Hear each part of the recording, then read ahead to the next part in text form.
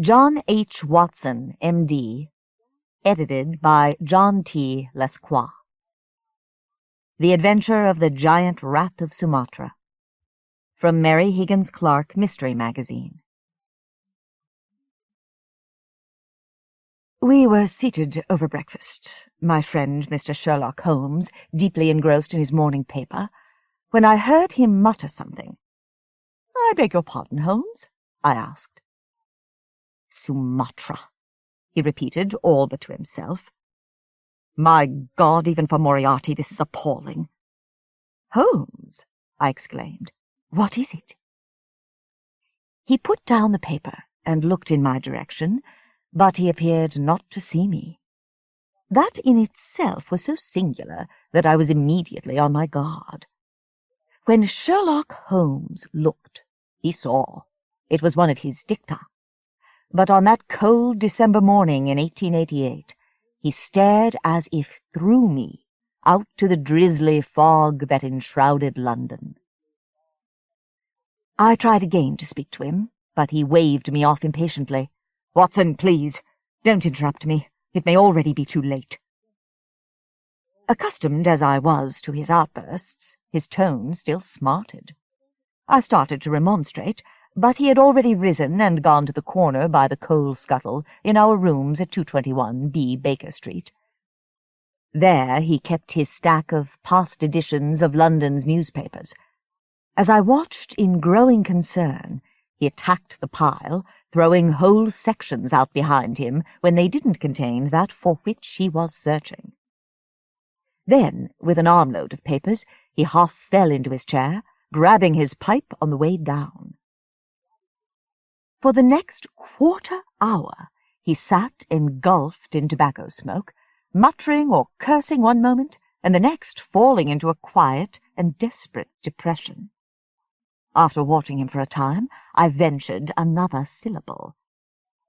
"Holmes." He flung some of the papers at me. "Read it for yourself, Watson. It may be the end of us all." I picked the papers from the floor and began perusing them. Some were up to 2 years old, and I must confess I saw nothing in them but yesterday's news. Nevertheless, I slogged through the sections, pausing from time to time at a familiar name or at the mention of a case in which Holmes and I had been involved. While I read, Holmes evidently finished his work and rang for Mrs. Hudson. When our landlady appeared, he sent her to fetch Billy the page, saying it was a matter of the utmost urgency. Quickly, he scratched a note on a pad, and then, filling another pipe, turned to me as he lit it. "Well, Watson, I must say that as a doctor you are calm enough about it." I must have looked at him blankly. "The plague, Watson! The plague! Can it be you don't see it?" Before I could respond, he had rushed to the table and snatched several of the papers away from me. "Look here!" he exclaimed. "And here! And here! You see nothing! Nothing!" He was grabbing and pulling the sections every which way. I had never seen him so agitated. "Holmes, there's no need to be rude." That brought him up short. He visibly summoned that control upon which he prides himself, straightening himself to his full height, taking a deep breath. "My dear man, please forgive me." "It's nothing, Holmes. It's forgotten. But what is it? Please tell me." Looking at the door, he came to some decision. "Well, I guess there is time before Billy comes." And he sat down, pulling that day's Times in front of him. "Here, Watson, on page 5, the article on our old friend Colonel Sebastian Moran." I had read it, of course. The travels of the famous hunter were always of interest to me, both because they were often fascinating in themselves, but also and not least because of his position as Professor Moriarty's chief lieutenant. The article was an account of a Boer pirate attack on Moran's ship as it had been rounding the Horn on its return from Sumatra, loaded with hunting trophies. Moran and his crew had fought off the belligerents, hauled the injured ship back to Johannesburg, and delivered it and its dead crew to the British authorities. A particular point of interest was that they had neither docked nor resupplied at port, and had allowed no one to board their vessel. "It seems like a typical Moran adventure," I said upon rereading it. "By itself, you may be right, Watson. But what of this?" He placed before me the oldest of the newspapers, and pointed to a piece on the outbreak of bubonic plague that had occurred 2 years before on Siberut, a tiny island off the west coast of Sumatra. "And these?" The other articles related to a Dr. Culverton Smith, who had announced and then retracted the news that he had developed and hoped shortly to perfect a serum that would prevent and cure bubonic plague. I had just finished the last of these when there was a sharp rap at our door, followed immediately by the entrance into our quarters of Billy. One of the street urchins who frequented the alleys hereabouts, Billy had more than once proved a useful ally to my friend and me. Holmes wasted no time on greeting him, but handed him the note he'd scribbled earlier. "Ah, Billy, here. Deliver this at once to the address listed, and wait there for a reply." Without a word the boy was off, and I was again left alone with Holmes, pondering the obscure links in this bizarre chain. "What is this about, Holmes? What was that note?" Now that he had taken some action, he reverted to that languid pose I knew so well. His eyes had become so black they appeared nearly hooded. But this time there was none of the sparkle in them that always appeared after the view halloo had been sounded, when the game was afoot. This time it was no game. The note was to Dr. Culverton Smith, Watson, one of the most evil and brilliant men to ever grace your profession. He took a long pull at his pipe. I wondered how long it would be before Professor Moriarty and he made each other's acquaintance. Then he sighed with an ineffable sadness. "I only wish I had acted to prevent it. I only hope now I'm not too late." He sighed again, wearily. "What did the note say?" He waved his pipe. "Oh, it was prosaic enough. It said, 'England will pay you more than Moriarty.'" "For what?" "For the serum, of course. The cure for bubonic plague." "My God, Holmes, could it be?" "I don't know yet. I won't know for sure until Billy comes back. Hallo, that would be him now." He jumped up and ran to the door, opening it before the panting boy could even knock. Breathlessly, Billy handed a missive to Holmes, who ripped open the engraved envelope. As he read, his shoulders sagged. Absently, he forced some coins on Billy, and rather unceremoniously shooed him out. I thought he was a little too brusque with the boy, and told him so.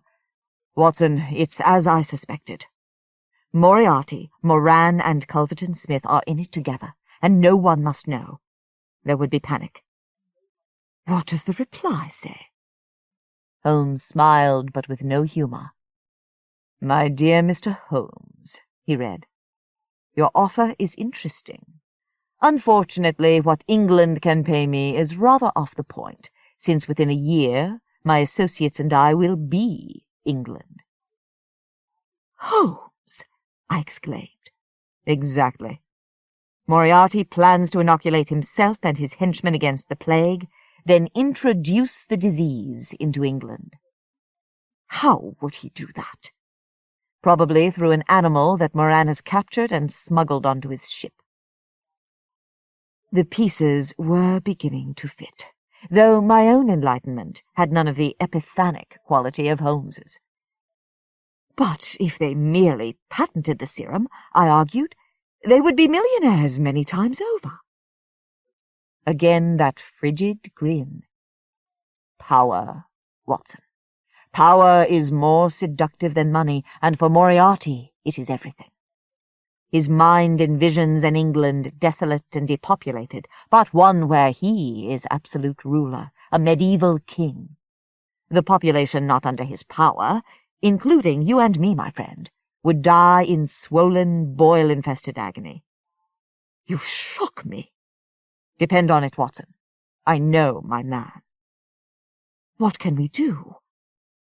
The grin softened to a smile. Good old Watson, he said. Where there is danger, you have no fear.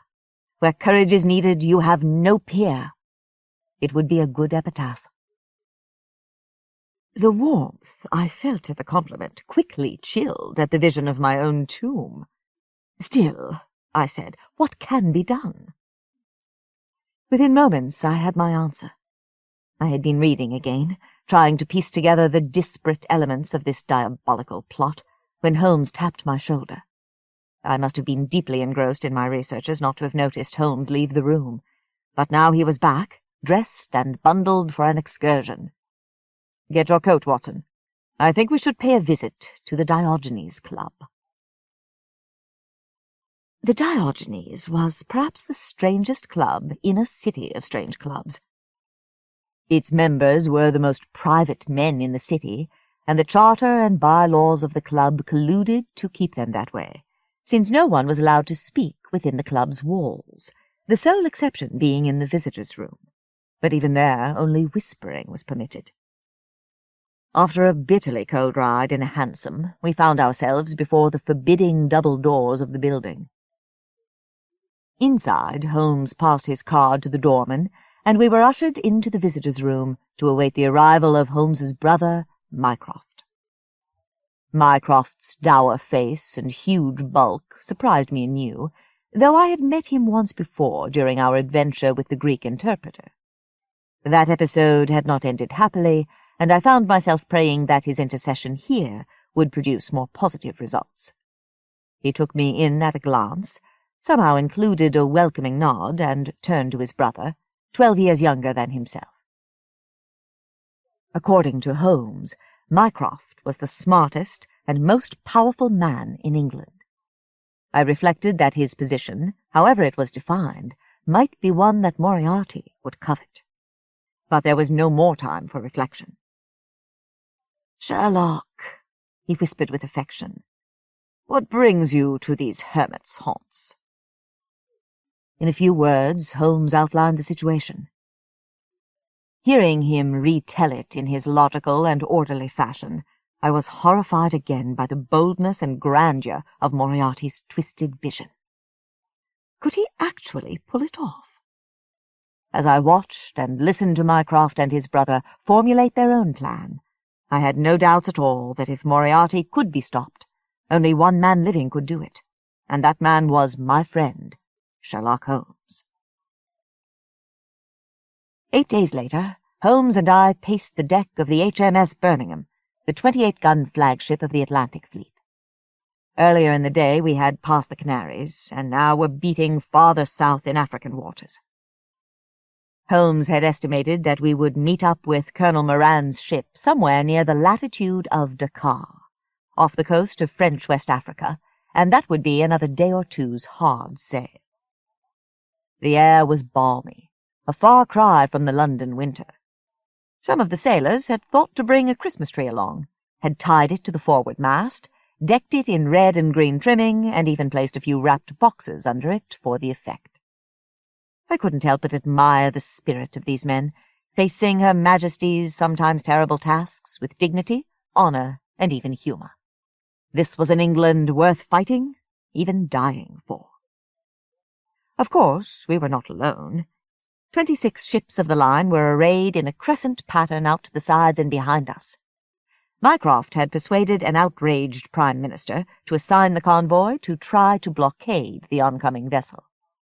It was the largest armada to be assembled since the Franco-Prussian War, and I hope it will be a long, long time before such a force is needed again.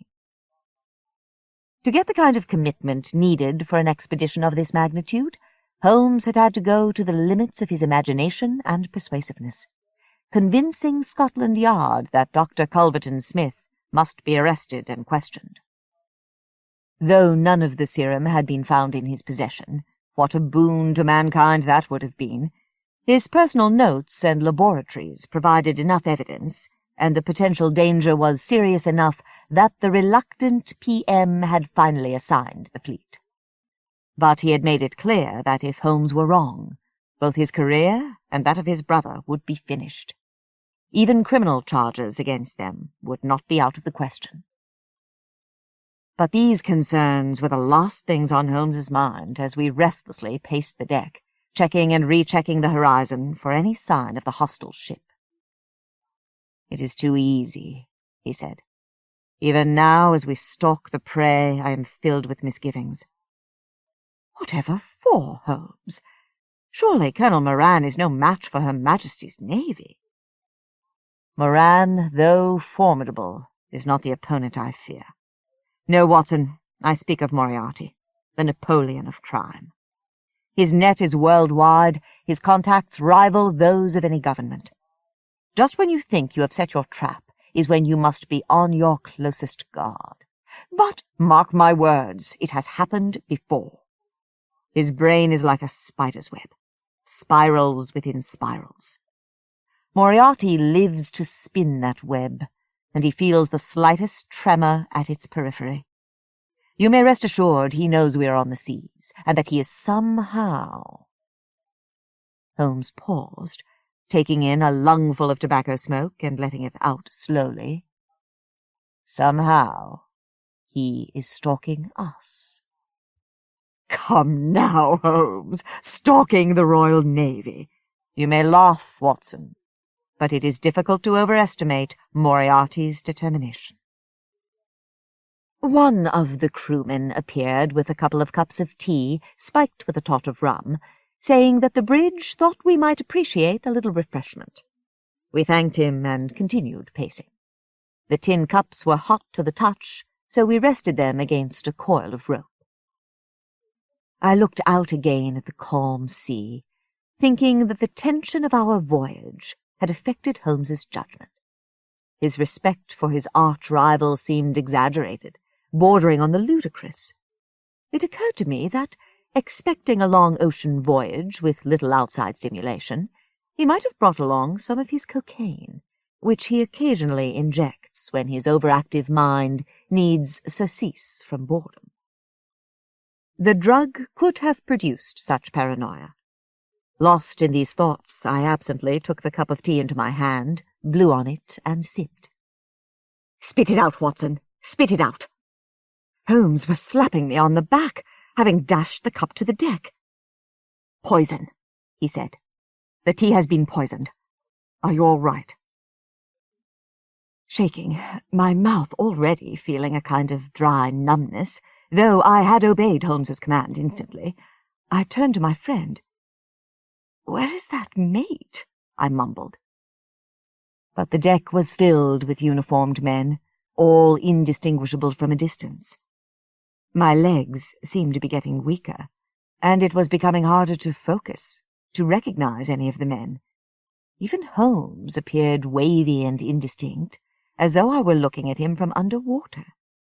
Then all went dark. I could feel strong fingers digging into my shoulder, pressing against the Giselle bullet that had lodged there when I had been wounded in Afghanistan. I opened my eyes, and an unfamiliar room swam before me. There was a hoarse whisper. "Watson!" The fingers gripped harder. "Watson, can you hear me?" I tried to bring the towering figure into focus in the darkened room. "Holmes? Where am I?" "You're alive. That's what's important. You very nearly weren't." It began to come back to me.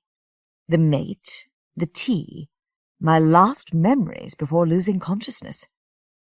What a fool I had been to doubt Holmes. Once again he'd been right. Moriarty's agents, it appeared, were with us even aboard this ship. "Where are we now?" I asked. "What day is it?" The questions kept coming. "Why us, Holmes? Why poison us? Does he think we can make a difference when the entire Navy is out to get him? Holmes chuckled. I rather fancy he thinks just that. Flattering, eh? Groggily, I sat up. I wish I could take some pleasure in it. Just now I'm too confused. Come, can you get up? Holmes took me by the arm and walked me about the small cabin. Outside, it appeared to be closing on dusk. After a few turns from wall to wall, I regained my sea legs and my mind cleared. What did I take? What was it? One of the cyanamides, I presume. You were extremely lucky, Watson. Even trace amounts can kill. You mustn't have swallowed any at all. The reason for that did not for a moment escape me. Once again, Sherlock Holmes had saved my life. As to how long you've been under, 30 hours is a reasonable estimate. And as you can see, night descends. He reached into his pockets and pulled forth most of a loaf of bread, some dried meat, and an orange. You must be hungry, and you'll need all your strength. I packed this food myself as a precaution against just this sort of thing.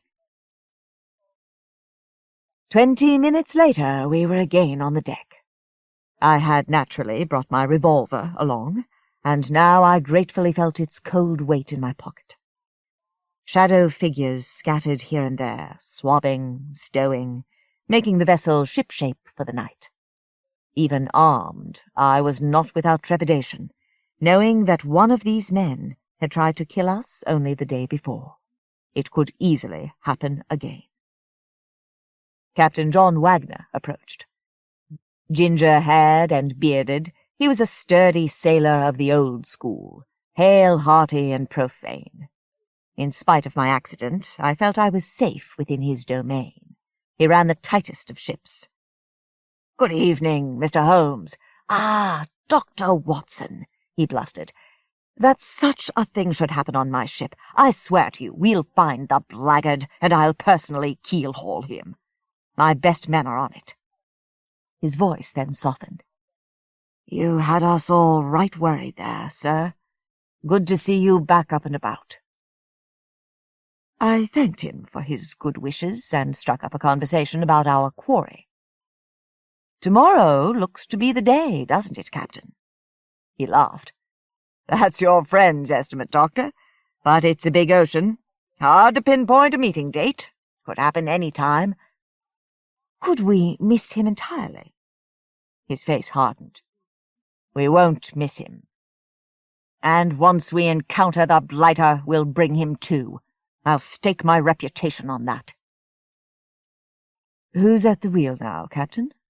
Holmes asked blandly, walking up to us.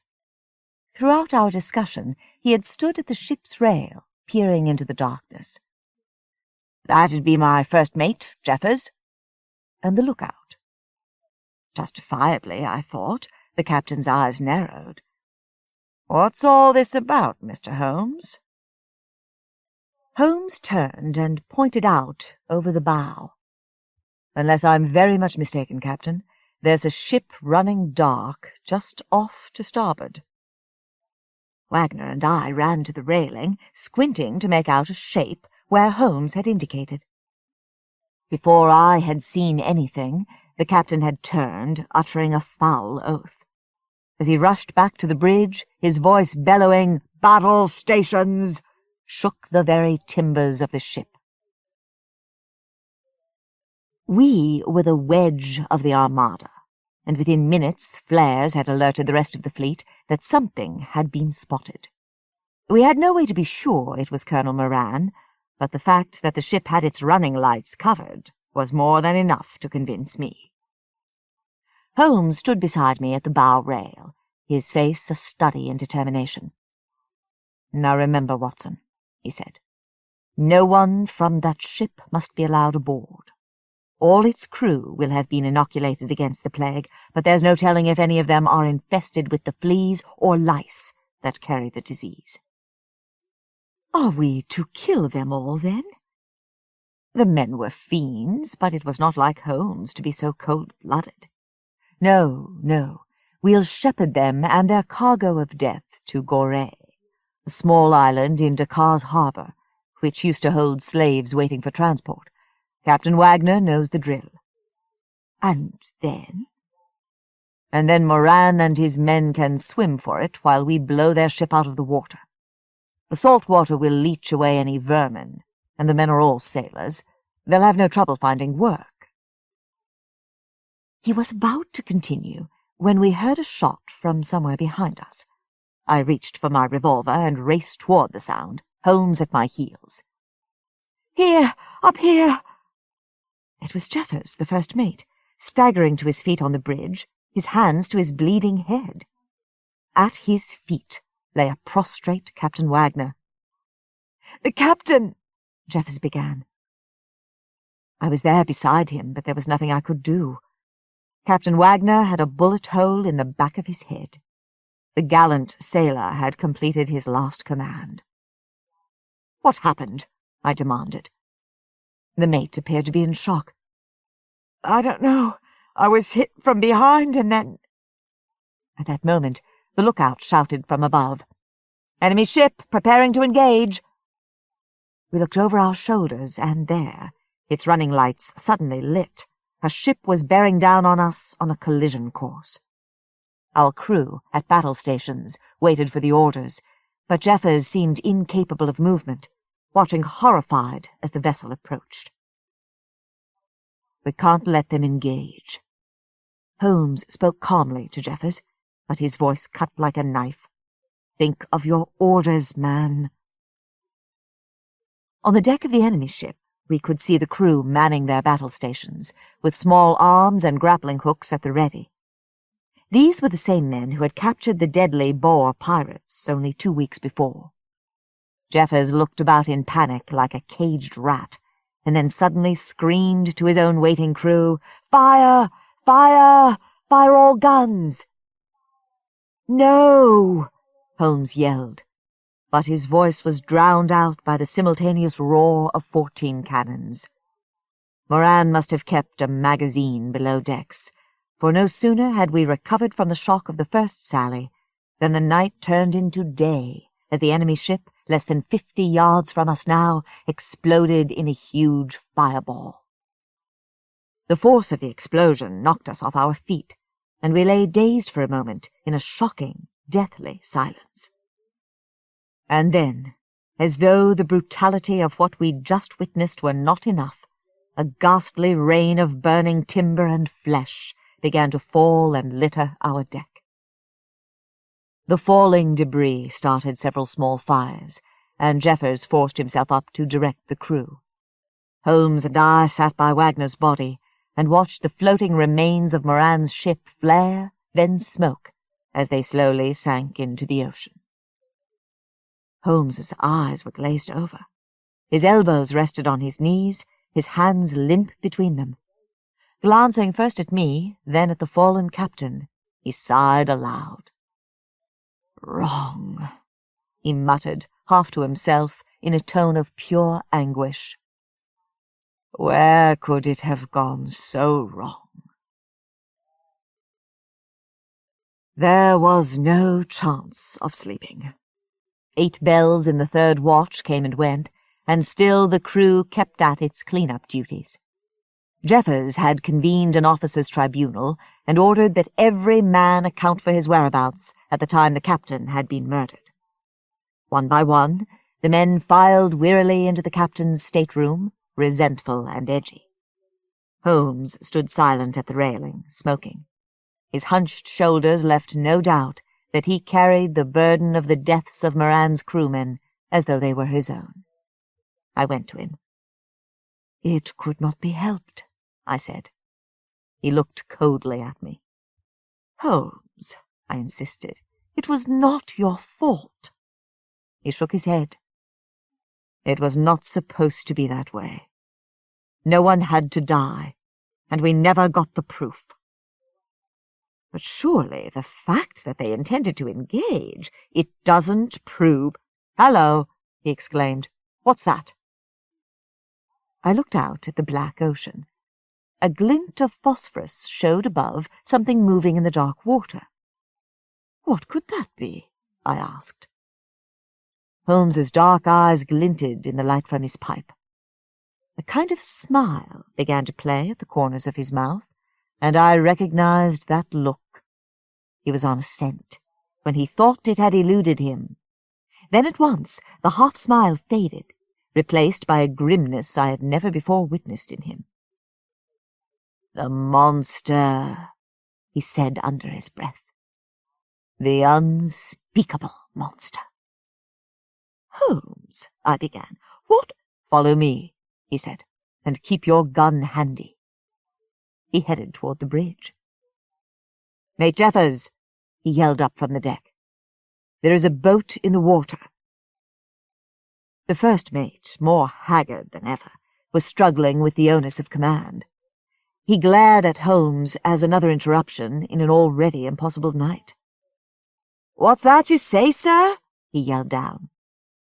"There's a boat in the water." Holmes pointed. "There, at 45 degrees off port." The small boat could just barely be seen coming into the circle of light thrown by our ship. "My God!" said Jeffers. He seemed instantly rejuvenated, taking the steps down from the bridge in bounding leaps. "Could it be that someone survived?" "It would appear so," my friend answered. I glanced then at Sherlock Holmes, and he had in his eye a look so dangerous that even I, who knew him so well, shuddered. Yet I could not for the life of me see what had so aroused him. Questions formed in my mind, but the fierceness of his countenance forced me to hold my tongue. Jeffers called for some men, and had them begin preparing for the rescue. Out in the night, I could just make out the lifeboat. On board was a single man, standing and waving. His "Ahoy!" small yet haunting, carried across the water. In the boat with him appeared to be a large box of some sort. Probably, I thought, some possessions he'd managed to escape with before the ship exploded. As the boat approached, Jeffers leaned farther over the water to direct the crewmen's operations. Just at that moment, Holmes lurched forward, grabbed the mate from behind, and lifted him up and over the railing. With flailing arms and an anguished cry, Jeffers hit the water with a tremendous splash. "Holmes!" I cried. "There's no time to explain. Quick, Watson, your weapon!" In a flash I had drawn my revolver and levelled it at the crew members gathered around us. Holmes remained calm. "I apologize for this inconvenience, gentlemen," he said to them, "and after a moment it won't be necessary, but for now I think it better that no one try to save Mr. Jeffers." The mate rose to the surface, spluttering. "Holmes!" he called. "What's the meaning of this? It's mutiny. Watson, I'll have you both hanged." "I think the pleasure will be the other way round," Holmes countered, "if you don't drown first." "Why should I hang?" "First for murdering Captain Wagner, then for blowing up Moran's ship, and not least for trying to poison Watson and me." "You're mad. They were going to ram us." "No," Holmes replied. "But for a moment it certainly did look that way, so that your disobedience of orders seemed logical." "What are you saying?" "The convoy was to herd the ship to Goree, not destroy it, and no one at all, even a survivor, was to come aboard." Jeffers treaded water awkwardly. Fully dressed as he was, the weight of his clothes would pull him down within minutes. The lifeboat, all but forgotten by us, was drifting steadily away from him. Jeffers went under briefly and came up gagging. Looking at the lifeboat, he tried a few half-hearted breaststrokes in its direction, but the effort was too great for him. He turned back to us, breathing heavily. "Help me, Watson, and I'll see that you're pardoned." "If my friend hangs," I called down, "I will gladly hang beside him." Then to Holmes I said softly, You're not going to let him drown, are you? I rather think he'll be saved. But as we watched, Jeffers went under again. I thought the mate was gone, but once again he broke the surface. This time the panic in his voice was not feigned. He looked up at Holmes, then across to the lifeboat, and came to his fateful decision. "Moran!" he yelled. "Help me! I'm drowning!" "You fool, Jeffers! Shut up!" Sherlock Holmes addressed me, finally allowing himself a smile. As I suspected, they know each other by name. It is all the proof we need. He called overboard. "You'd better see to Jeffers, Moran. The game is up." "Who is that I'm speaking to?" Holmes chuckled mirthlessly. "You don't recognize the voice, Colonel? We've met occasionally." He leaned over the railing. "Mr. Sherlock Holmes at your service." "Holmes? What is this?" "You thought I'd be dead by now, eh? Poisoned?" "What are you talking about?" "We had better discuss it after you've saved your accomplice." And indeed, Moran had set to with his oars. Before long, the exhausted mate had been pulled into the lifeboat. "Now, in the name of decency, Holmes, let us aboard," Moran cried. "You have a great deal of gall using that word, Colonel. What is that box behind you, sir?" Moran uncovered a huge cage in which skulked something large and black, looking from our deck like a small bear. "It is nothing more than a giant Sumatran tree rat, Holmes. I was taking it to the London Zoo. It was the only thing I could save from the ship." "Before you blew it up?" "What are you saying?" "I'm saying you sacrificed your entire crew so that we would naturally pluck you and your giant rat of Sumatra from the lifeboat. You thought by now that Watson, Captain Wagner, and I would all be dead, and that no one would think to question your rescue." "No." "That rat is infested with bubonic plague, and you yourself are host to its deadly carrier fleas. Both you and Jeffers are inoculated, but once you or the rat comes aboard this ship, the England we all love is gone." At the word plague, a general murmuring arose from the men behind us. Holmes turned and addressed them. "You heard me correctly. All your officers, including Jeffers, had been briefed. No one from Moran's ship was to board a British ship of the line. Would any of you let Moran and Jeffers aboard?" "What should we do, sir?" one of the men asked. "Run to the stateroom and ask the ranking officer to take control here. Be off now." Holmes turned back to the lifeboat. "Drop the cage overboard, Moran. Now."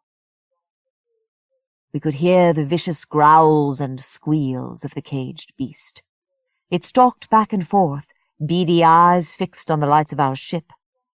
Moran hesitated a moment, then reached behind him. "Holmes, have pity," he began. "Fire a shot into the boat, Watson." I did so. Holmes continued. "Colonel, you're going to have a hard time staying afloat with a hull full of bullet holes. Please, another, Watson, if you would." After the second shot, Moran quickly lifted the cage and dropped it into the black water. It sank like a stone, leaving no trace. One of the officers came running up. "What's going on here, Mr. Holmes? Where's Mr. Jeffers?" In a few dozen words, the situation had been explained. "What should we do with these two men?" Holmes smiled. "I should think that lifeboat, if towed at a goodly distance behind us, would make for an interesting journey back to England. Both men should be deloused by the time we arrive." Back in our digs in Baker Street, Holmes put his feet up before the fire.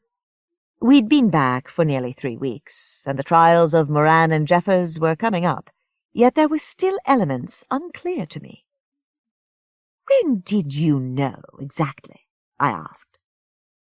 Holmes exhaled a heady Cavendish smoke.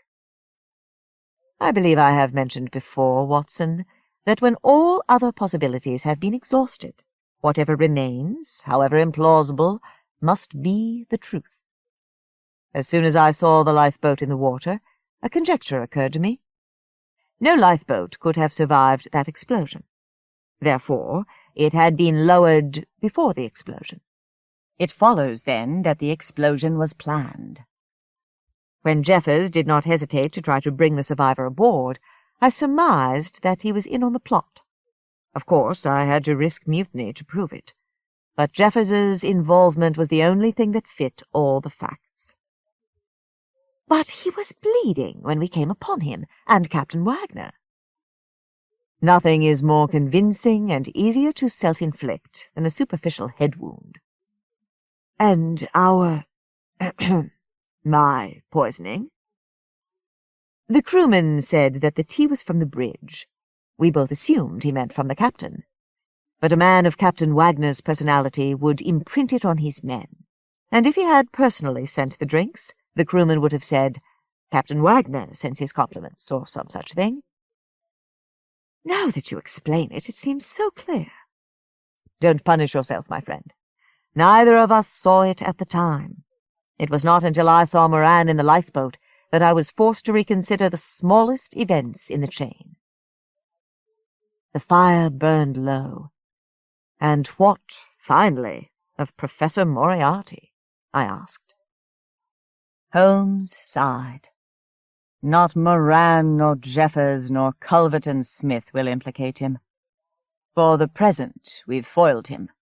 But I fear Moriarty and I must await another confrontation. And what then? I asked, looking into my friend's troubled face. Sherlock Holmes gazed glassy-eyed into the fire. And then, Watson, he said, then one of us must surely die. John Lutz, Nightcrawlers, from Ellery Queen's Mystery Magazine. There's plant life in parts of the Everglades that's to be found nowhere else in the country. Spores carried by hurricane winds from the West Indies that take root and flourish in the steamy tropical climate and are exotic and primitive and sometimes dangerous. Some say that in Mangrove City there's animal life to be found nowhere else. Mangrove City isn't really a city unless you use the term generously. It's a stretch of ramshackle, moss-marred, clapboard buildings where the road runs through the swamp along relatively dry land. The city is a few small shops, a restaurant, a service station with a sign warning you to fill your gas tank because the swamp's full of alligators, a barber shop with a red and white barber pole that's also green with mold. There's a police station in the same rundown frame building as the city hall, and a blackened ruin that was Muggy's Lounge until it burned down 5 years ago. Next to the ruin is the new and improved Muggy's, constructed of cinder block and with a corrugated steel roof. Not a city, really. Barely a town.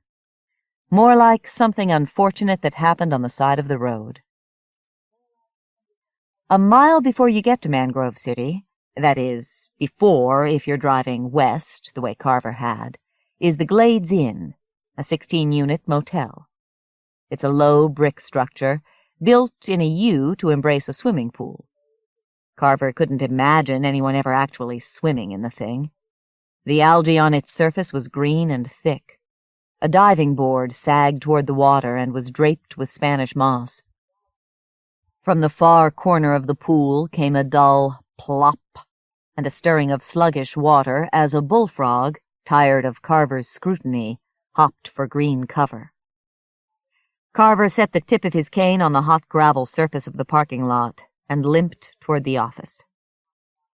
As he pushed open the door, a bell tinkled. That didn't seem to mean much. The knotty pine-paneled office was deserted.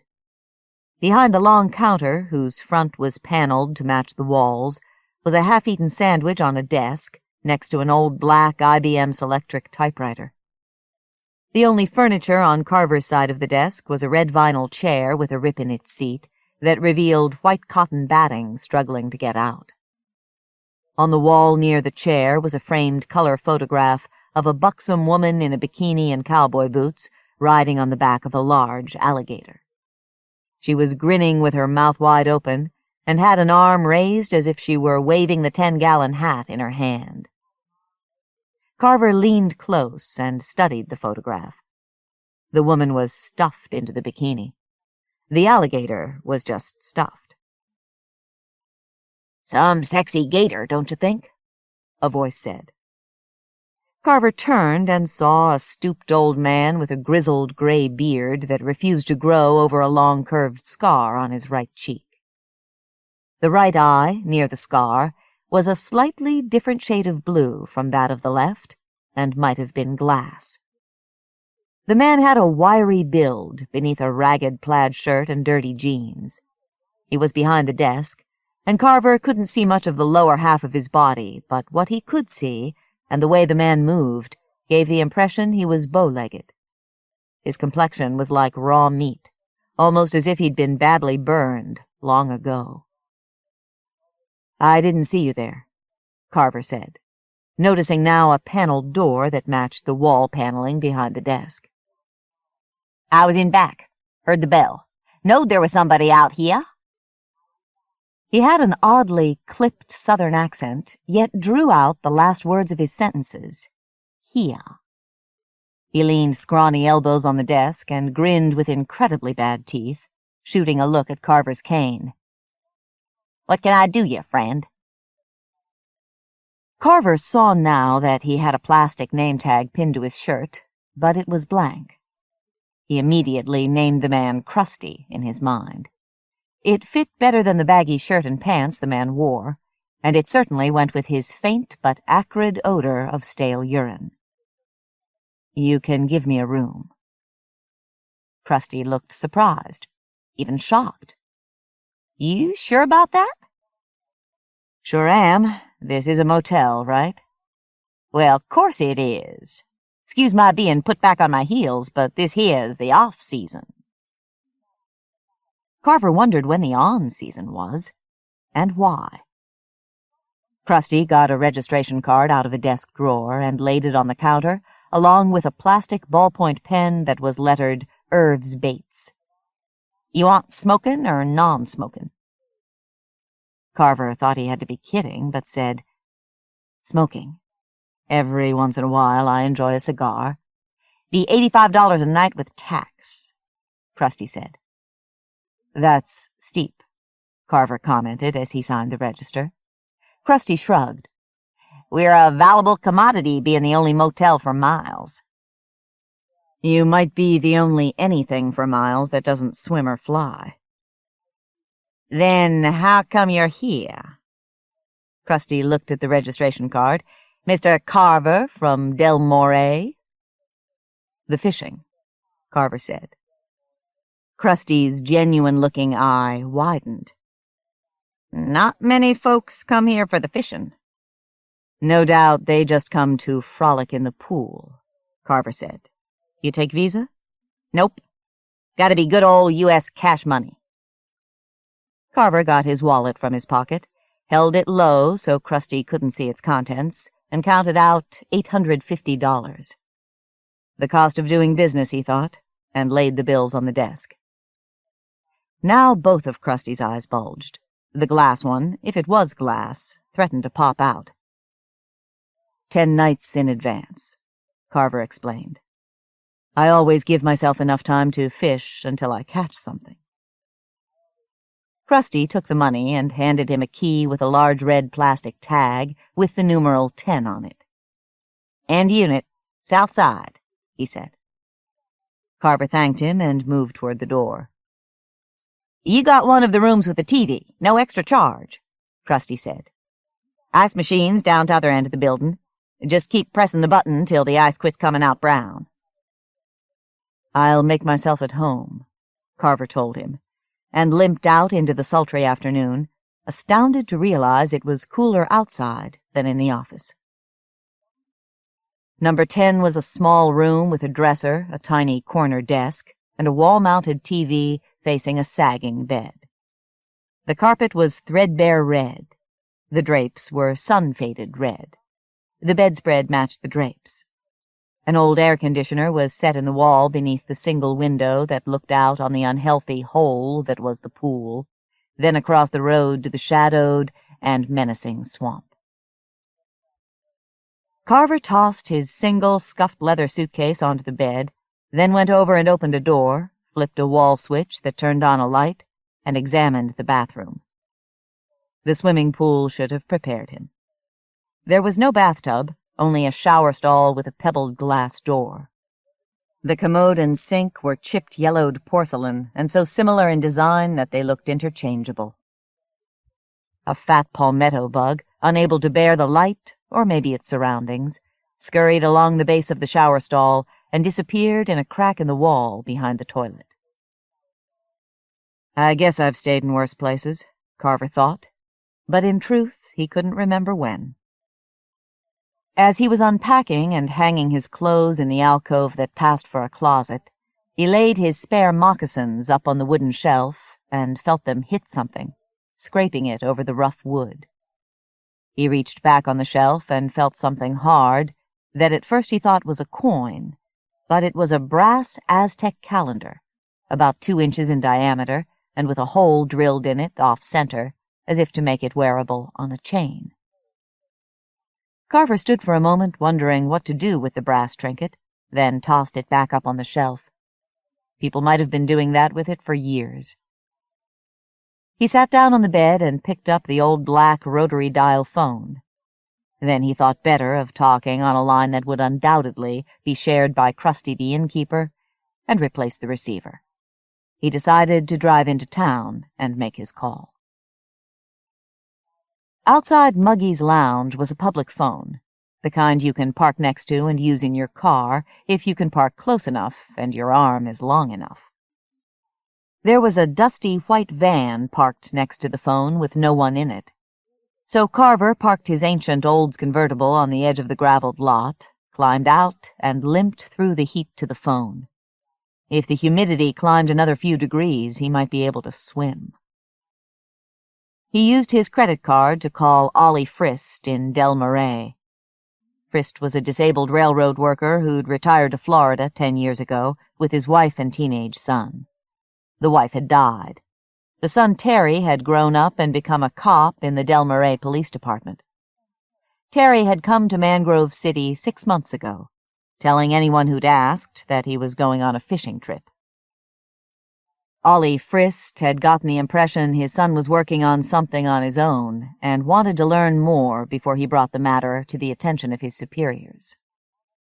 2 days later, Ollie Frist was notified that Terry had been found dead in the swamp outside Mangrove City.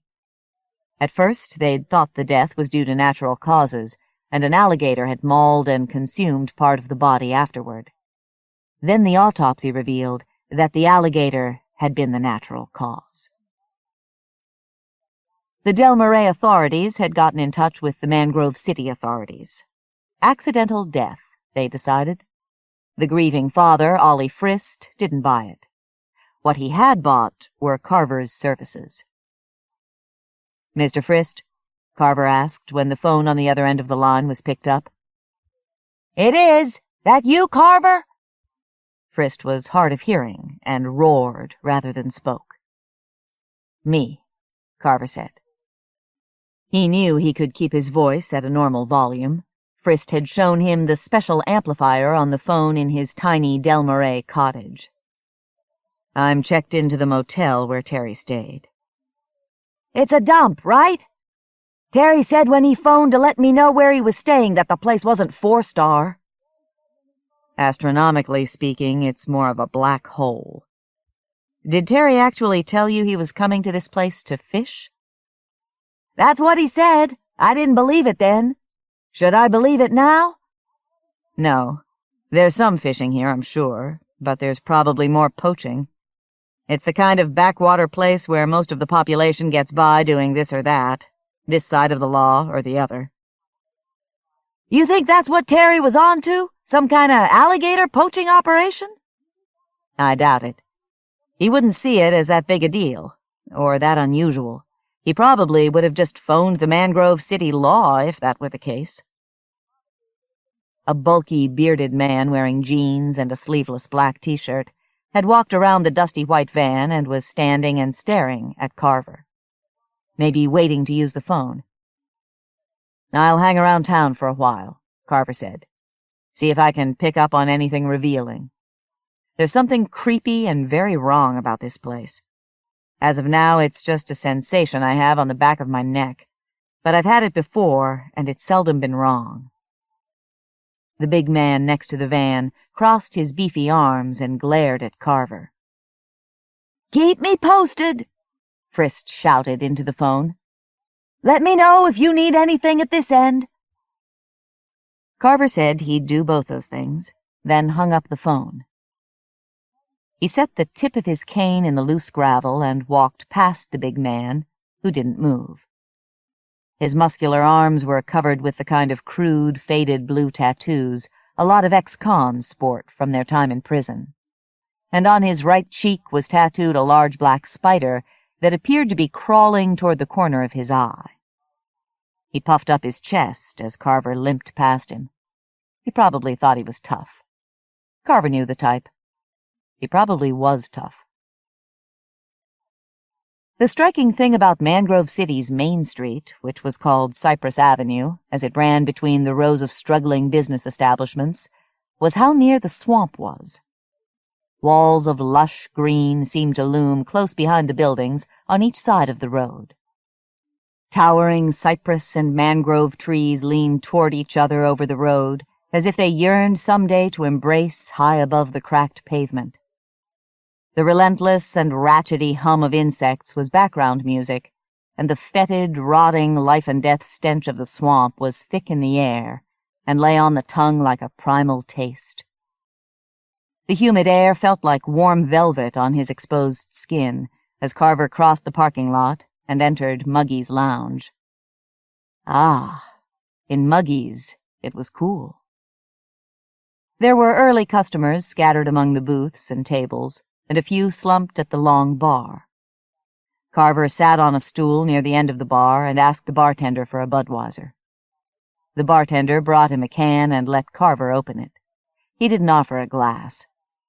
He was a tall, skinny man with a pockmarked face, intent dark eyes set too close together, and a handlebar mustache that was red, despite the fact that his hair was brown. "So, what do you think of our little town?" he asked. It's conducive to insanity, Carver thought, but he said, "How do you know I'm not from around here?" The bartender laughed.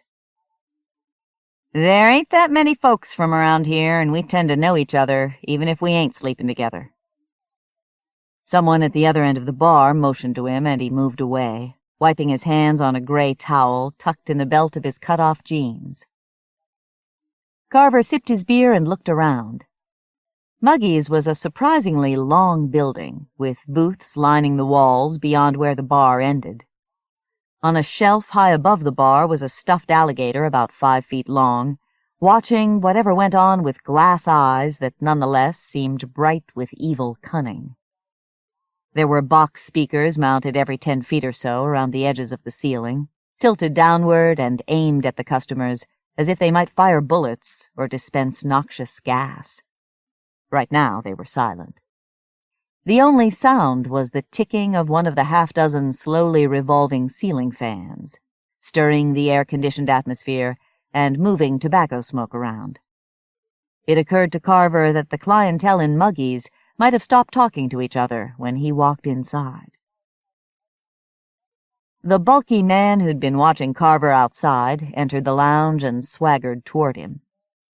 He was about average height, but very wide, with muscle rippling under his fat like energy trapped beneath his skin and trying to escape. He smiled thinly at Carver, then sat down on the stool next to him as if using the phone in succession had formed some sort of bond between them. When he smiled, the spider tattoo near his eye crinkled. Carver had seen real spiders do that after being sprayed with insecticide. "You Mr. Fred Carver?" the man asked in a drawl that moved about as fast as the alligator above the bar. "How did you guess?" Carver asked, continuing to stare straight ahead at the rows of bottles near the beer taps. "Didn't guess. I was told you checked in at the Glades Inn. I went and talked to the desk clerk, found out who you was." "Why?" "Curious. Stranger here's always news. Ain't much happens to amuse us round these parts. We take our pleasure when we can." "You think I'm going to amuse you?" "You got possibilities, for sure." Carver decided to meet this cretin head-on. "Ever hear of a man named Terry Frist?" "Sure. Got his fool self killed, and damn near ate up by a gator a while back. Terrible thing." Alligators usually kill their prey, then drag it back to their den at water's edge where they hide it and let it rot, until they can tear it apart easier with their teeth. The way I understand it, Terry Frist's body was found on land. "Yeah? What was left of it?" "He was a cop, we found out later, from over in Del Marais. Say now, ain't that where you're from?" "Maybe not such a cretin." "It is," Carver said. "But Frist and I didn't know each other. I read in the newspaper about what happened to him here." "What is it you do for a living there in Del Marais?" "I'm in research. Decided to come here for the fishing." "Really? We ain't known for the fishin'." "Didn't I see a bait shop when I drove into town?"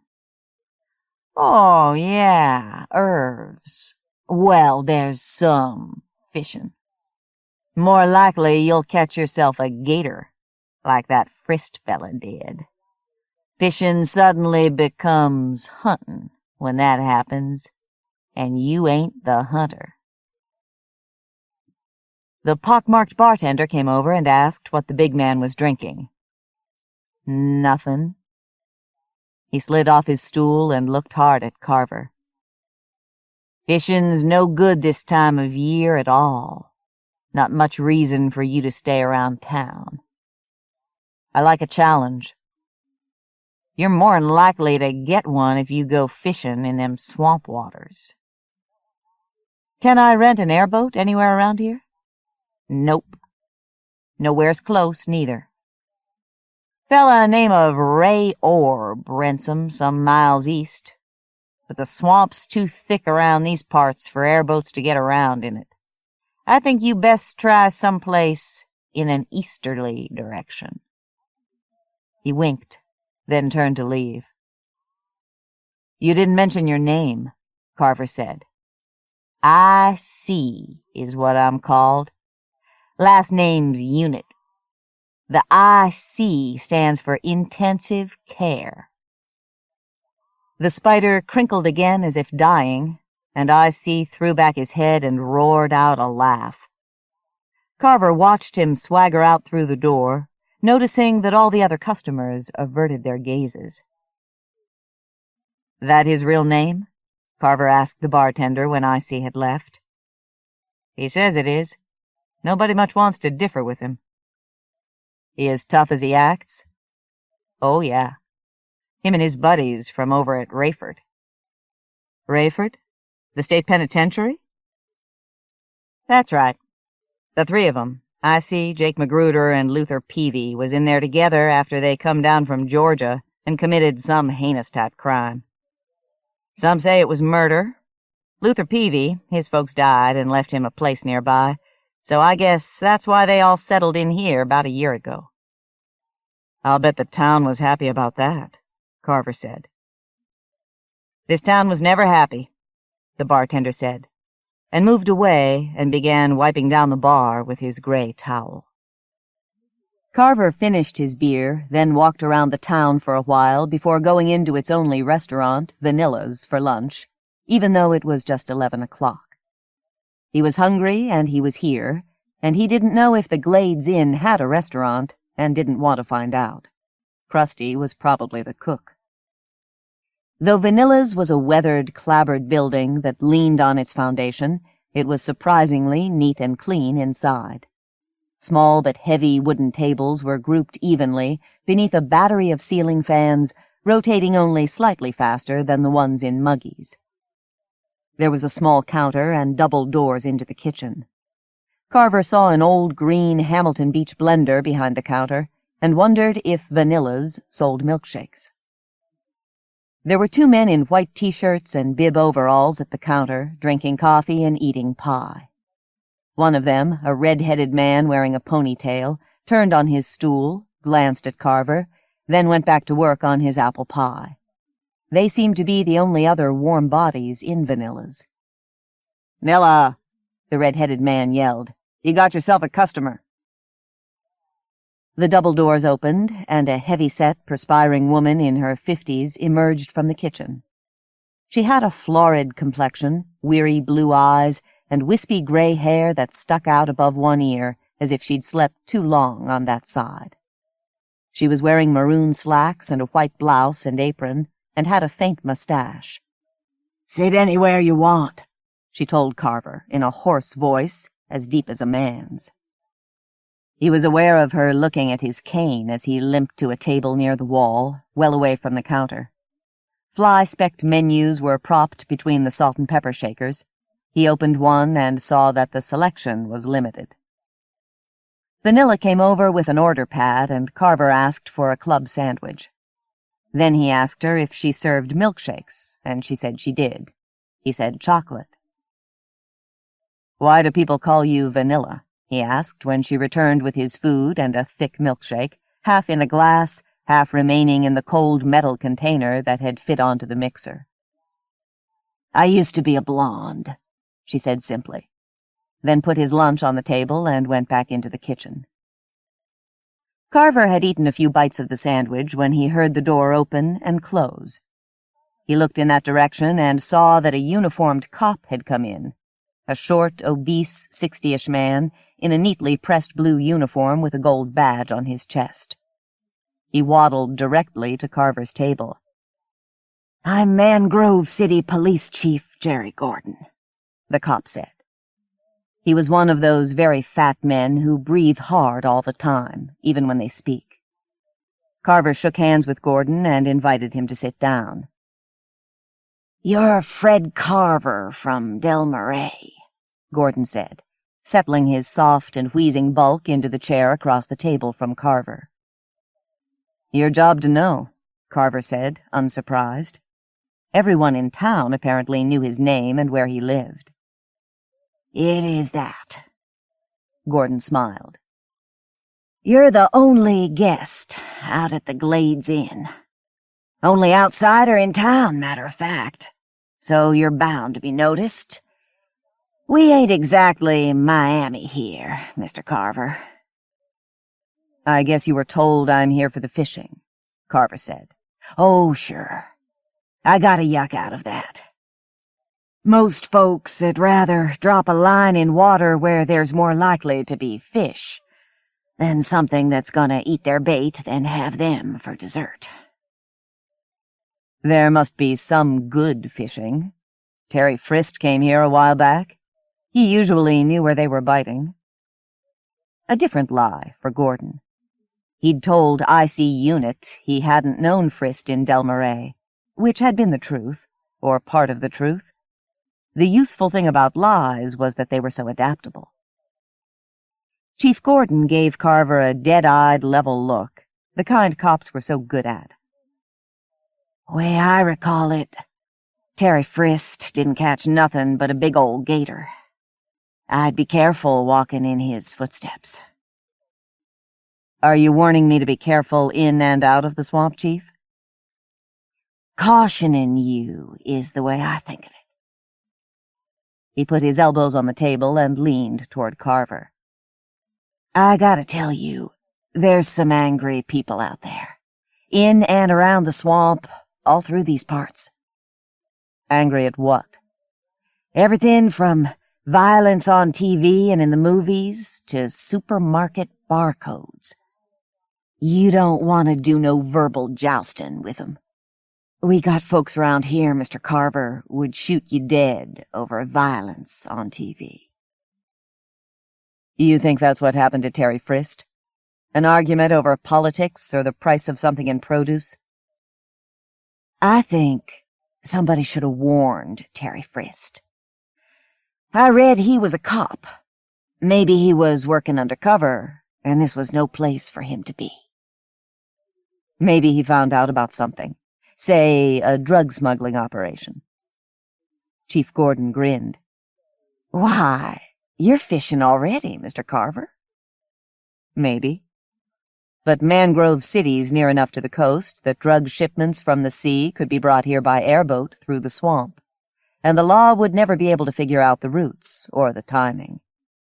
A cop, as you say, maybe working undercover, was killed here recently.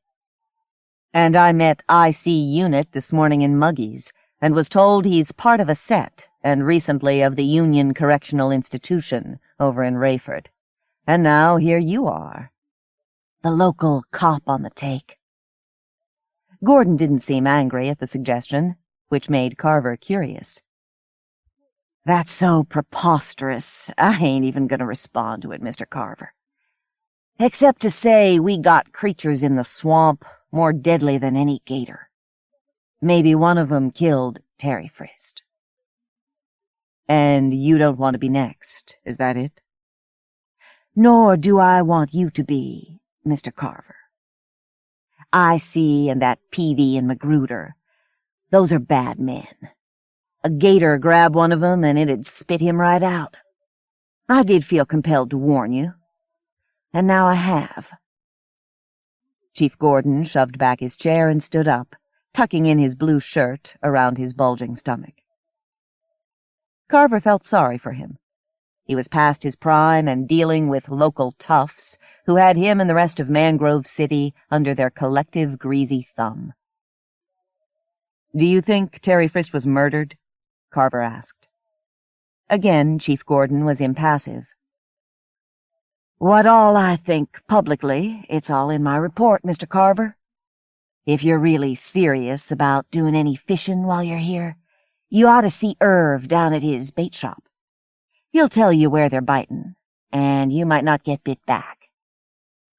He raised a pudgy forefinger and wagged it at Carver.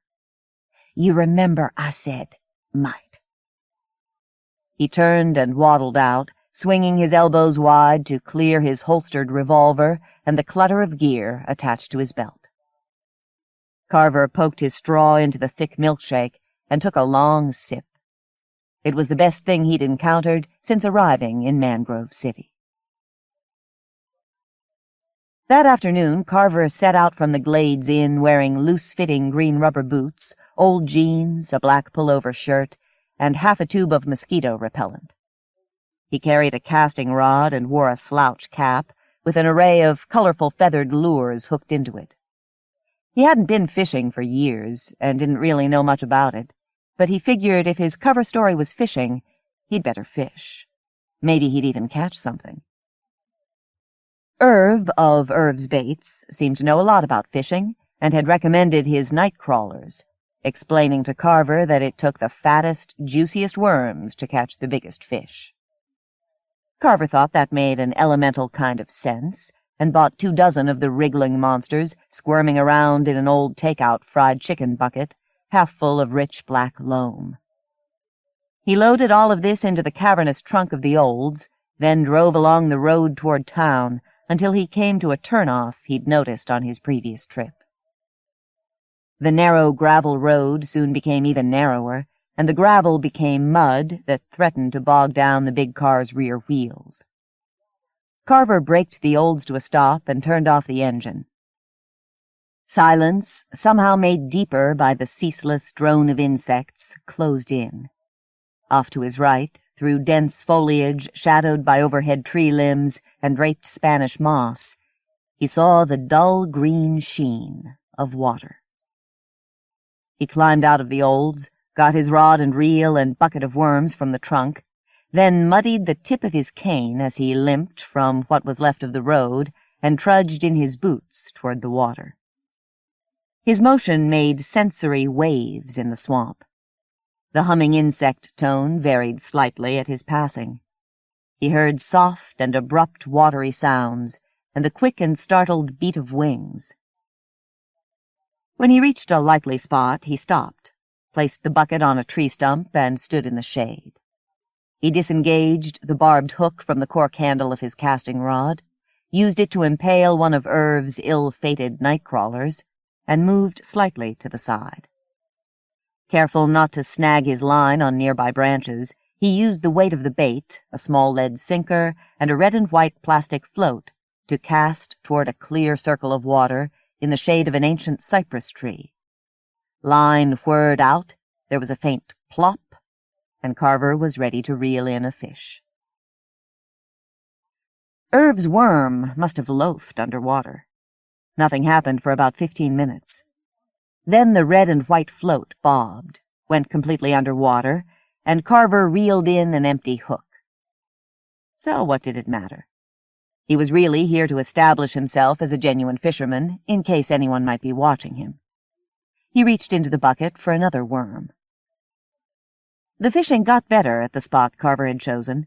It took him only about an hour to feed the fish the rest of Irv's worms.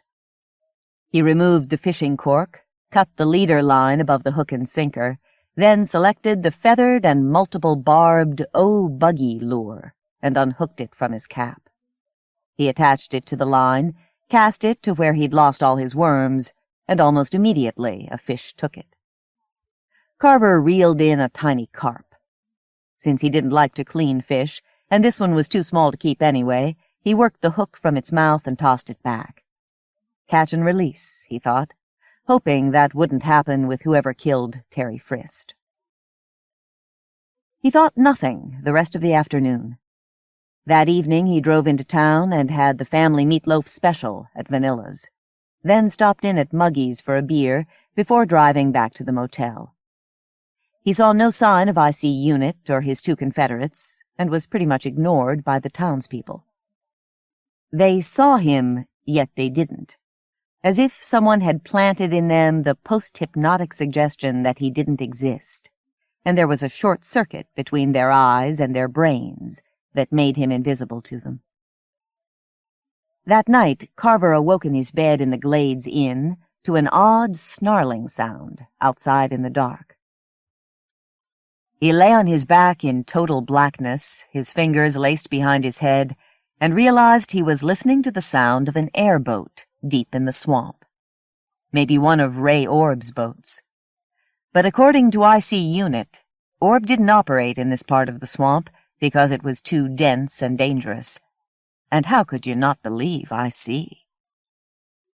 Carver fell back asleep, listening to the faraway sound of the airboat, and dreamed that it was a gigantic insect droning in the swamp. In the dawn and the halfway country between waking and sleep, he thought maybe his dream was possible. It was more possible, he decided when fully awake, that the late-night droning from the swamp was indeed an airboat's engine, and the cargo was illegal narcotics. Carver established a routine over the next 5 days, not doing much other than fishing with rod and reel and buggy, going to secluded fishing spots in the evenings and staying late, tossing his infrequent catches back into the water. Carrying his fishing gear, he explored the swamp around Mangrove City. Though he came across tracks in the mud once, he never saw an alligator, and he didn't again hear the snarl of an airboat engine in the night. Until the 6th night, when he was standing ankle-deep in water near the gnarled roots of a mangrove and heard the sudden roar of an engine, as if a boat that had been drifting nearby had abruptly started up. A light flashed, the swinging beam of a searchlight illuminating the swamp, and for an instant through the trees he saw the shimmering whir of an airboat's rear-mounted propeller spinning in its protective cage as it powered the flat-bottomed boat over the water. Judging by the size of the prop and cage, it was a large boat. Carver heard voices, then a single shouted word, "Cuidado!" A man yelling in Spanish to whoever was steering the boat to be careful, probably of some looming obstacle the light had revealed. Carver stood motionless until the snarling engine had faded to silence. He could still hear water lapping in the boat's wake, even see ripples that had found their way to the moonlit patch of algae and floating debris where he was pretending to fish. He reeled in buggy and a tangle of weed, then returned to where the Olds was parked and drove back to the motel. Maybe tonight he'd finally caught something. After showering away mosquito repellent and swamp mud, he put on a fresh pair of boxer shorts, made sure the room's air conditioner was on high, then went to the alcove closet. He reached up on the shelf and found the half-dollar-size bronze Aztec calendar again and stood staring at it. No one knew for sure that the ancient circular Aztec design actually was a calendar. It was only a theory. Carver stared at the trinket, then placed it back on the shelf.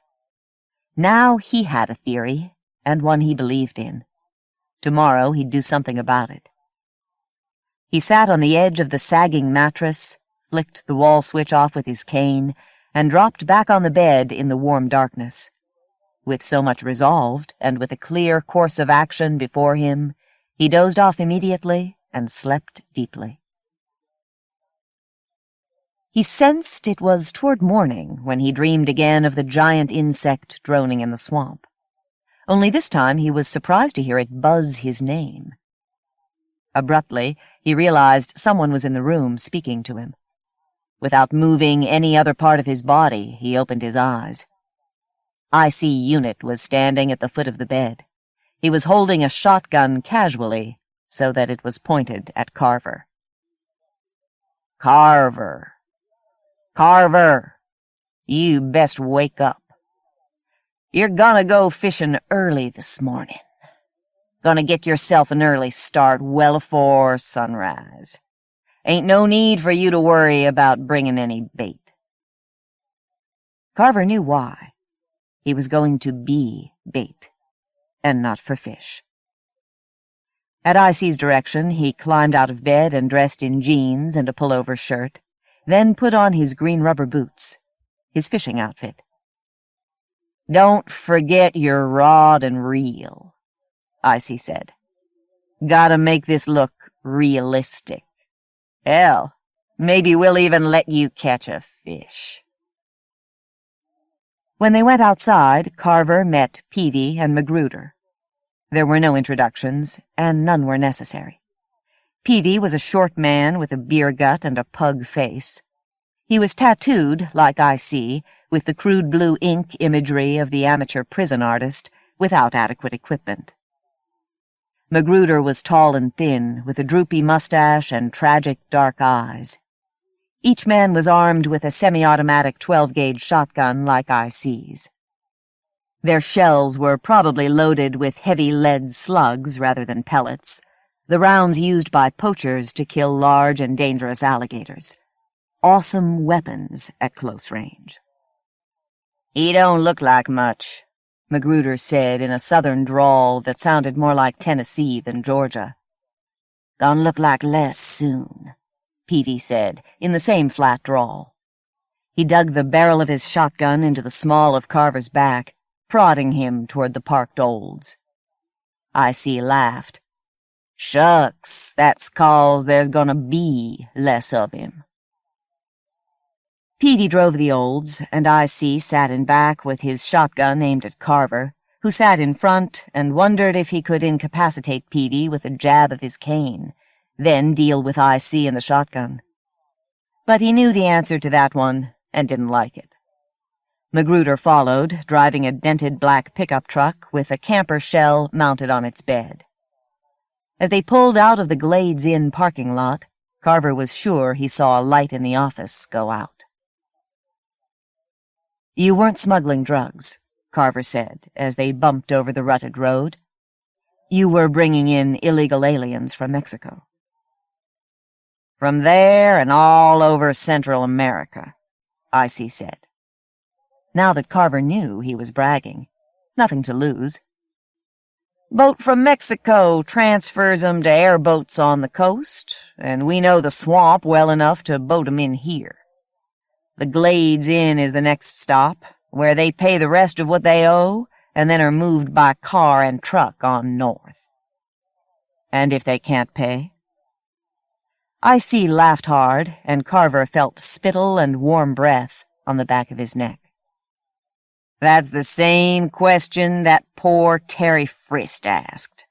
Answer is, if they can't pay, they don't go no farther north."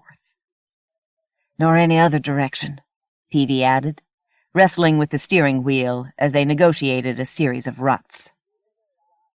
"And Terry Frist?" Carver asked.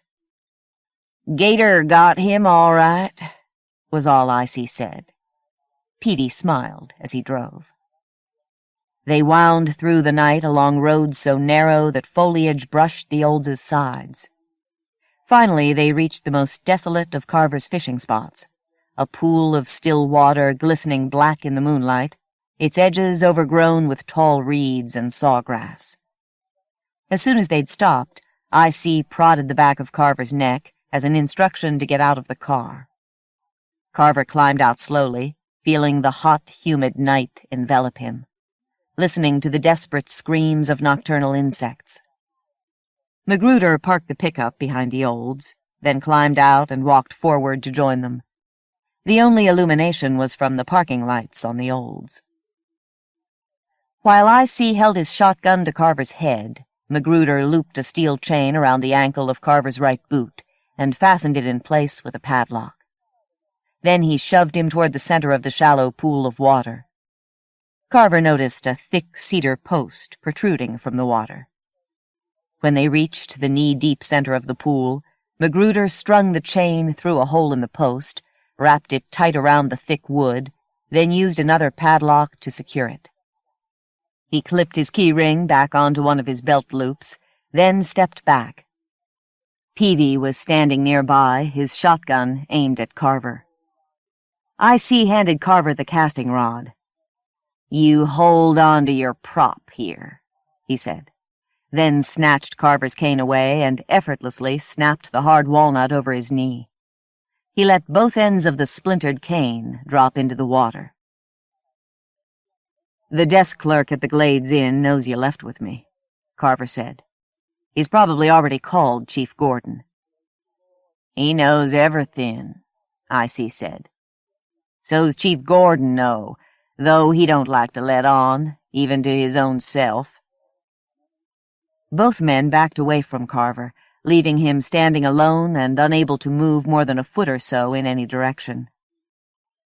"You want to pass the time fishing," Icy said. "You go right ahead. Now us, we gotta drive back into town and do some minor mischief, establish an alibi. Magruder'll stay here and keep you company till you don't need no company. He ain't afraid of the dark, and he likes to watch." "Watch what?" "This here's a special part of the swamp, Carver. It ain't at all far from where that Terry Frist fella got hisself tore all to hell by a gator. This here area is crawlin' with gators. They figured out some way in their mean little brains that there's plenty to eat here from time to time." Icy and Peavy sloshed through the dark water and onto damp but solid ground. "We gonna be back to pick up Magruder later," Icy said, without bothering to look at Carver. He and Peavy climbed into the cab of the battered black pickup, and the engine kicked over. When the old truck had rattled its way out of sight, Magruder sat himself down on a stump about 50 feet away from Carver and settled his shotgun across his knees. "Now then," he said, "you go ahead and fish if you want. You and me's just gonna wait a while and see who catches who." Carver stood leaning against the post driven into the earth beneath the water. He knew it was firm, driven deep or maybe even set in concrete, and the locks and chain were unbreakable. He stared into the dark swamp around him, listening to the drone of insects, the gentle, deadly sounds of things stirring in the night. Though he told himself to be calm, his heart was hammering. He glanced over at Magruder, who had a lighted cigarette stuck in his mouth now, and smiled at him. When Magruder was on his third cigarette, there was a low, guttural grunt from the dark, and off to the side water sloshed as something ponderous moved. Carver looked down and saw the water around his knees rippling. He tried swallowing his terror, tried desperately to think, but fear was like sand in the machinery of his mind. The tall black grass stirred, and something low and long emerged. Carver knew immediately what it was. The huge gator slithered out into plain view in the moonlight, sloshed around until it was at a slight angle to him, and regarded him with a bright, primitive eye. "Sure is a big 'un," Magruder said, obviously amused. The gator switched its tail, churning the water. Carver's heart went cold. He wielded the casting rod like a weapon, as if that might help him. And it might. He made himself stop trembling, turned his body, and leaned hard against the post, setting his good leg tight to it. The gator gave its fearsome, guttural grunt again. "Hungry?" Magruder commented, looking from Carver to the gator with a sadist's keen anticipation. Carver raised the casting rod, whipping it backward, then forward. The line whirred out and fell across Magruder's shoulder. Carver reeled fast as Magruder reached for the thin but strong line. It simply played through his fingers, cutting them. He yanked his hand away, and Carver gave the rod a sharp backward tug, feeling the buggy with its many barbed hooks set deep in the side of Magruder's neck. Magruder yelped and jumped up in surprise, the shotgun dropping to the ground. He reached down for the shotgun, but Carver yanked hard on the rod, pulling him off balance and making him yelp again in pain. He'd stumbled a few steps toward Carver, and now he couldn't get back to the gun. Carver began reeling him in. Magruder didn't want to come. He tried to work the lure loose from where it clung like a large insect to the side of his neck, but each time Carver would yank the rod and pain would jolt through him. The alligator was still and watching with what seemed mild interest. Carver had Magruder stumbling steadily toward him now, led by excruciating pain. Magruder raised his right hand and tried frantically to loosen the barbed hooks, but found he couldn't withdraw the hand. It was hooked now, too, held fast to the side of his neck. Blood ran in a black trickle down his wrist. With his free hand, he removed the cigarette stuck to his lower lip and tried to hold the ember to the fishing line to burn through it. Carver yanked harder on the rod, and the cigarette dropped to the water. Magruder was splashing around now, falling, struggling to his feet, fighting to pull away. And something else was splashing. Carver looked over and saw the massive, low form of the alligator gliding toward him. Magruder was still 50 feet away. The alligator was about the same distance away, but closing fast, cutting a wake with its ugly, blunt snout, its impassive gaze trained on Carver. Carver began screaming as he worked frantically with the reel. In the back of his mind was the idea that noise might discourage the alligator. And Magruder was screaming now, thrashing panic-stricken in the shallow water. The alligator hissed and slapped the water with its tail, sending spray high enough to drum down for a few seconds like rain. Carver and Magruder screamed louder.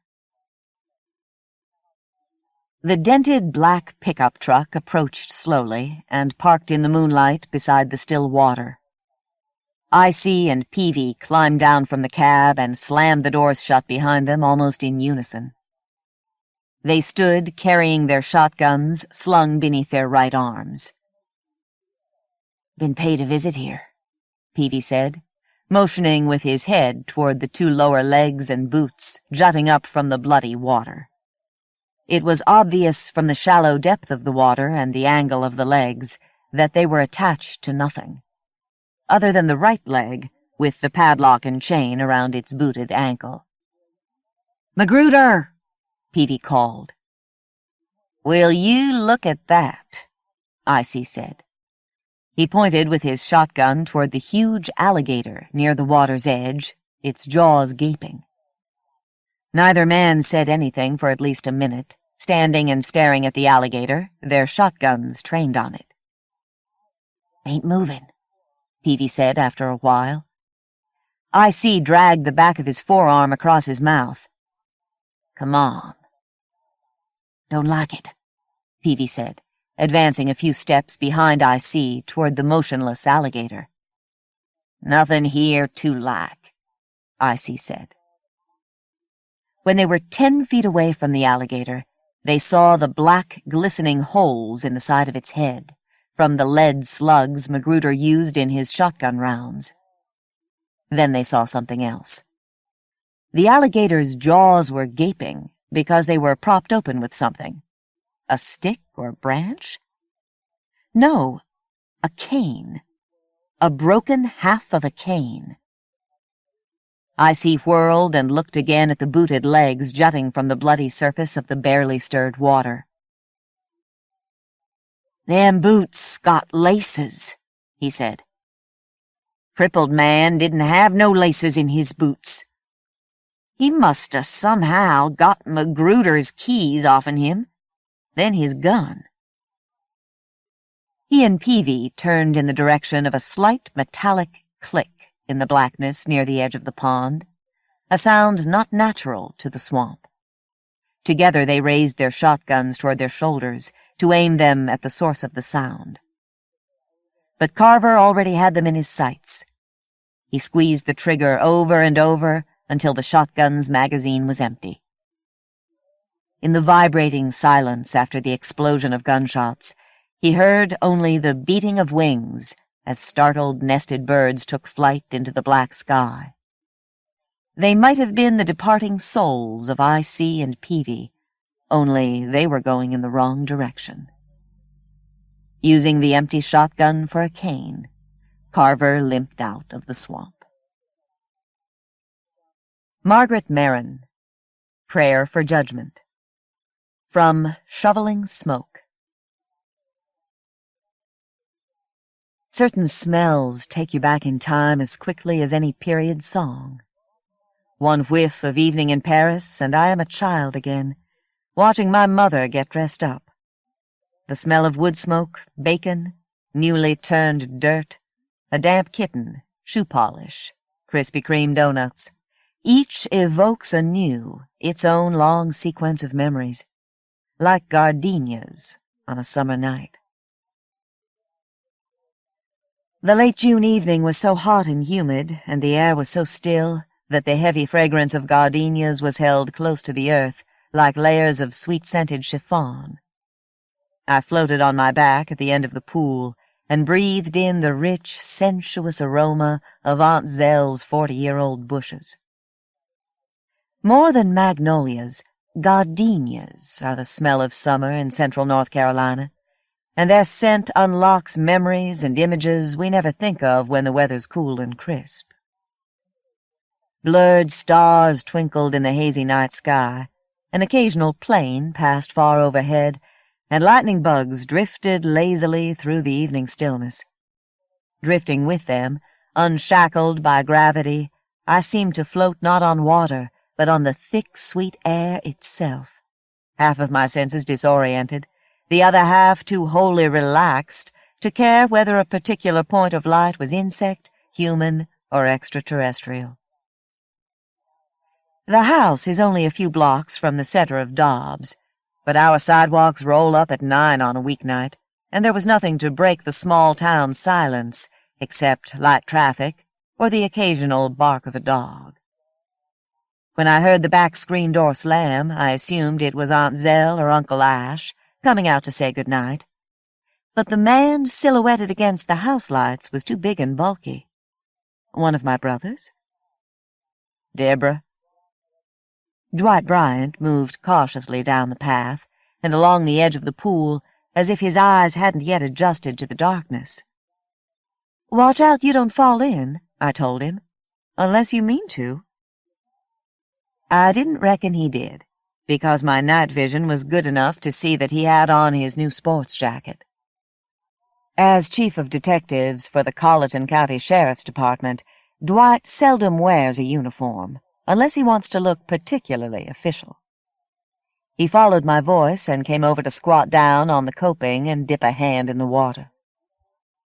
"Not very cool, is it?" "Feels good, though. Come on in." "No suit," he said regretfully. "And Mr. Ash is so skinny I couldn't get into one of his." "Oh, you don't need a bathing suit," I teased. "Not dark as it is tonight. Besides, we're just home folks here." Dwight snorted. Growing up, he was in and out of our farmhouse so much that he really could have been one more brother. But my brothers never went skinny dipping if I were around. Correction, not if they knew I was around. Kid sisters don't always announce their presence. "You're working late," I said. "What's up?" "A young woman over in Black Creek got herself shot dead this morning. They didn't find her till nearly 6 this evening." "Shot? You mean murdered?" "Looks like it." "Someone we know?" "Chastity Barefoot. Everybody called her Chass." Rang no bells with me. "She and her husband both grew up in Harnett County. His name's Edward Barefoot." Now, that sounds familiar for some reason. I stood up, the lap pool's only 4 feet deep, and Dwight reached down his big hand to haul me out beside him. I came up dripping and wrapped a towel around me as I tried to think where I'd heard that name recently. "They any kin to the Cotton Grove Barefoots?" "Not that he said." I finished drying off and slipped on my flip-flops and an oversized T-shirt, and we walked back to the patio to sit and talk. Aunt Zell came out with a pitcher of iced tea and said she and Uncle Ash were going upstairs to watch the news in bed, so if I'd lock up after Dwight left, she'd tell us good night now. I gave her a hug, and Dwight did too, and after she'd gone inside and we were sipping the strong cold tea, I said, "This Edward Barefoot, he do the shooting?" "Don't see how he could have," said Dwight, "especially since you're his alibi." "Come again?" "He says he spent all morning in your courtroom. Says you let him off with a prayer for judgment." "I did." Monday morning traffic court is such a cattle call that it's easy for the faces to blur, and if Dwight had waited a week to ask me, I might not have remembered. As it was, it took me a minute to sort out which one had been Edward Barefoot. As a district court judge, I had been presented with minor assaults, drug possession, worthless checks, and a dozen other misdemeanor categories. But on the whole, traffic violations had made up the bulk of the day's calendar. Seated on the side benches had been uniformed state troopers and officers from both the town's police department and the county sheriff's department, each prepared to testify why he had ticketed and or arrested his share of the 205 individuals named on my docket today. Tracy Johnson, the prosecuting ADA, had efficiently whittled at least 35 names from that docket, and she spent the mid-morning break period processing the rest of those who planned to plead guilty without an attorney. At least 85% were male and younger than 30. There doesn't seem to be a sexual pattern on who will come up with phony registrations, improper plates, or expired inspection stickers. But most sessions have one young lead-footed female and one older female alcoholic who's blown more than the legal .08. Yeah, and every week I get at least one middle-aged man who thinks it's his God-given right to keep driving, even though his license has been so thoroughly revoked that for the rest of his life it'll barely be legal for him to get behind the steering wheel of a bumper car at the state fair. As I poured Dwight a second glass of tea, I remembered seeing Edward Barefoot come up to the defense table. I had wondered whether he was a first-time speeder or someone on the edge of getting his license revoked. His preppy haircut was so fresh that there was a half-inch band of white around the back edges where his hair had kept his neck from tanning, and his neat charcoal gray suit bespoke a young businessman somewhat embarrassed at finding himself in traffic court and eager to make a good impression. His pinstriped shirt and sober tie said, "I'm an upstanding taxpayer and solid citizen of the community." But his edgy good looks would have been more appropriate on one of our tight-jeaned speed jockeys.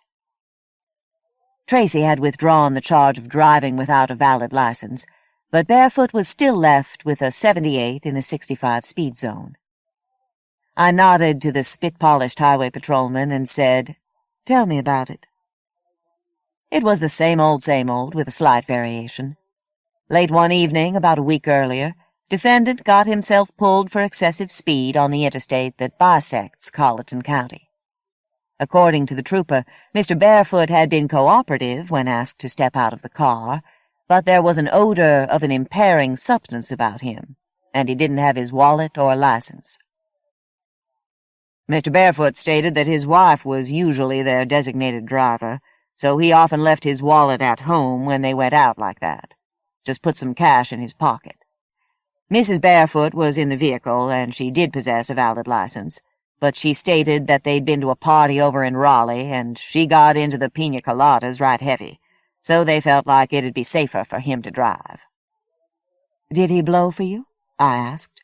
"Yes, ma'am. He registered a .05, 3 points below the legal limit. And there was nothing out of the way about his speech or appearance, other than the speeding. He stated that was because they'd promised the babysitter they'd be home before midnight and they were late. The vehicle was registered in both their names, and Mr. Barefoot showed me his license before court took in this morning." When it was his turn to speak, Barefoot freely acknowledged that he'd been driving way too fast, said he was sorry, and requested a prayer for judgment. "Any previous violations?" I asked the trooper. "I believe he has one speeding violation, about 3 years ago, 64 in a 55 zone. "Only one?" That surprised me, because this Edward Barefoot sure looked like a racehorse.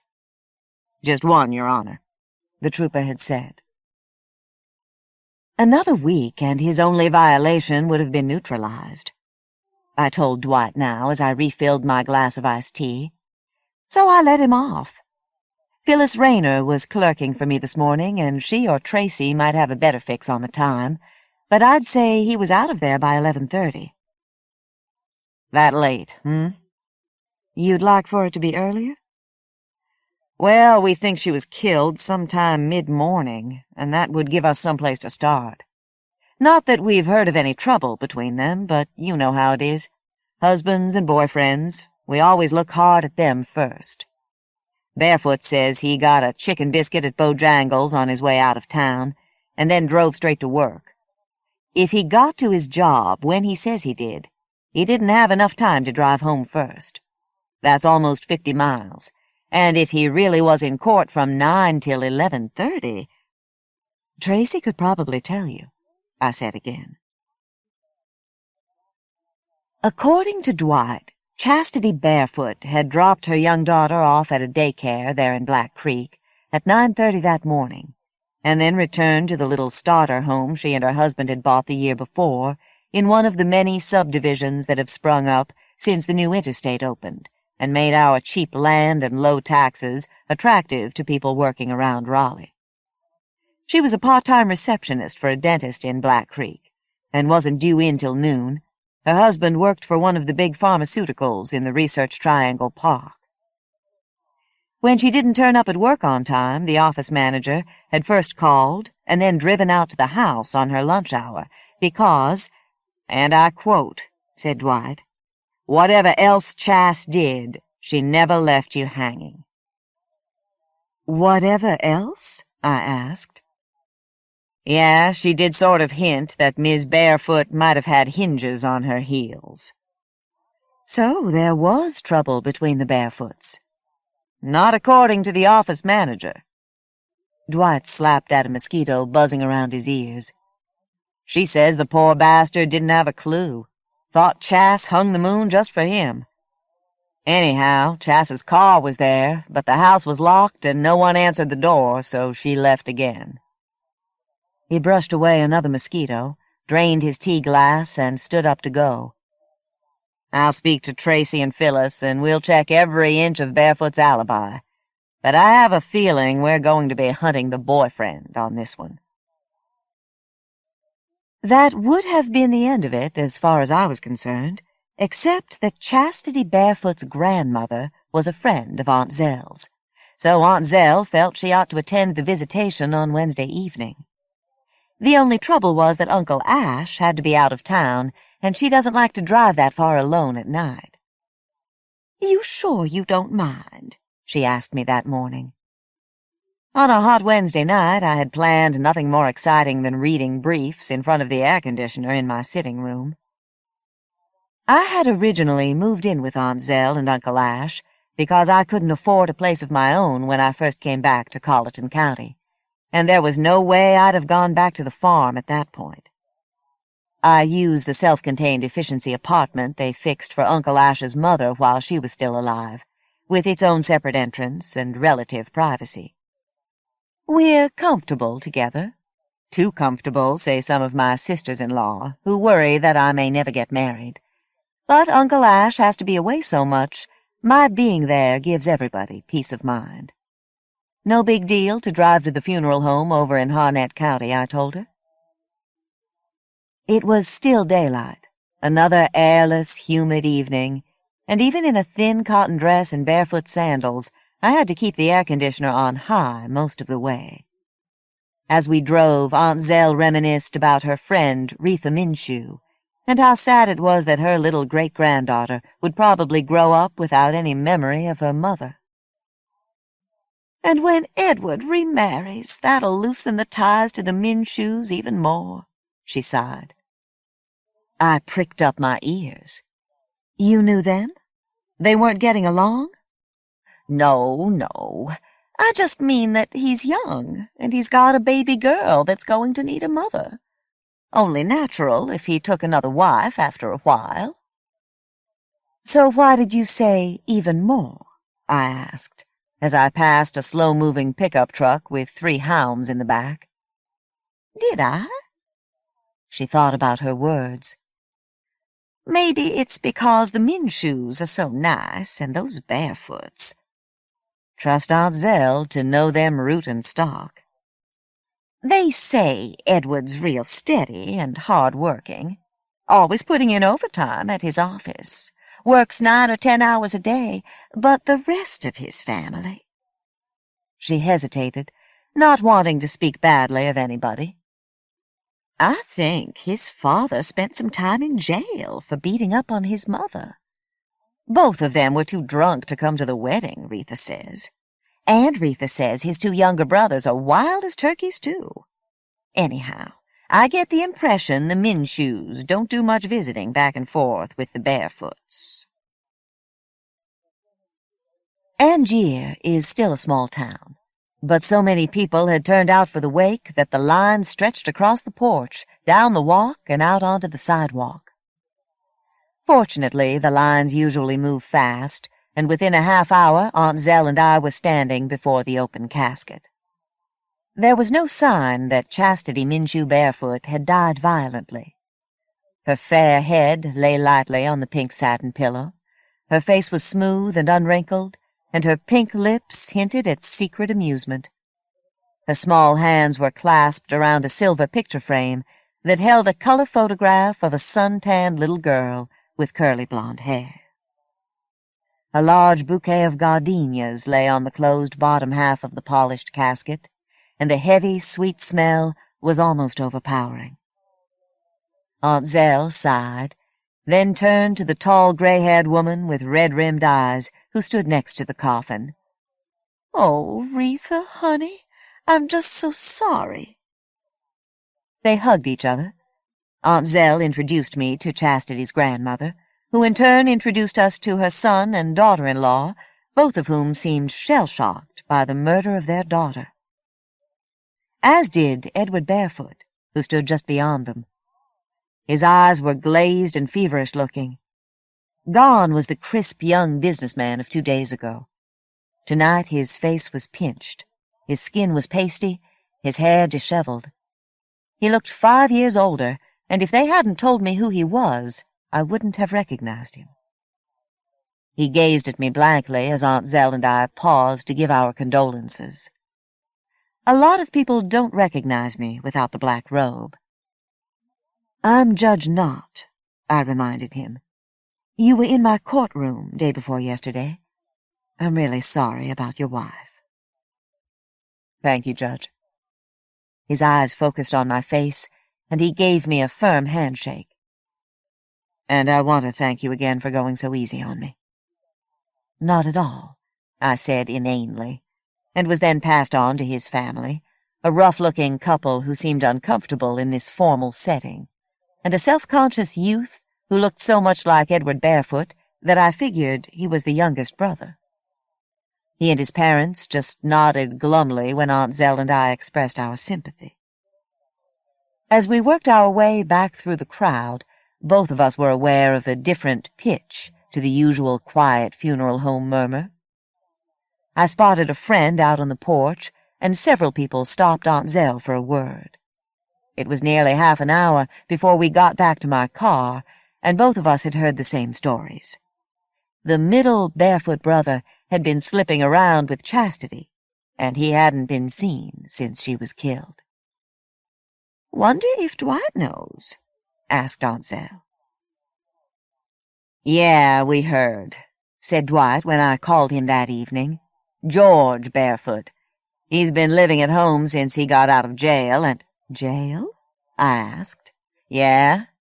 He ran a stop sign back last November and hit a Toyota. Totaled both cars and nearly killed the other driver. He blew a 10, and since he already had 1 DWI and a string of speeding tickets, Judge Longmire gave him some jail time, too. According to his mother, he hasn't been home since Sunday night. He and the youngest brother are rough carpenters on that new subdivision over off Highway 48, but the crew chief says he hasn't seen George since quitting time Friday evening. The 2 brothers claim not to know where he is either." "Are they lying?" I could almost hear Dwight's shrug over the phone. "Who knows?" "You put out an APB on his vehicle?" "He doesn't have one. Longmire pulled his license. Wouldn't even give him driving privileges during work hours. That's why he's been living at home, so he could ride to work with his brother Paul." "The husband's alibi hold up?" "Solid as a tent pole. It's a 40-mile round trip to his house. Tracy says he answered the calendar call around 9:30.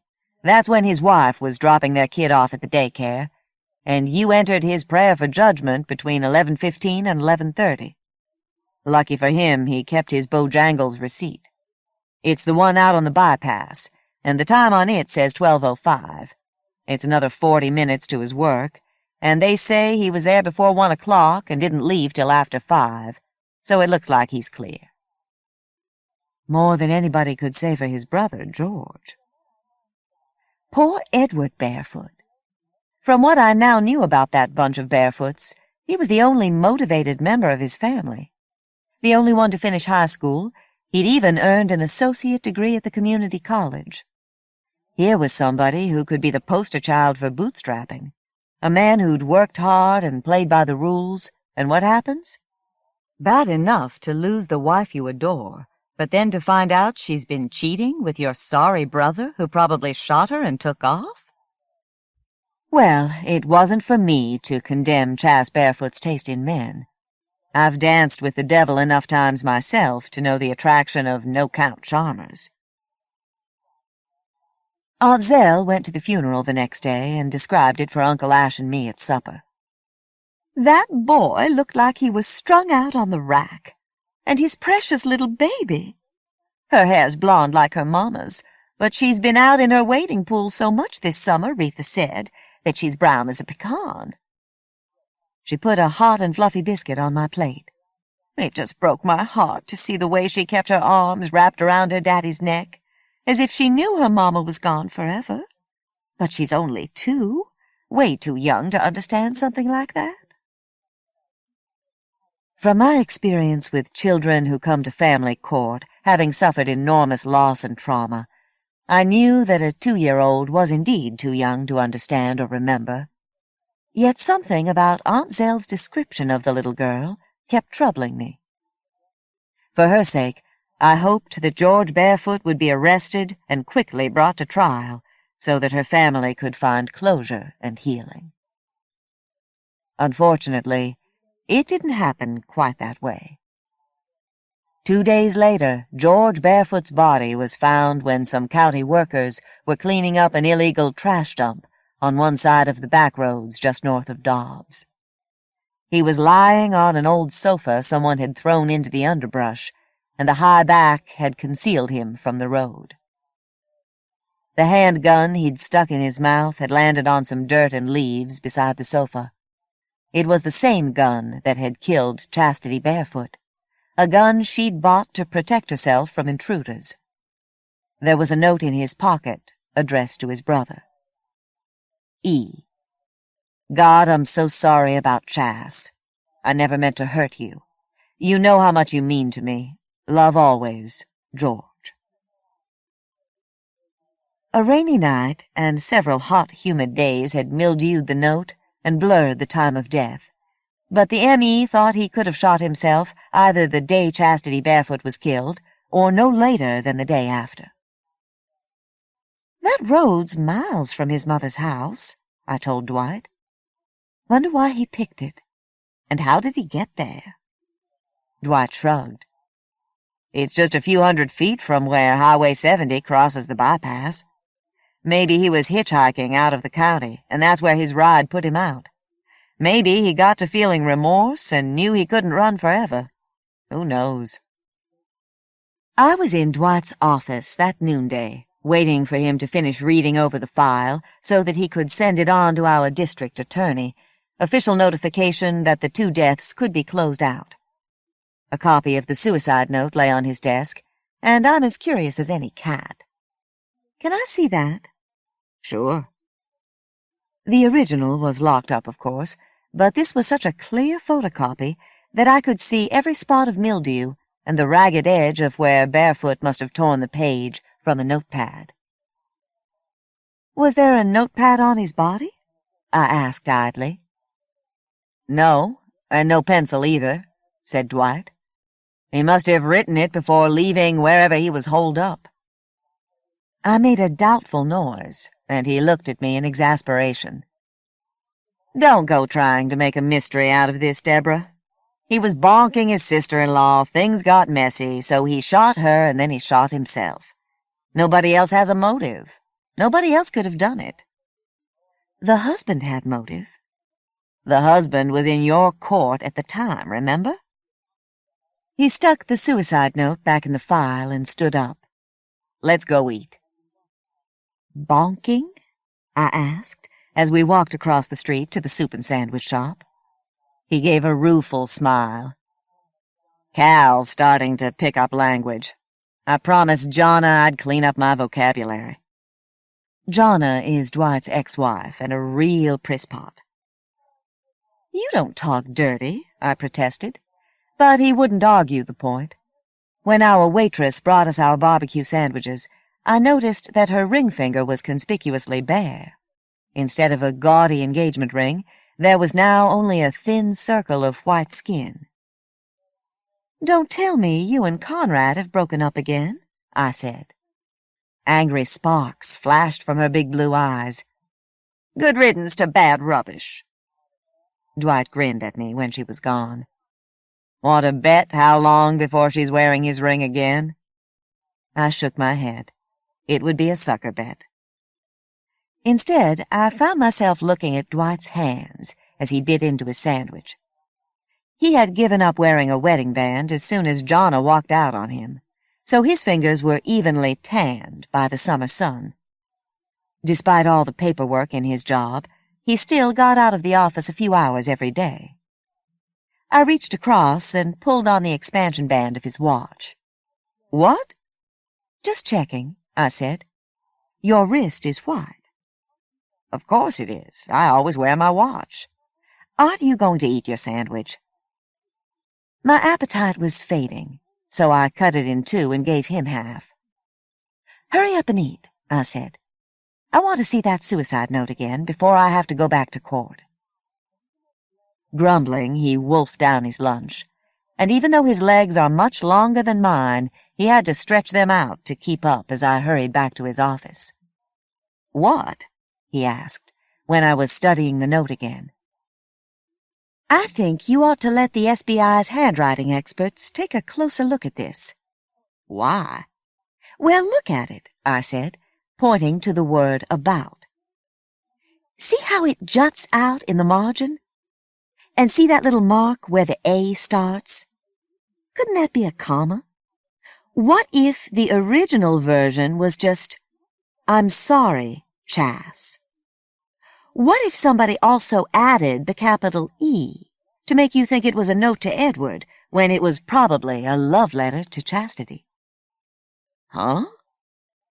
Dwight took the paper from my hand and looked at it closer. We've known each other so long, he can almost read my mind at times. But Edward Barefoot was in court when his wife was shot. He couldn't be two places at one time. "Yes, he could," I said, and told him how.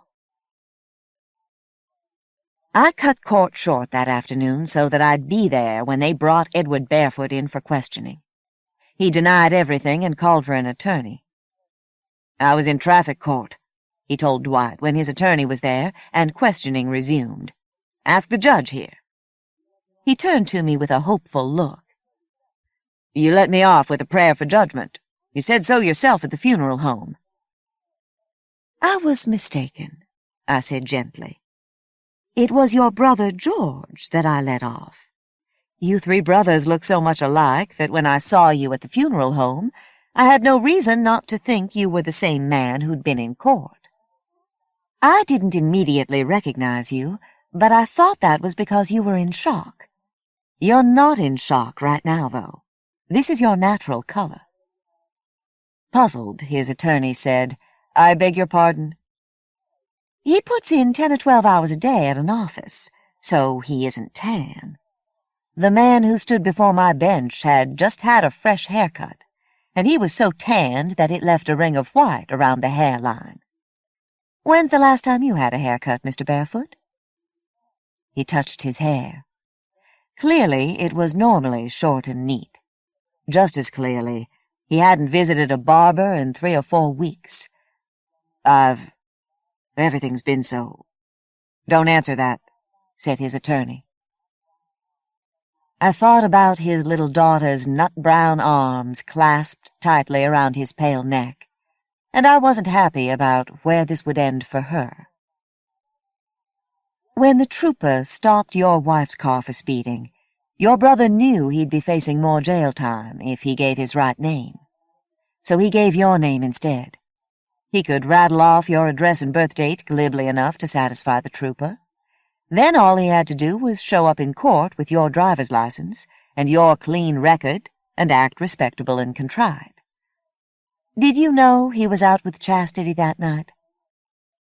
Like a stuck needle, the attorney said, "Don't answer that." "The time and date would be on any speeding ticket he showed you," said Dwight, "along with the license number and make of the car." "She said she was at her friend's in Raleigh, and that his girlfriend had dumped him and he was hitching a ride home," Edward burst out over the protest of his attorney. "Like I was stupid enough to believe that after everything else." "So you made George get a haircut, lent him a suit and tie, dropped him at the courthouse with your driver's license, and then went back to your house and killed Chastity. After court, you met George here in Dobbs, killed him and dumped his body on the way out of town. We'll find people who were in the courtroom last Monday morning and can testify about his appearance, said Dwight. We'll find the barber. We may even find your fingerprints on the note. Edward Barefoot seemed to shrink down into the chair. You don't have to respond to any of these accusations, said his attorney. They're just guessing. Guessing? Maybe. Half of life is guesswork. The little barefoot girl might be only 2 years old, but I'm guessing that she'll never be allowed to forget that her daddy killed her mama. Especially when gardenias are in bloom. Jay Mcinerney, Con Doctor, from Playboy. They've come for you at last. Outside your cell door, gathered like a storm. Each man holds a pendant sock, and in the sock is a heavy steel combination lock which he has removed from the locker in his own cell. You feel them out there, every predatory one of them, and still they wait. They have found you. Finally, they crowd open the cell door and pour in, flailing at you like mad drummers on amphetamines, their cat's eyes glowing yellow in the dark, hammering at the recalcitrant bones of your face and the tender regions of your prone carcass, the soft tattoo of blows interwoven with grunts of exertion. It's the old lock and sock. You should have known. As you wait for the end, you think that it could have been worse. It has been worse. Christ, what they do to you some nights.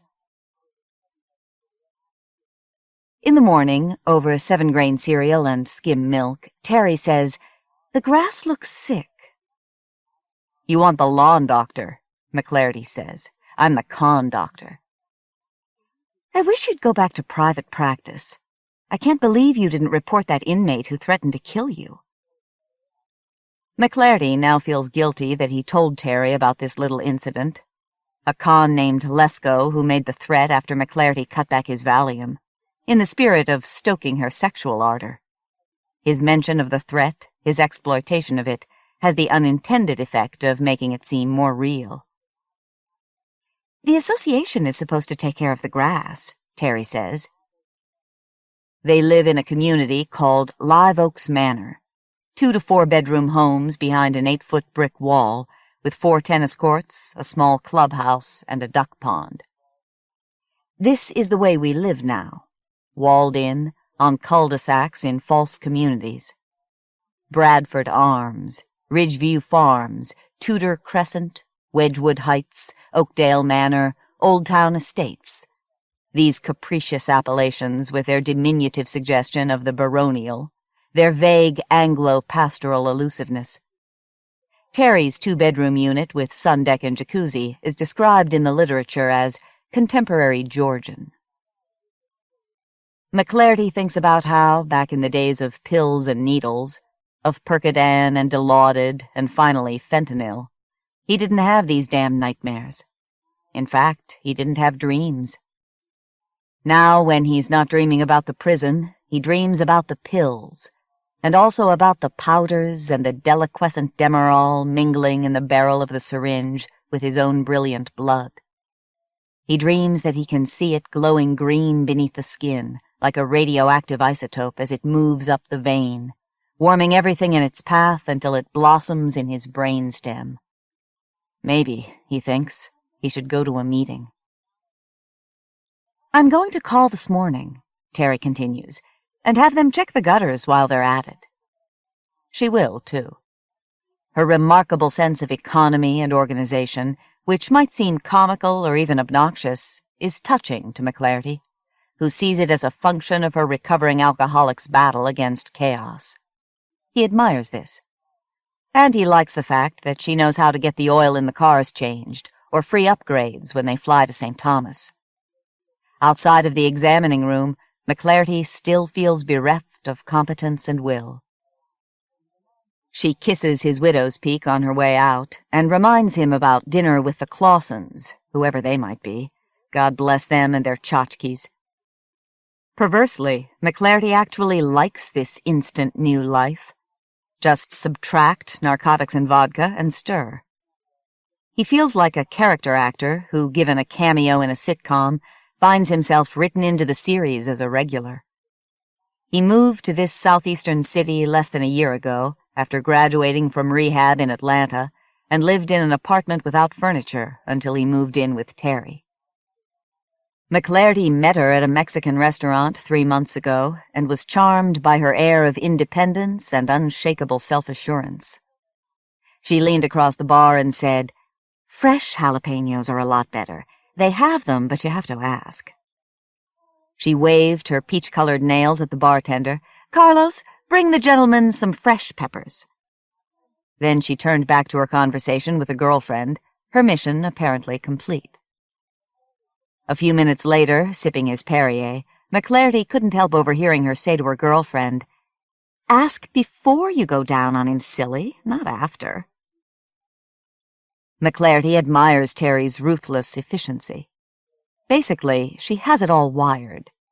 She owns a clothing store, drives an Acura, has breasts shaped like mangoes around an implanted core of saline. "Not silicone," she announced virtuously, the first night he touched them. If asked, she can review the merits of the top plastic surgeons in town. "Dr. Milton's really lost it," she'll say. "Since he started fucking his secretary and going to Aspen, his brow lifts are getting scary. He cuts way too much and makes everybody look either frightened or surprised." At 40, with his own history of psychological reconstruction, McClarty doesn't hold a few nips and tucks against a girl, particularly when the results are so exceptionally pleasing to the eye. "You're a doctor?" Instead of saying, "Yes, but just barely," he nodded. Perched as she was on a stool that first night, her breasts seemed to rise on the swell of this information. Checking her out when he first sat down, Dr. Kevin McClarty thought she looked like someone who would be dating a pro athlete, or a guy with a new Ferrari who owned a chain of fitness centers. She was almost certainly a little too brassy and provocative to be the consort of a doctor, which was one of the things that excited Kevin about her. Making love to her, he felt simultaneously that he was slumming and sleeping above his economic station. Best of all, she was in the program, too. When he heard her order a virgin margarita, he decided to go for it. A week after the jalapenos, he moved in with her. The uniformed guard says, "Good morning, Dr. McClarty," as he drives out the gate on his way to work. After all these years, he gets a kick out of hearing the honorific attached to his own name. He grew up even more in awe of doctors than most mortals, because his mother, a nurse, told him that his father was one, though she refused all further entreaties for information. Raised in the bottom half of a narrow, chilly duplex in Evanston, Illinois, he still doesn't quite believe in the reality of this new life. The sunshine, the walled and gated community, the smiling guard who calls him doctor. Perversely, he believes in the dream, which is far more realistic than all this blue sky and imperturbable aluminum siding. He doesn't tell Terry, though. He never tells her about the dreams. Driving to his office, he thinks about Terry's breasts. They're splendid, of course. But he finds it curious that she will tell nearly anybody that they are, as we say, surgically enhanced. Last time he was in the dating pool back in the Pleistocene era, he never encountered anything but natural mammary glands. Then he got married, and suddenly, 10 years later, he's back in circulation, and every woman he meets has gorgeous tits, but whenever he reaches for them, he hears, "Maybe I should mention that they're, you know." And inevitably, later, "Listen, you're a doctor. Do you think, there's been a lot of negative publicity and stuff." It got so he avoided saying he was a doctor, not knowing whether they were genuinely interested or just hoping to get an opinion on this weird lump under the arm. "Right here, see?" Well, actually, you do know. Despite all the years of medical school and all the sleepless hours of his internship, he never really believed he was a doctor. He felt like a pretender, although he eventually discovered that he felt like less of a pretender on 20 milligrams of Seconal. The weather, according to the radio, is hot and hotting up. Kevin has the windows up and the climate control at 68. High between 95 to 98, which is about as predictable as Stairway to Heaven on Rock 101, the station that plays all Stairway, only Stairway, 24 hours a day. A song which one of the MD junkies in rehab insisted was about dope. But to a junkie, everything is about dope. Now the song makes McClarty think of Terry marching righteously on her Stairmaster. After a lifetime in Chicago, he likes the hot summers and temperate winters, and he likes the American suburban sprawl of franchises and housing developments, with an affection all the greater for being self-conscious. As a bright, fatherless child, he'd always felt alien and isolated. Later as a doctor, he felt even further removed from the general populace. It's like being a cop, which alienation was only enhanced when he also became a drug addict and de facto criminal. He wanted to be part of the stream, an unconscious member of the larger community, but all the morphine in the pharmacy couldn't produce the desired result. When he first came out of rehab, after years of escalating numbness, the sight of a Burger King or familiar television show could bring him to tears, could make him feel, for the first time, like a real American. He turns into the drive-marked Mid-State Correction Facility. It's no accident that you can't see the buildings from the road. With homes worth $500,000 within a quarter mile, construction was discreet. No hearings, since the land belonged to the state, which was happy to skip the expense of a new prison and instead board its high-security criminals with the corporation that employs Dr. Kevin McClarty. He drives along the east flank of chain-link fence and triple-coiled concertina wire. These guards, too, greet him by name and title when he signs in. Through the bulletproof plexi, he sees the enlarged photo of an Air Nike sneaker a visitor just happened to be wearing when he hit the metal detector, its sole sliced open to show a .25 caliber Beretta nesting snug as a fetus in the exposed cavity. Hey, it must have come from the factory that way, man, like those screws and syringes and shit that got inside the Pepsi cans. I ain't never seen that piece before. What is that shit, a .25? I wouldn't be caught dead with no .25, man. You can't stop a roach with that fucking pop gun. Dr. McClarty is buzzed through the first door, and once it closes behind him, through the second. Inside, he can sense it, the malevolent funk of the prison air, the dread ambience of the dream. The varnished concrete floor of the long white hall is as shiny as ice. Emma, the fat nurse, buzzes him into the medical ward. "How many signed up today?" he asks. 12 so far." McClarty retreats to his office, where Donnie, the head nurse, is talking on the phone. "I surely do appreciate that. Thank you kindly." Donnie's perennially sunny manner stands out even in this region of pandemic cheerfulness. He says good morning with the accent on the first syllable, then runs down coming attractions.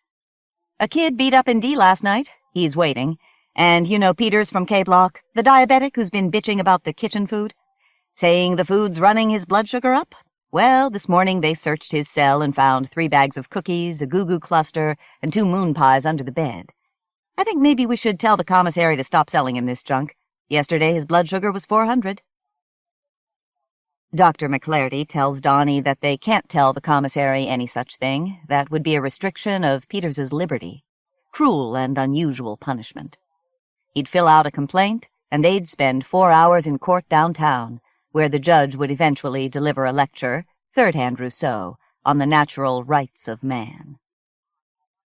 Then there's Carruthers from G, who had a seizure and claims he needs to up his dose of Klonopin. Ah, yes, Mr. Carruthers, we'd all like to up that and file the edges right off our day. In McClarty's case, from 0 milligrams a day to about 50, with a little Demerol and maybe a Dilaudid thrown into the mix, just to secure the perimeter. Or fuck it, go straight for the fentanyl. No, He mustn't think this way. Like those impure thoughts the priests used to warn us about, these pharmaceutical fantasies must be stamped out at all cost. He should call his sponsor, catch a meeting on the way home. The first patient, Cribbs, a skinny little white kid, has a bloody black eye, which on examination proves to be an orbital fracture. That is, his eye socket has been smashed in. And while McClarty has never seen Cribbs before, the swollen face is familiar. He saw it last night in his sleep. "Lock and sock?" he asks. The kid nods, and then winces at the pain. "They just come in the middle of the night, maybe 5 of them, and started wailing on me. I was just lying there, minding my own business." Obviously new. He doesn't even know the code yet, not to tell nobody nothing. He is a sniveler, a skinny chicken, an obvious target. Now, away from his peers and tormentors, he seems ready to cry. But he suddenly wipes his nose and grins, shows McClarty the bloody teeth marks on his arm. "One of the sons of bitches bit me," he says, looking incongruously pleased. "You enjoyed that part, did you, Mr. Cribbs?" Then, suddenly, McClarty guesses. "That'll fix his fucking wagon," says Cribbs, smiling hideously, pink gums showing above his twisted yellow teeth.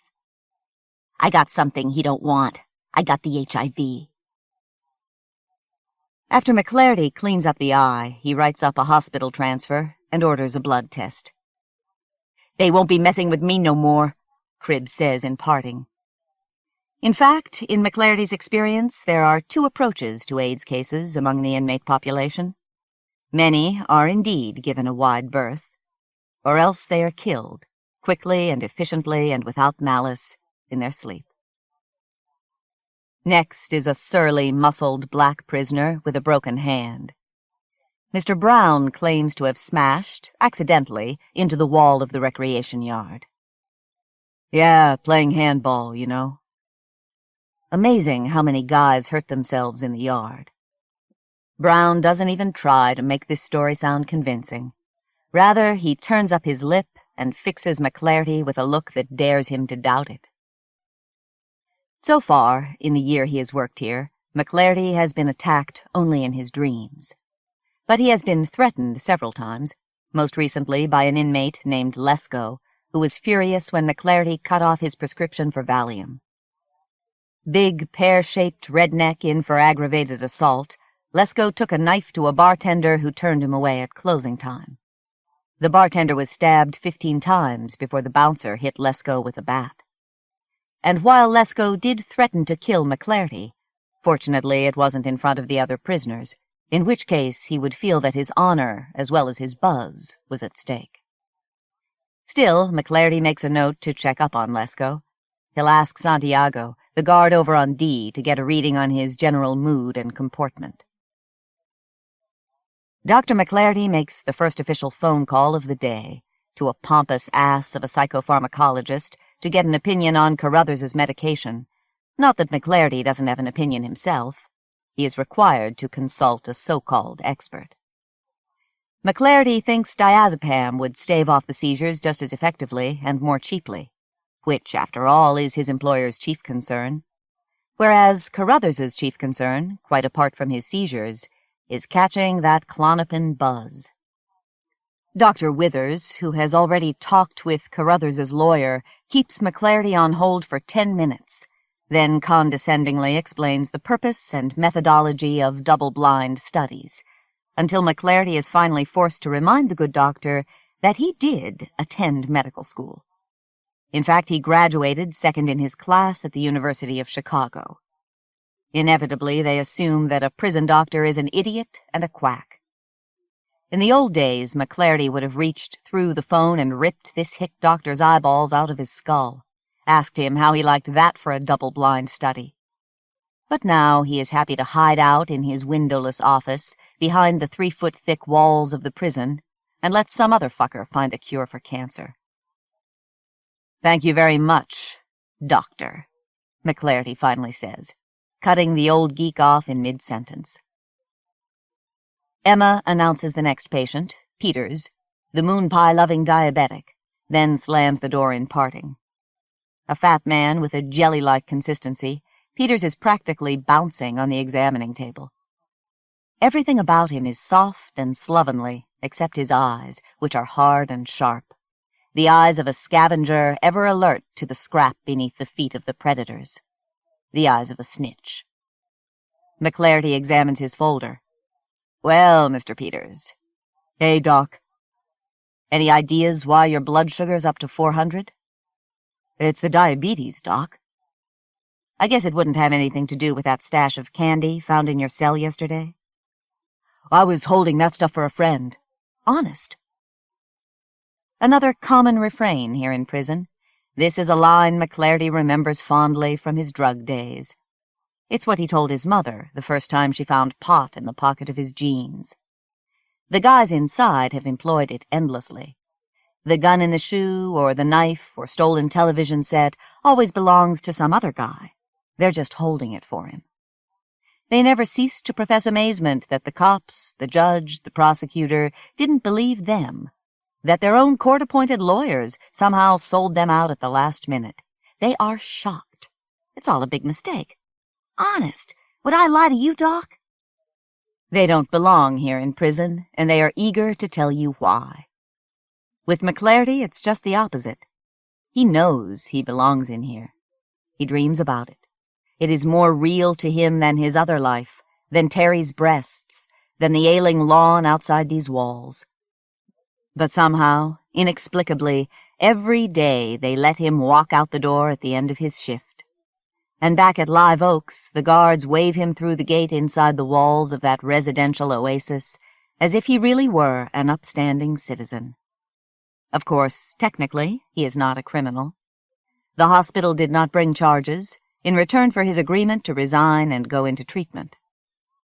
On the other hand, neither the hospital administrators nor anybody else knew that it was he, McClarty, who had shot Nurse Tina Devane full of the Demerol she craved so very dearly, less than an hour before she drove her car into the abutment of a bridge.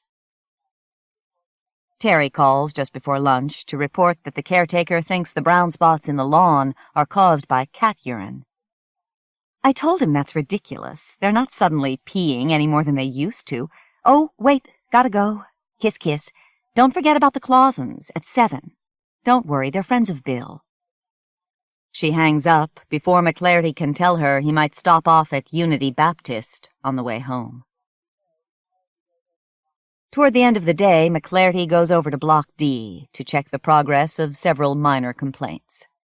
He is buzzed into the block by Santiago. "Hey, Doc, what you think about Aikman straining his ankle? Your Cowboys, they're gonna be hurtin' till he come back." Santiago labors cheerfully under the impression that McClarty is a big Dallas Cowboys fan, a notion that apparently developed after the doctor mumbled something to the effect that he really didn't pay much attention to the Oilers. McClarty has never followed sports, doesn't know cowboys from Indians, but he is happy to play along, amused to find himself at this relatively late stage in life assigned to a team, especially after he heard the Cowboys referred to on television as America's team. Like eating at McDonald's, it makes him feel as if he were a fully vested member of the Republic. "Hey, Doc, that sprain? That like a serious thing?" "Could be," McClarty says, able at last to offer a genuine opinion on his team. "A sprain could put him out for weeks." Santiago is jovial and relaxed, though he is the only guard on duty in a cell block of 24 violent criminals, most of whom are on the block this moment, lounging around the television or conspiring in small knots. If they wanted to, they could overpower him in a minute. It is only the crude knowledge of greater force outside the door of the block that keeps them from doing so. McClarty himself has almost learned to suppress the fear, to dial down the crackle of active malevolence, which is the permanent atmospheric of the wards, as palpable as the falling pressure and static electricity before a storm. So he is not alarmed when a cluster of inmates moves toward him. Greco and Smithfield and 2 others whose names he forgets. They all have their ailments and their questions, and they're trotting over to him like horses crossing the field to a swinging bucket of grain. "Hey, Doc," they call out from all sides. And once again he feels the rush that every doctor knows, the power of the healer, a taste of the old godlike sense of commanding the forces of life and death. This truly is the best buzz, but he could never quite believe it, or feel that he deserved it, and now he's too chastened to allow himself to really revel in the feeling. But he can still warm himself, if only briefly, in the glow of this tribal admiration, even in this harsh and straitened place. And for a moment he forgets what he has learned at such expense in so many airless, smoky church basements, that he is actually powerless, that his paltry healing skills, like his sobriety, are on loan from a higher power, just as he forgets the caution he has learned from the guards and from his own experience behind these walls. And he doesn't see Lesko until it is too late. Fat Lesko, who is feeling even nastier than usual without his Valium, his hand striking out from the knot of inmates like the head of a cobra, projecting a deadly, thin, silvery tongue. McLarty feels the thud against his chest, the blunt impact which he does not immediately identify as sharp instrument trauma. And when he sees the knife, he reflects that it's a damn good thing he is not Terry, or his left breast implant would be punctured. As he falls into Lesko's arms, he realizes, with a sense of recognition bordering on relief, that he is back in the dream. They've come for him at last. Looking up from the inmate roster, Santiago is puzzled by this strange embrace, and by the expression on McLarty's face as he turns toward the guard booth. "He was smiling," Santiago would say afterwards. "Like he just heard a good one and wanted to tell it to you, you know? Or like he was saying, 'Hey, check out my bro Lesko here.'" Santiago told the same thing to his boss, to the Board of Inquiry, to the grand jury, and to the prosecutor. And he would always tell the story to the new guards who trained under him. It never ceased to amaze him. That smile. And after a respectful pause and a thoughtful drag on his cigarette, Santiago would always mention that the doc was a big Cowboys fan. Walter Mosley, Black Dog. From Always Outnumbered, Always Outgunned. 1. "How does your client plead, Ms. Marsh?" the pencil-faced judge asked. He was wearing a dark sports jacket that was a size or two too big for his bony frame. "Not guilty, Your Honor," the young black lawyer said, gesturing with her fingers pressed tightly together and using equally her lips, tongue, and teeth. "Fine." The judge had been distracted by something on his desk. "Bail will be—" "Your Honor," spoke up the prosecutor, a chubby man who was the color of a cup of coffee with too much milk mixed in. "Before you decide on bail, the people would like to have it pointed out that Mr. Fortlow is a convicted felon. He was found guilty of a double homicide in Indiana in 1960 and was sentenced to life in that state. He spent almost 30 years in prison. 27 years, Your Honor," Brenda Marsh articulated. So much respect, so much honor, Socrates Fortlow thought. A harsh laugh escaped his lips. "And," Brenda Marsh continued, "he's been leading a respectable life here in Los Angeles for the past 8 years. He's employed full-time by Bounty Supermarket, and he hasn't had any other negative involvement with the law." "Still, Your Honor," the bulbous Negro said, "Mr. Fortlow is being tried for a violent crime, but he hasn't been convicted," said Ms. Marsh. "Regardless," said the nameless prosecutor, "Your Honor." The Honorable Felix Fisk tore his eyes away from whatever had been distracting him. Socrates thought it was probably a picture magazine. Probably about yachting, Socrates thought. He knew from his days in prison that many judges got rich off of the blood of felons. "All right," Judge Fisk said. "All right, let's see." He fumbled around with some papers and produced a pair of glasses from the top of his head. He peered closely at whatever was written, and then regarded the bulky ex-con. My, the judge muttered. Socrates felt hair growing in his windpipe. "The people would like to see Mr. Fortlow held without bail, Your Honor," Chubby said. "Your Honor." Ms. Marsh's pleading didn't seem to fit with her overly precise enunciation. 8 years, and there was no serious injury. "Intent," the prosecutor said, "informs the law." $25,000 bail, the judge intoned. A short brown guard next to Socrates grabbed the prisoner's beefy biceps and said, "Come on." Socrates turned around and saw Dolly Straight at the back of the small courtroom. She had red hair and freckles and a look of shock on her face. When her eyes caught Socrates' gaze, she smiled and waved. Then she ran out of the courtroom while still holding her hand high in greeting. 2. The night before, there had been no room in the West L.A. jail, so they put Socrates in a secured office for lockup. But now he was at the main courthouse. They took him to a cell block in the basement crammed with more than a dozen prisoners. Most of them were tattooed. One had scars so violent that he could have been arrested and jailed simply because of how terrible he appeared. Mostly young men, mostly black and Latino. There were a couple of whites by themselves in a corner at the back of the cell. Socrates wondered what those white men had done to be put in jeopardy like that. "Hey, brother," a bearded man with an empty eye socket said to Socrates. Socrates nodded.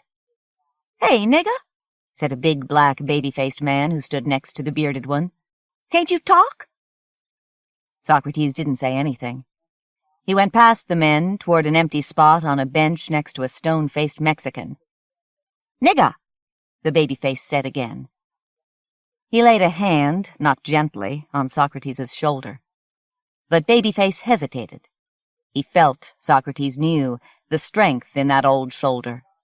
And in that brief moment, Socrates shot out his left hand to grab the young man's throat. The man threw a fist, but Socrates caught that with his right hand, while increasing the pressure in his left. The boy's eyes bulged, and he went down on his knees as Socrates stood up. First, Babyface tried to dislodge the big fist from his throat. Then he tried slugging Socrates' arm and sighed. While he was dying, the men stood around. Sounds like the snapping of brittle twigs came from the boy's throat. His dying eyes flitted from one prisoner to another, but no one moved to help him. A few seconds before the boy would have lost consciousness, no more than 15 seconds before he'd have died, Socrates let go. The boy sucked in a breath of life so deep and so hoarse that a guard came down to see what was happening. Some of the men were laughing. "What's going on?" the guard asked. "I was just showing the boy a trick," the big-bearded Negro with one eye said. The guard regarded the boy. "You okay, Peters?" There was no voice in Peters's throat, but he nodded. "Okay," the guard said. "Now cut it out down here." Socrates took his place on the bench. The fight was just an initiation. Now everyone in the cell knew. Socrates was not a man to be taken lightly. "Fortlow?" the same guard called out 45 minutes later. "Yo." "Socrates Fortlow?" "That's right." It hadn't been long, but the feeling of freedom had already drained from Socrates' bones and flesh. He'd checked out every man in the holding cell, witnessed one of the white men get beaten while his buddy backed away. He'd made up his mind to go against the bearded Negro, Benny Height, if they remained in the cell together. Benny was a leader and naturally wanted to hold everyone else down. But Socrates wouldn't go down for anyone, and so there had to be blood before there could be sleep. "Come with me," the guard said. He had 2 large policemen with him. 3. "Hi, Mr. Fortlow," Dolly straight said. Her skin was pale under thousands of orange and brown freckles. I posted your bail. They'd given him his street clothes back, but it was too late. The body lice, crabs, from the prison garb had already begun to make him itch. "What you doin'?" he asked the young woman in front of the courthouse. "I'm parked illegally up the block," she said, hurrying down the concrete stairs. "I didn't know it would take so long to give them the money and get you out." Socrates tried to ask again, why? But Dolly kept running ahead of him. "I hope they haven't towed it," she said. Her pickup was from the 50s, a Dodge.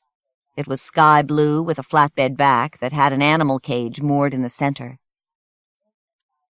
"Come on," she said, taking the parking ticket from under the windshield wiper. "Get in." "What's this all about?" Socrates asked as they made their way from downtown. "I put up your bail." Dolly was red-headed, plain-faced, and she had green eyes that blazed. There were fans of tiny wrinkles around her eyes, but she was no more than 40. "What for?" "Because of Bruno," she said, as if it should have been obvious. "Who's that?" "The dog. That's what I called him. I mean, you can't take care of somebody if he doesn't even have a name. Most of your best vets always name their patients if they don't get a name from the owners." "Oh," Socrates said. He was wondering what to do with his liberation. Some men who'd spent as many years behind bars as Socrates had wanted to go back to jail. They liked the order that they found there. "I'd rather be dead," he said. "Excuse me?" "Why'd you get me out of there?" "Because," Dolly said. "Because I know what you did because of Bruno. He was almost dead when you brought him into me. And when those policemen came to arrest you, I just got mad. They think that they can just walk in anywhere." He hadn't been looking for a fight. It was an early work day because he'd had to help with inventory at the supermarket, and that started at 4 in the morning. He'd worked 12 hours and was tired. A dog, big and black, was nosing around, begging for food, and Socrates told him to git. The dog got himself into the street, and a speeding Nissan slammed him down. The man didn't even hit the brakes until after the accident. Socrates was already to the dog when the white man backed up and parked. The poor dog was scrabbling with his front paws, trying to rise, and whining from the pain in his crushed hind legs. Socrates just wanted to help. As far as he was concerned, the white man broke his own nose. "How you know why I did what I did?" Socrates asked Dolly. "Because I went back to where you told me the accident happened. I wanted to find out if the owner was somewhere nearby. I thought that I'd have to put Bruno to sleep, but I didn't want to do that until I talked to the owner. But there wasn't an owner. Bruno didn't have a home, but I met an old lady who saw what happened. That's what I told your lawyer. You know, I don't know if Miss Marsh would have gone down there or not, but I told her about Bruno and Mrs. Gillespie, and then she told me how I could put up your bail. I don't know if I'd want her for a lawyer, Mr. Fortlow." "Why's that?" "She was trying to tell me how you were a convicted felon, and that this charge against you was tough and you might run if you could. Even after I told her that I knew that you were innocent. I thought you black people helped each other out." "Dog gonna live?" Socrates asked. Dolly's face got harder, and Socrates found himself liking her in spite of her youth and race. "I don't know," she said. "His legs are broken, and so's his hip. I don't even think they could do a replacement on a human hip that was that bad. His organs seem fine. No bleeding inside, but he'll never use those legs again." They drove on toward Dolly's animal clinic on Robertson, near Olympic. 4. Bruno was a biggish dog, 60 pounds or more, and little of that was fat. He was unconscious in a big cage on an examining table in Dolly's clinic.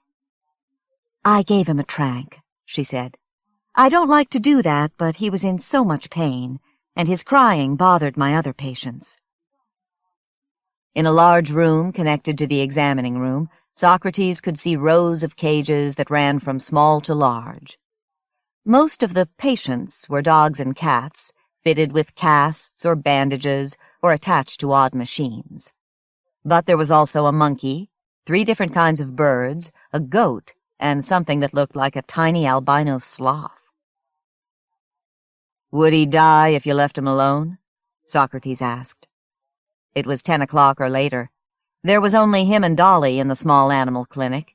He realized that he was pinching the skin through his pants pockets and stopped.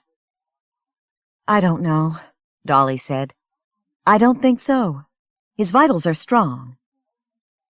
You'd have to get his bones set as well as possible and then keep him immobile for a couple of weeks. All that and he'd live, but he'd have to crawl." "Anything's better than prison or death." "You pick that up in the jail?" Dolly asked. Socrates realized that he was scratching again. "My dad used to get that all the time," she said. "He was a political activist down San Diego in the 60s. I remember they'd bust up his protests and beat him until he had black blood coming out. But the only thing he ever complained about was getting crabs in jail. He used to say that they could at least keep it clean in there." She smiled a very plain smile and said, "I got some soap will clear that up in 2 days. Bruno whimpered in his cage. "I'ma be in a cage if they put me down for assault," he said. "But I gave your lawyer Mrs. Gillespie's number. I'm sure she'll straighten it out." "You are, huh?" "Yeah." Dolly's homely smile was growing on him. "I got a house right in back here," she said. "You could stay in the guest bed." 5. Dolly heated apple cider spiced with cinnamon sticks. Then she made sandwiches out of alfalfa sprouts, grilled chicken, Gruyere cheese, and avocado. Socrates had 4 sandwiches and over a quart of cider. Who knew when he'd be eating again? Dolly had fed, petted, and talked to each patient, and then led Socrates out of the back door of the clinic. There was a yard in back, and a large flowering tree that was dark and sweet-smelling. Past the tree was a wooden fence. The gate in the fence opened to a beautiful little house. "Nobody can ever see my house if I don't invite them," Dolly said to Socrates as she fumbled around for her keys. "I like that." "Where's your father?" Socrates asked after supper. It was late, past midnight, and Dolly was folding out the bed in the living room. "He died," she said. "He was always big and strong, but then he just got old one year and passed away." "Didn't he ever tell you about people like me?" "He never knew anybody like you, Mr. Fortlow." "How the hell you know what I'm like?" Socrates said belligerently. "Didn't you hear what they said about me in that courtroom?" Dolly looked up. With a stern gaze, she said, "I know what you're thinking. You're thinking, why would she take a man, a convicted murderer, and take him back here in her house? A man like that could rob me, rape me, kill me." Then her serious face turned into a smile. "But I don't have a choice, so I can't be worried about it." "What you mean you ain't got no choice?" "Because my father died when I was only 12, and my mother just left," she said. "Because the only one who ever loved me was my dog Buster, and the only thing I ever knew was how to love him and to take care of him. If I see anyone who cares about animals, they're okay with me. I treat them like human beings." "So you mean that anybody bring a hurt animal to you can sit at your table and sleep in your guest bed?" "No," Dolly said. She was hurt. "Then what do you mean?" "I mean that a dog is a living being, just like you and me. It doesn't matter if there is a God or not. Life is what's important. You're not like one of those rich bitches that shave a dog like he was some kind of fucking hedge and then bring him to me so I could castrate him. You knocked a man down and then carried that big dog over a mile.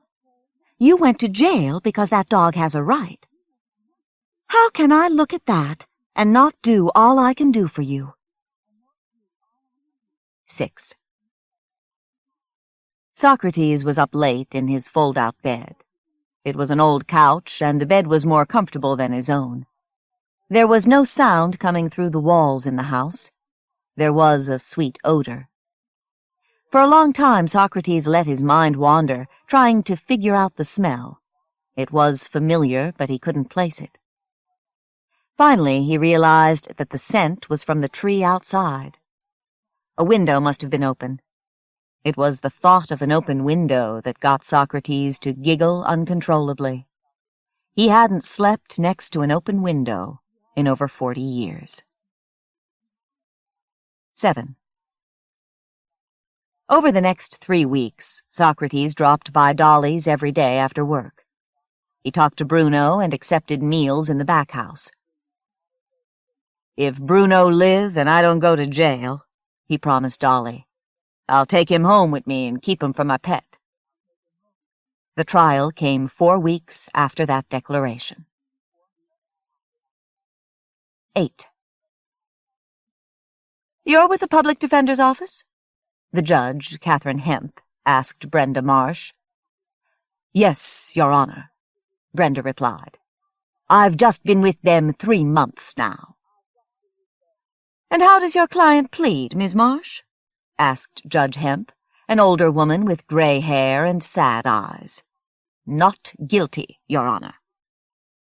"I don't want to drag this thing out, Counselor. I have a full caseload, and all we want to know here is if your client assaulted, the judge looked down at her notes, Benheim Lunge." "I appreciate the court's time, Judge Hemp. I have only 3 witnesses, and each of them has less than 45 minutes of testimony."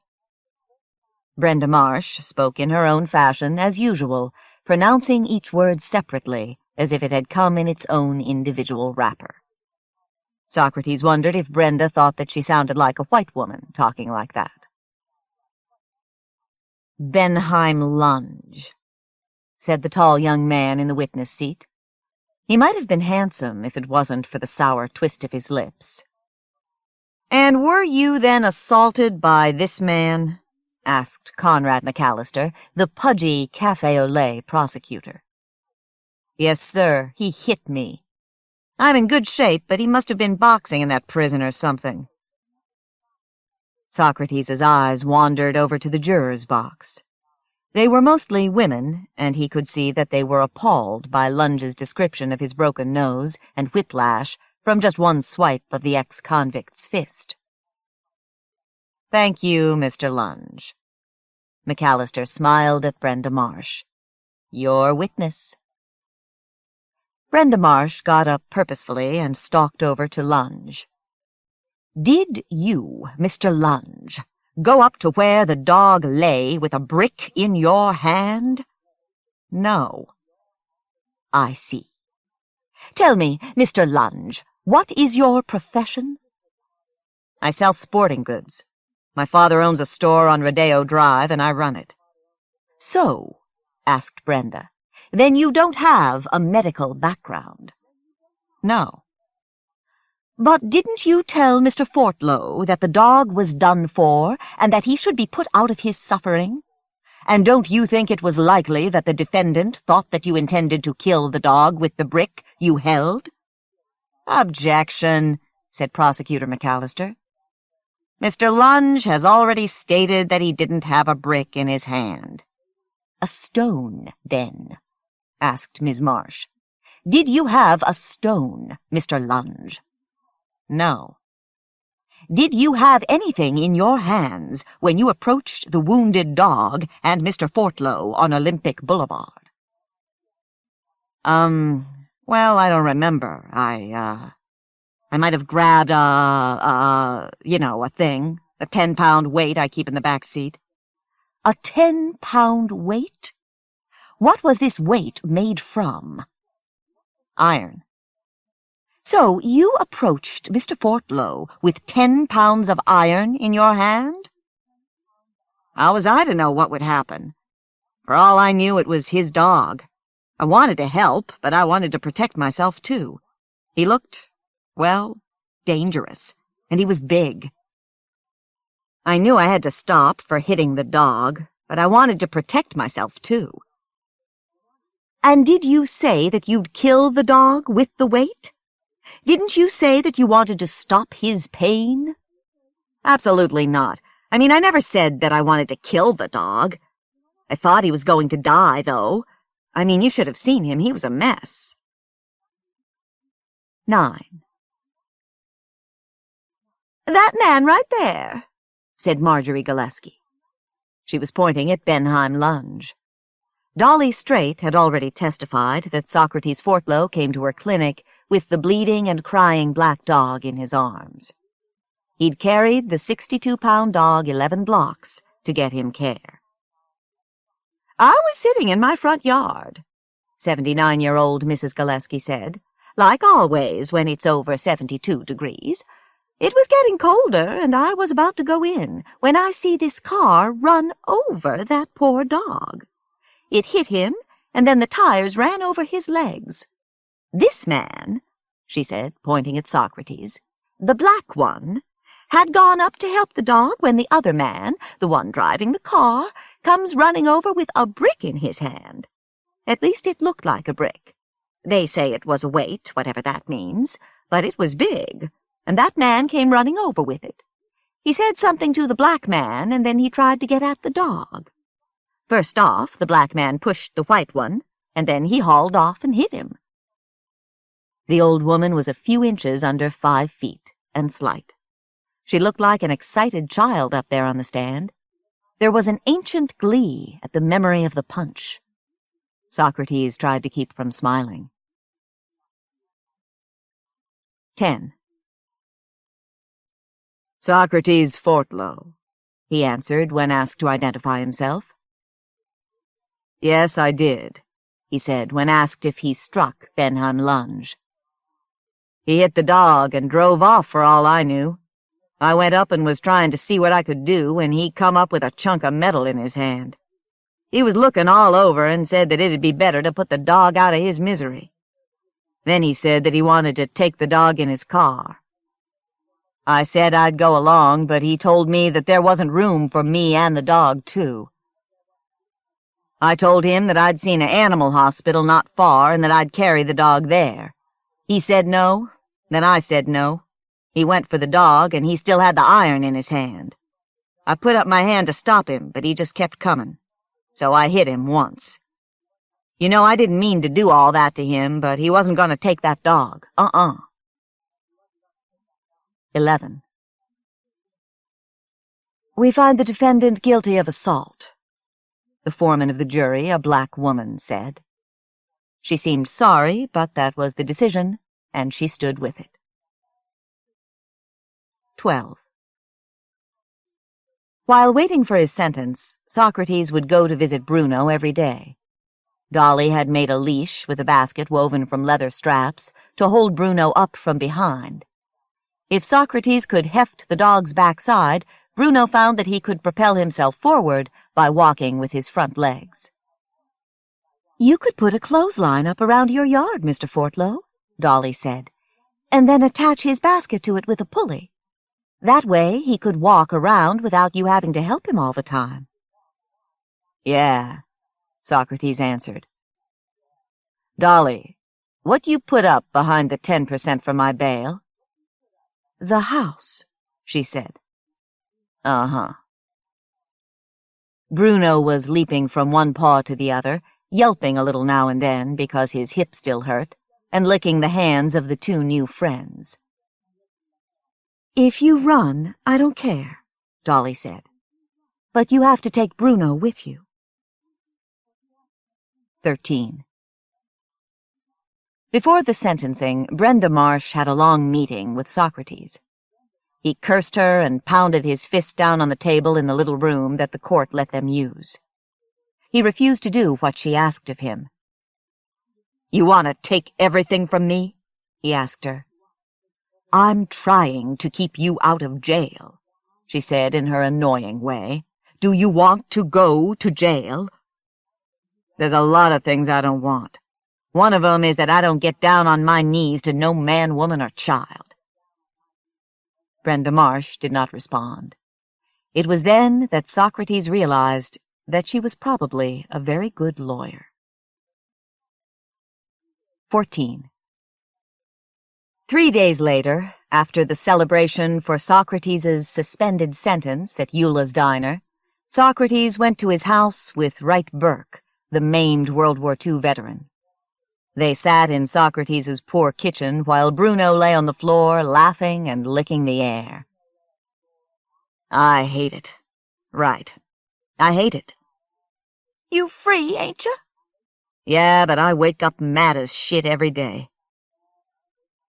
Brenda Marsh had set up a private meeting with Judge Hemp. She'd pleaded for Socrates' freedom, but the judge said that he'd been found guilty, and what could she do? That's when Brenda revealed her plan for Socrates to apologize to the court, to Benheim Lunge, and to the community. He'd promised to write a letter to be posted on the bus stop where he'd assaulted Benheim and to go to Benheim and ask his pardon. He'd make himself available to the juvenile court to talk to young black children and tell them how he had gone wrong, but that he wouldn't do it again. He'd do an extra 50 hours of community service, and for that they could suspend his sentence. "But you free, Socko. Free, man," said Wright, his best friend. "That gal did you a favor. 'Cause you know she must have begged that judge. You know after that big trial they just had the court want to put every black man they can in the can. Shit. Guilty? Go straight to jail." "But you know it's just 'cause of the dog, right?"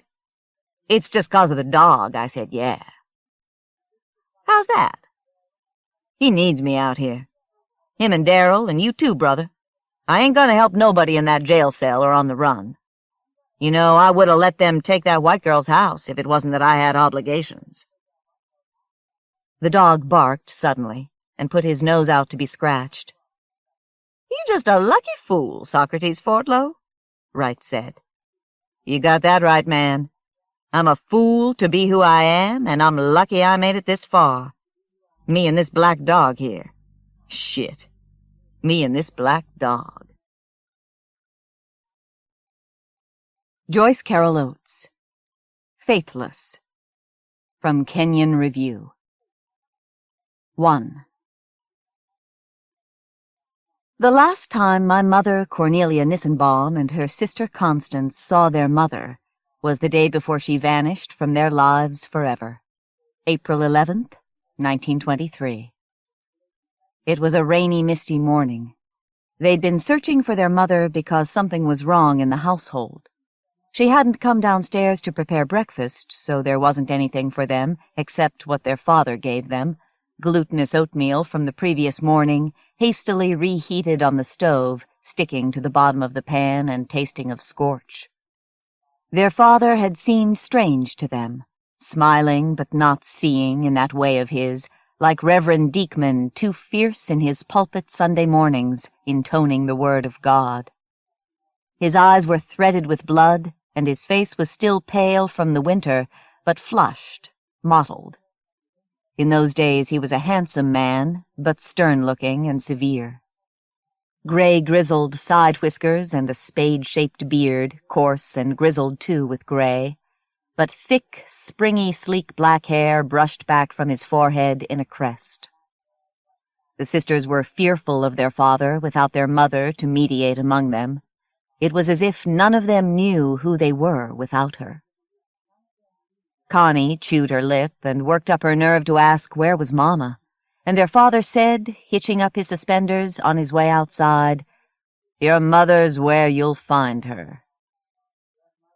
The sisters watched their father cross the mud-puddled yard to where a crew of hired men was waiting, in the doorway of the big barn. It was rye planting season, and always in spring in the Chautauqua Valley there was worry about rain. Too much rain, and the seed would be washed away or rot in the soil before it could sprout. My mother Cornelia would grow to adulthood thinking how blessings and curses fell from the sky with equal authority, like hard pelting rain. There was God, who set the world in motion, and who intervened sometimes in the affairs of men, for reasons no one could know.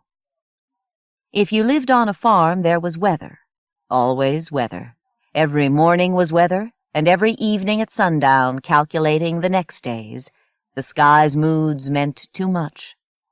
Always casting your glance upward, outward, your heart set to quicken. That morning. The sisters would never forget that morning. We knew something was wrong. We thought Mama was sick. The night before, having heard— what exactly? Voices. Voices mixed with dreams and the wind. On that farm at the brink of a 10-mile descent to the Chautauqua River, it was always windy. On the worst days, the wind could literally suck your breath away, like a ghost, a goblin, an invisible being pushing up close beside you, sometimes even inside the house, even in your bed, pushing his mouth or muzzle to yours and sucking out the breath. Connie thought Nelia was silly, a silly baby to believe such. She was 8 years old and skeptical-minded. Yet maybe she believed it too? Like to scare herself, the way you could almost tickle yourself with such wild thoughts. Connie, who was always famished, and after that morning would be famished for years, sat at the oilcloth-covered table and ate the oatmeal her father had spooned out for her, devoured it, scorch-cloths and all. Her head of fair frizzy braids lowered and her jaws working quickly. Oatmeal sweetened with top milk on the very edge of turning sour and coarse brown sugar. Nelia, who was fretting, wasn't able to swallow down more than a spoon or two of hers, so Connie devoured that too. She would remember that part of the oatmeal was hot enough to burn her tongue, and other parts were icebox cold. She would remember that it was all delicious. The girls washed their dishes in the cold water sink and let the oatmeal pan soak in scummy soapsuds. It was time for Connie to leave for school, but both knew she could not go. Not today. She could not leave to walk 2 miles to the school with that feeling, something is wrong. Nor could she leave her little sister behind. Though when Nelia snuffled and wiped her nose on both her hands, Connie cuffed her on the shoulder and scolded, "Piggy, piggy." This, a habit of their mothers when they did something that was only mildly disgusting. Connie led the way upstairs to the big bedroom at the front of the house that was Mama and Papa's room, and that they were forbidden to enter unless specifically invited. For instance, if the door was open and Mama was cleaning inside, changing bedclothes, so she'd call out, "Come in, girls," smiling in her happy mood, so it was all right and they would not be scolded. "Come in, give me a hand," which turned into a game shaking out sheets, fluffing out pillowcases to stuff heavy goose-feather pillows inside, Mama and Connie and Nelia laughing together. But this morning the door was shut. There was no sound of Mama inside. Connie dared to turn the doorknob, pushed the door open slowly, and they saw, yes, to their surprise, there was their mother, lying on top of the unmade bed, partly dressed, wrapped in an afghan. My God, it was scary to see Mama like that, lying down at such an hour of the morning. Mama, who was so brisk and capable, and who routed them out of bed if they lingered. Mama with little patience for Connie's lazy tricks, as she called them, or for Nelia's sniffles, tummy aches, and baby fears. "Mama?" Connie's voice was cracked. "Mama?" Nelia whimpered. Their mother groaned and flung an arm across one of the pillows lying crooked beside her. She was breathing hard, like a winded horse, her chest rising and falling so you could see it, and her head was flung back on a pillow, and she'd placed a wetted cloth across her eyes, mask-like, so half her face was hidden. Her dark blonde hair was disheveled, unplaited, coarse and lusterless as a horse's mane, unwashed for days. That rich, rank smell of Mama's hair when it needed washing. You remember such smells, the sisters would say. Some of them not so nice smells, all your life. And the smell in their parents' forbidden room of, was it talcum powder, sweaty armpits, a sourish, sweet fragrance of bedclothes that, no matter how frequently laundered with detergent and bleach, were never truly fresh. A smell of bodies, adult bodies, yeasty, stale. Papa's tobacco. He rolled his own crude paper cigarettes. He chewed tobacco in a thick, tarry black wad. And Papa's hair oil, and that special smell of Papa's shoes, the black Sunday shoes always kept polished. His work boots, etc., he kept downstairs in the closed-in porch by the rear door, called the entry. In the step-in closet, close by the bed, behind an unhemmed length of chintz, was a blue-speckled porcelain chamber pot with a detachable lid and a rim that curled neatly under it like a lip. The sisters had their own chamber pot, their potty, as it was called. There was no indoor plumbing in John Nissenbaum's farmhouse, as in any farmhouse in the Chautauqua Valley, well into the 1930s, and in poorer homes well into the 1940s and even beyond. 100 yards behind the house, beyond the silo, was the outhouse, the latrine, the privy. But you would not want to make that trip in cold weather or in rain or in the pitch black of night, not if you could help it. Of course, the smell of urine and a fainter smell of excrement must have been everywhere, the sisters conceded years later, as adults, reminiscing. But it was masked by the barnyard smell, probably. Nothing worse than pig manure, after all. At least we weren't pigs. Anyway, there was Mama on the bed. The bed that was so high from the floor you had to raise a knee to slide up on it and grab on to whatever you could. And the horsehair mattress, so hard and ungiving. The cloth over Mama's eyes she hadn't removed, and beside Mama in the rumpled bedclothes, her Bible, face down, pages bent. That Bible her mother-in-law, Grandma Nissenbaum, had given her for a wedding present, seeing she hadn't one of her own. It was smaller than the heavy black family Bible, and it was made of limp ivory leather covers and had onion-skin pages the girls were allowed to examine but not to turn without Mama's supervision. The Bible that would disappear with Gretel Nissenbaum forever. The girls begged, whimpered, "Mama, Mama, are you sick?" At first there was no answer, just Mama's breath coming quick and hard and uneven, and her olive-pale skin oily with heat like fever. Her legs were tangled in the afghan, her hair was strewn across the pillow. They saw the glint of Mama's gold cross on a thin gold chain around her neck, almost lost in her hair. Not only a cross, but a locket, too. When Mama opened it, there was, inside, a tiny strand of silver hair, once belonging to a woman the sisters had never known. Mama's own grandmother she'd loved so when she was a little girl. And there were Mama's breasts, almost exposed, heavy, lush, beautiful, almost spilling out of a white eyelet slip, rounded like sacks holding warm liquid, and the nipples dark and big as eyes. You weren't supposed to stare at any part of a person's body, but how could you help it? Especially Connie, who was fascinated by such, guessing how one day she'd inhabit a body like Mama's. Years ago she'd peeked at her mother's big milk-swollen breasts when Nelia was still nursing, jealous, awed.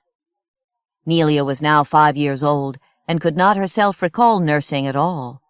Would come one day to believe, stubborn and disdainful, that she had never nursed, had only been bottle-fed. At last Mama snatched the cloth off her face. "You! Damn you! What do you want?" She stared at the girls as if, clutching hands and gaping at her, they were strangers. Her right eye was bruised and swollen, and there were raw red marks on her forehead, And first Nelia, then Connie began to cry, and Mama said, "Constance, why aren't you in school? Why can't you let me alone? God help me, always Mama, Mama, Mama." Connie whimpered, "Mama, did you hurt yourself?" And Nelia moaned, sucking a corner of the afghan like a deranged baby, and Mama ignored the question, as Mama often ignored questions she thought nosy, none of your business. Her hand lifted as if she meant to slap them, but then fell wearily, as if this had happened many times before, this exchange, this emotion, and it was her fate that it would happen many times again.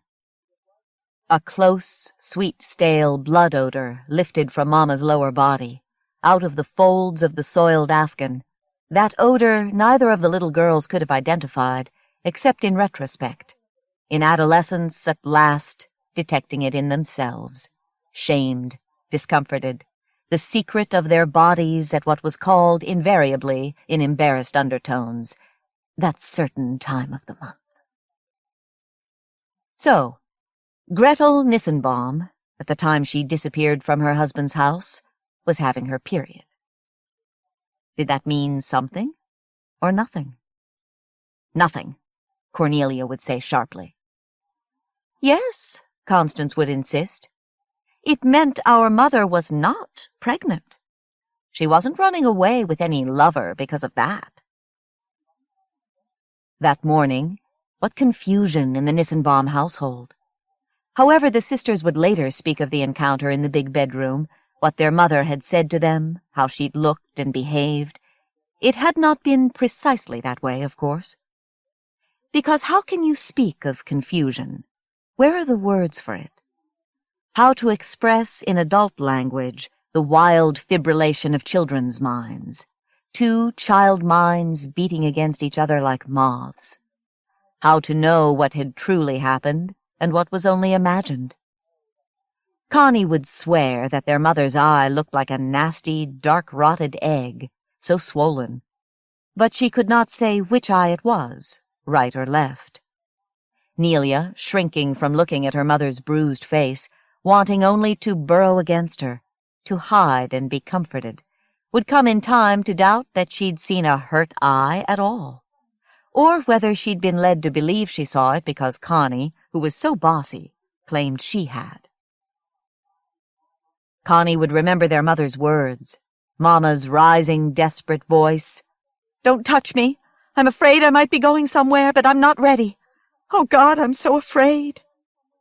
And on, saying she was going away, she was afraid, and Connie trying to ask where was she going, and Mama beating at the bedclothes with her fists. Nelia would remember being hurt at the way Mama yanked the spittle-soaked corner of the afghan out of her mouth, so roughly. Not Mama, but bad Mama, witch Mama, who scared her. But then Mama relented, exasperated. "Oh, come on, you damn little babies. Of course Mama loves you." Eager then as starving kittens, the sisters scrambled up onto the high, hard bed, whimpering, snuggling into Mama's arms, her damp, snarled hair, those breasts. Connie and Nelia burrowing, crying themselves to sleep like nursing babies, Mama drew the afghan over the three of them as if to shield them. That morning of April 11th, 1923. And next morning, early, before dawn, the sisters would be awakened by their father's shouts, "Gretel! Gretel!" 2. Never spoke of her after the first few weeks, after the first shock. We learned to pray for her and to forgive her and to forget her. We didn't miss her. So Mother said, in her calm, judicious voice, a voice that held no blame. But Aunt Connie would take me aside, the older, wiser sister. "It's true we never spoke of Mama when any grown-ups were near. That was forbidden. But God, we missed her every hour of every day, all the time we lived on that farm." I was Cornelia's daughter, but it was Aunt Connie I trusted. No one in the Chautauqua Valley knew where John Nissenbaum's young wife Gretel had fled, but all knew or had an opinion of why she'd gone. Faithless, she was, a faithless woman.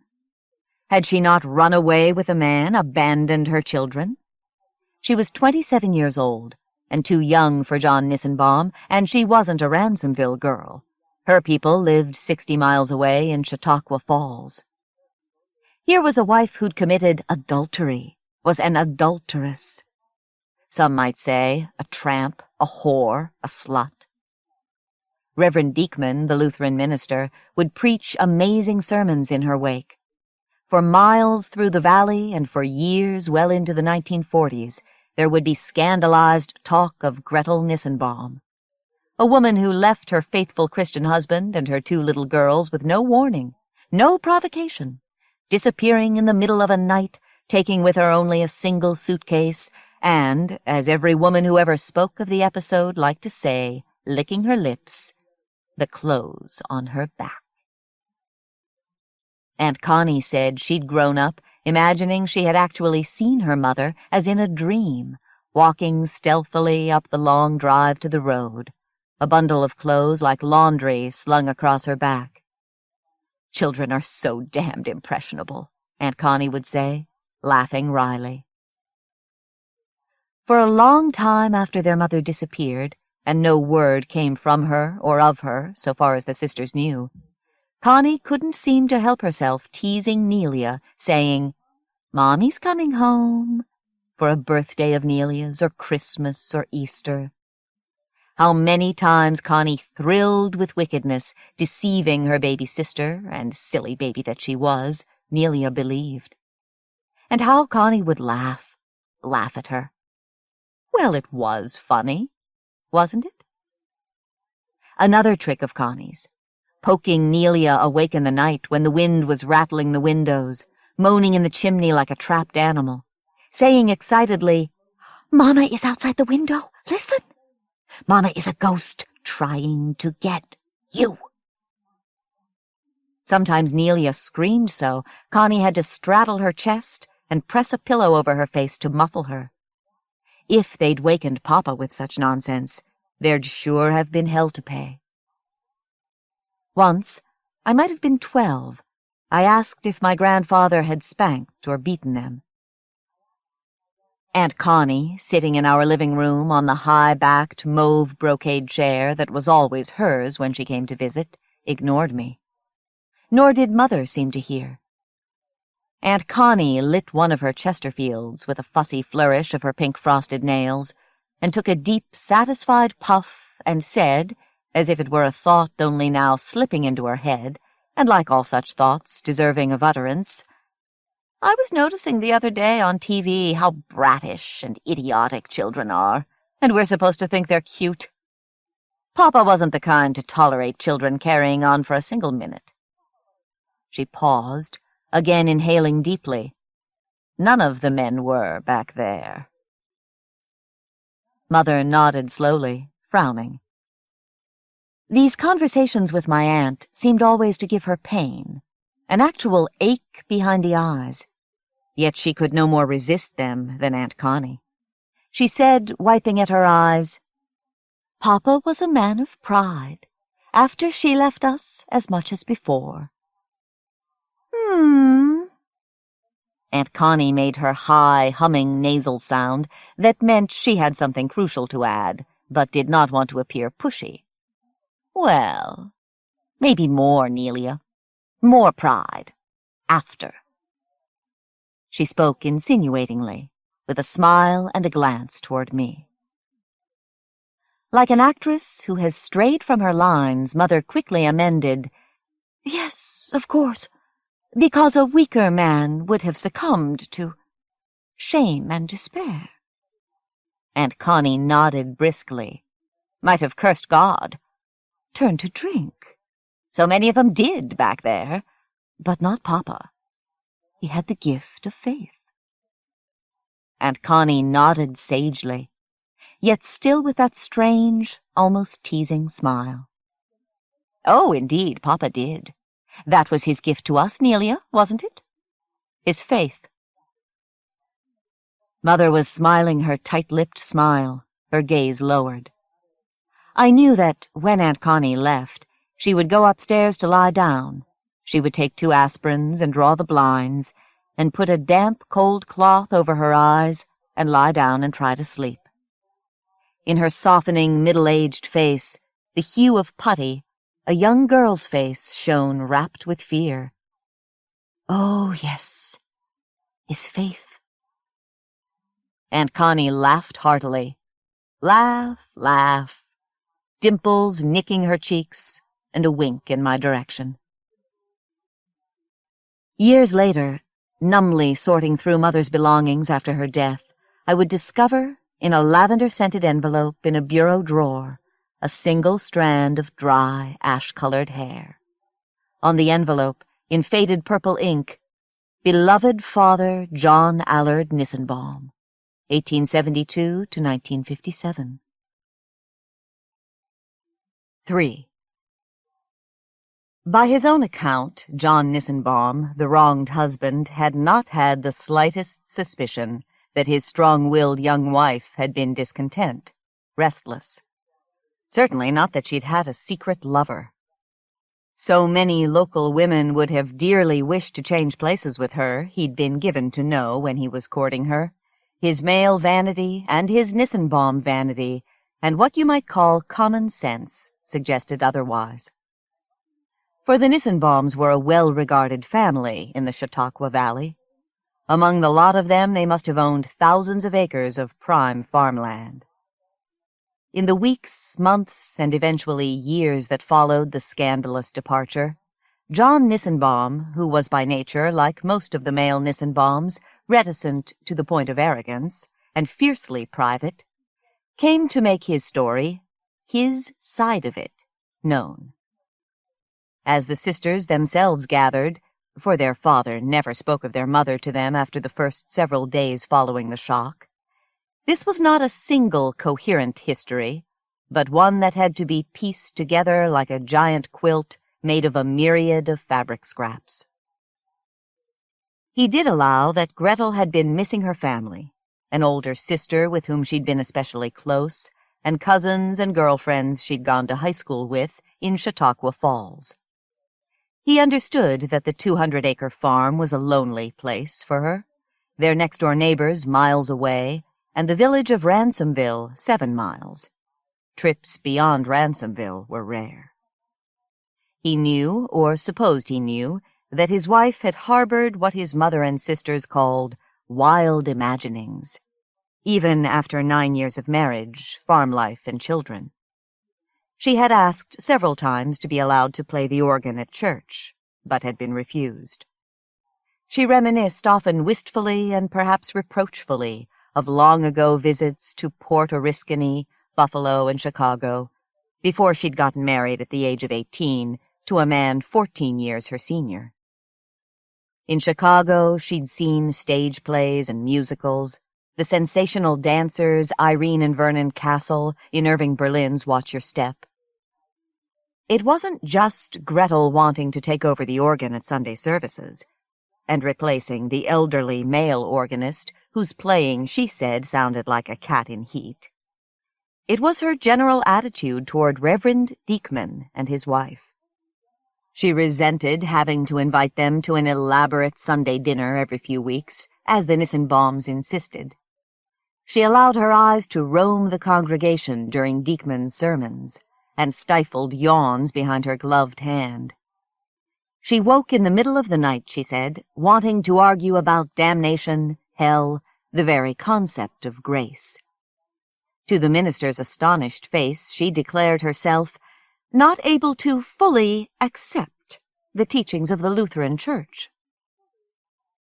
If there were other, more intimate issues between Gretel and John Nissenbaum, or another factor in Gretel's emotional life, of course no one spoke of it at the time. Though it was hinted, possibly more than hinted, that John Nissenbaum was disappointed with only daughters. Naturally, he wanted sons to help him with the ceaseless work of the farm, sons to whom he could leave the considerable property, just as his married brothers had sons. What was generally known was, John woke in the pitch dark an hour before dawn of that April day to discover that Gretel was gone from their bed. Gone from the house? He searched for her, called her name with growing alarm, disbelief. Gretel? Gretel? He looked in all the upstairs rooms of the house, including the bedroom where his sleep-dazed, frightened daughters were huddled together in their bed. He looked in all the downstairs rooms, even the damp, dirt-floor cellar, into which he descended with a lantern. Gretel, where are you? Dawn came dull, porous, and damp, and with a coat yanked on in haste over his night-clothes and his bare feet jammed into rubber boots, he began a frantic yet methodical search of the farm's outbuildings. The privy, the cow-barn and the adjoining stable, the hay-barn and the corn-crib, where rats rustled at his approach. In none of these, save perhaps the privy, was it likely that Gretel might be found. Still, John continued his search with growing panic, not knowing what else to do. From the house, his now terrified daughters observed him moving from building to building, a tall, rigid, jerkily moving figure, with hands cupped to his mouth, shouting, "Gretel! Gretel! Do you hear me? Where are you? Gretel!" The man's deep, raw voice, pulsing like a metronome, ringing clear, profound, and to his daughter's ears as terrible as if the very sky had cracked open, and God himself was shouting. What did such little girls, 8 and 5, know of God? In fact, as Aunt Connie would afterward recount, quite a bit. There was Reverend Deekman's baritone impersonation of the God of the Old Testament, the expulsion from the garden, the devastating retort to Job, the spectacular burning bush where fire itself cried, "Here I am." Such had already been imprinted irrevocably upon their imaginations. Only later that morning, but this was a confused, anguished account, did John discover that Gretel's suitcase was missing from the closet, and there were garments conspicuously missing from the clothes rack, and Gretel's bureau drawers had been hastily ransacked. Underwear, stockings were gone. And her favorite pieces of jewelry, of which she was childishly vain, were gone from her cedarwood box. Gone, too, her heirloom, faded cameo hairbrush, comb and mirror set. And her Bible. What a joke. How people would chuckle over it. Gretel Nissenbaum taking her Bible with her. Wherever in hell the woman went. And was there no farewell note after 9 years of marriage? John Nissenbaum claimed he'd looked everywhere and found nothing. Not a word of explanation, not a word of regret even to her little girls. For that alone we expelled her from our hearts. During this confused time, while their father was searching and calling their mother's name, the sisters hugged each other in a state of numbness beyond shock, terror. Their father seemed at times to be rushing toward them with the eye-bulging blindness of a runaway horse. They hurried out of his path. He did not see them except to order them out of his way, not to trouble him now. From the rear entry door they watched as he hitched his team of horses to his buggy and set out shuddering for Ransomville along the winter-rutted post road, leaving the girls behind, erasing them from his mind.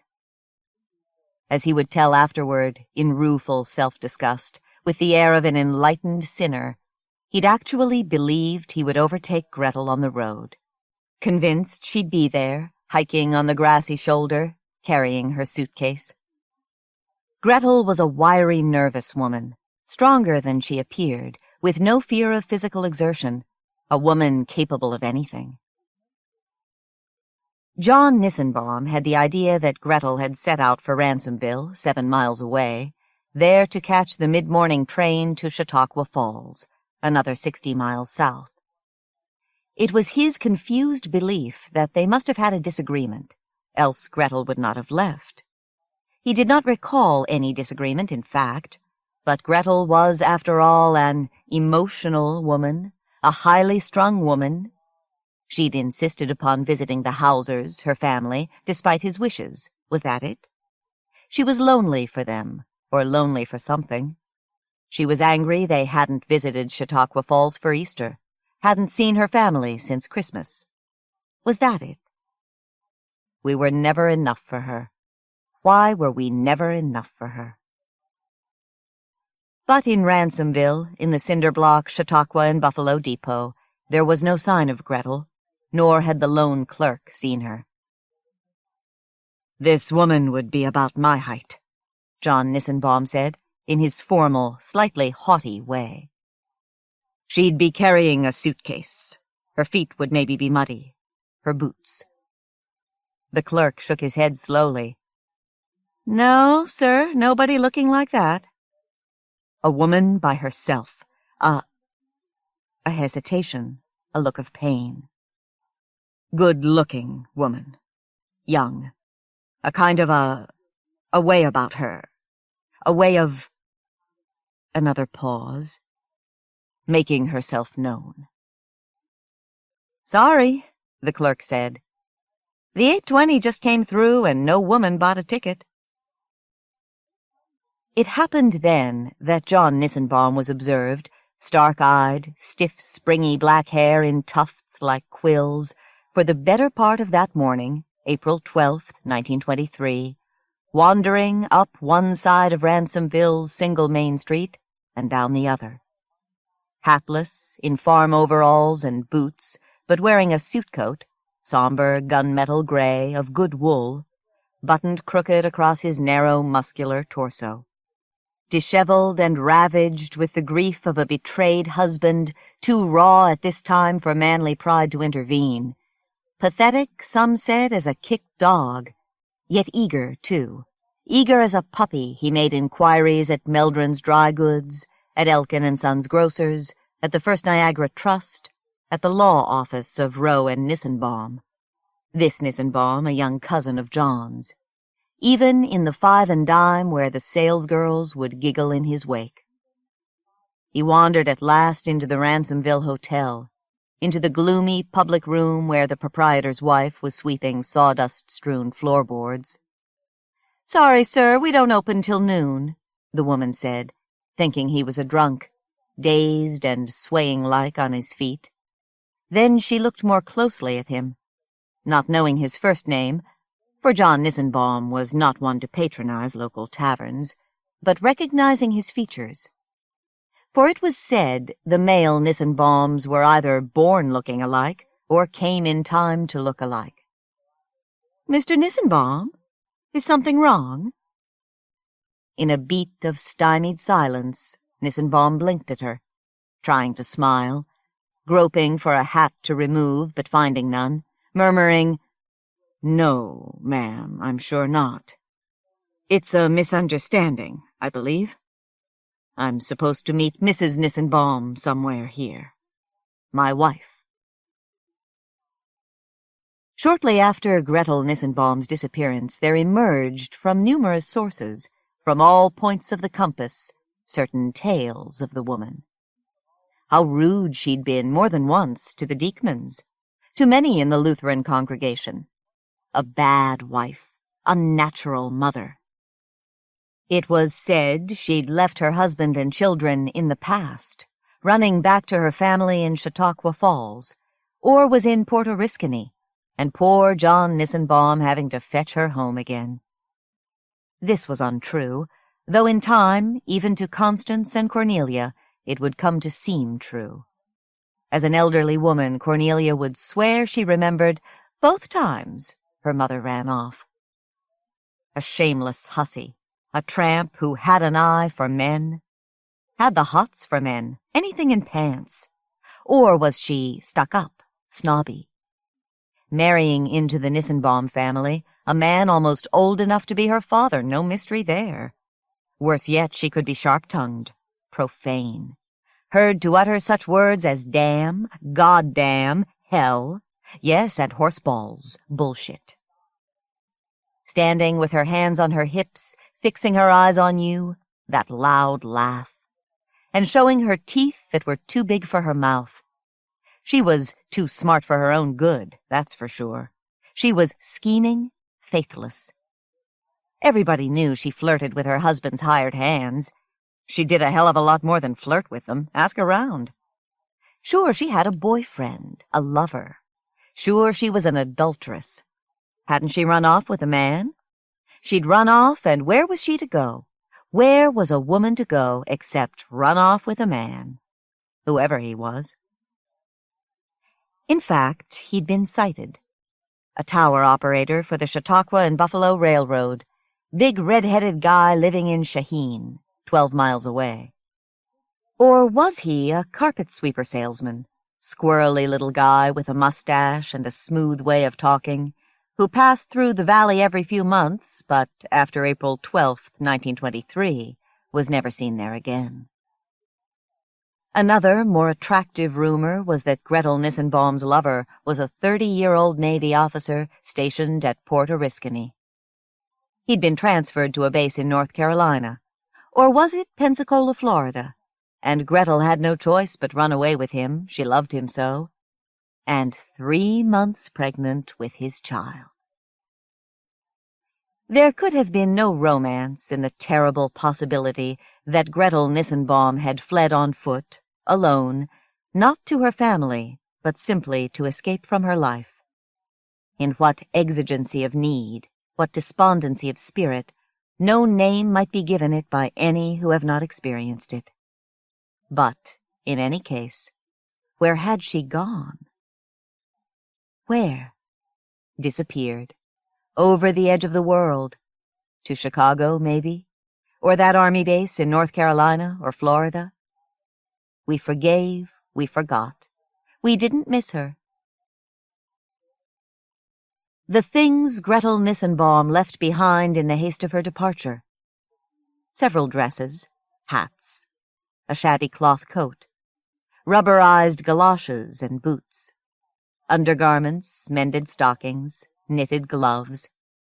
In the parlor of John Nissenbaum's house, in cut-glass vases, bright yellow daffodils she'd made from crepe paper, hand-painted fans, teacups, books she'd brought with her from home, a golden treasury of verse, Mark Twain's Joan of Arc, Fitzgerald's This Side of Paradise, missing its jacket cover, tattered programs for musical shows, stacks of popular piano music from the days Gretel had played in her childhood home.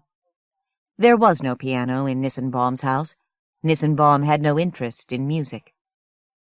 These meager items and some others, Nissenbaum unceremoniously dumped into cardboard boxes 15 days after Gretel disappeared, taking them to the Lutheran Church for the Needy Fund, without inquiring if the Hausers might have wanted anything, or whether his daughters might have wished to be given some mementos of their mother.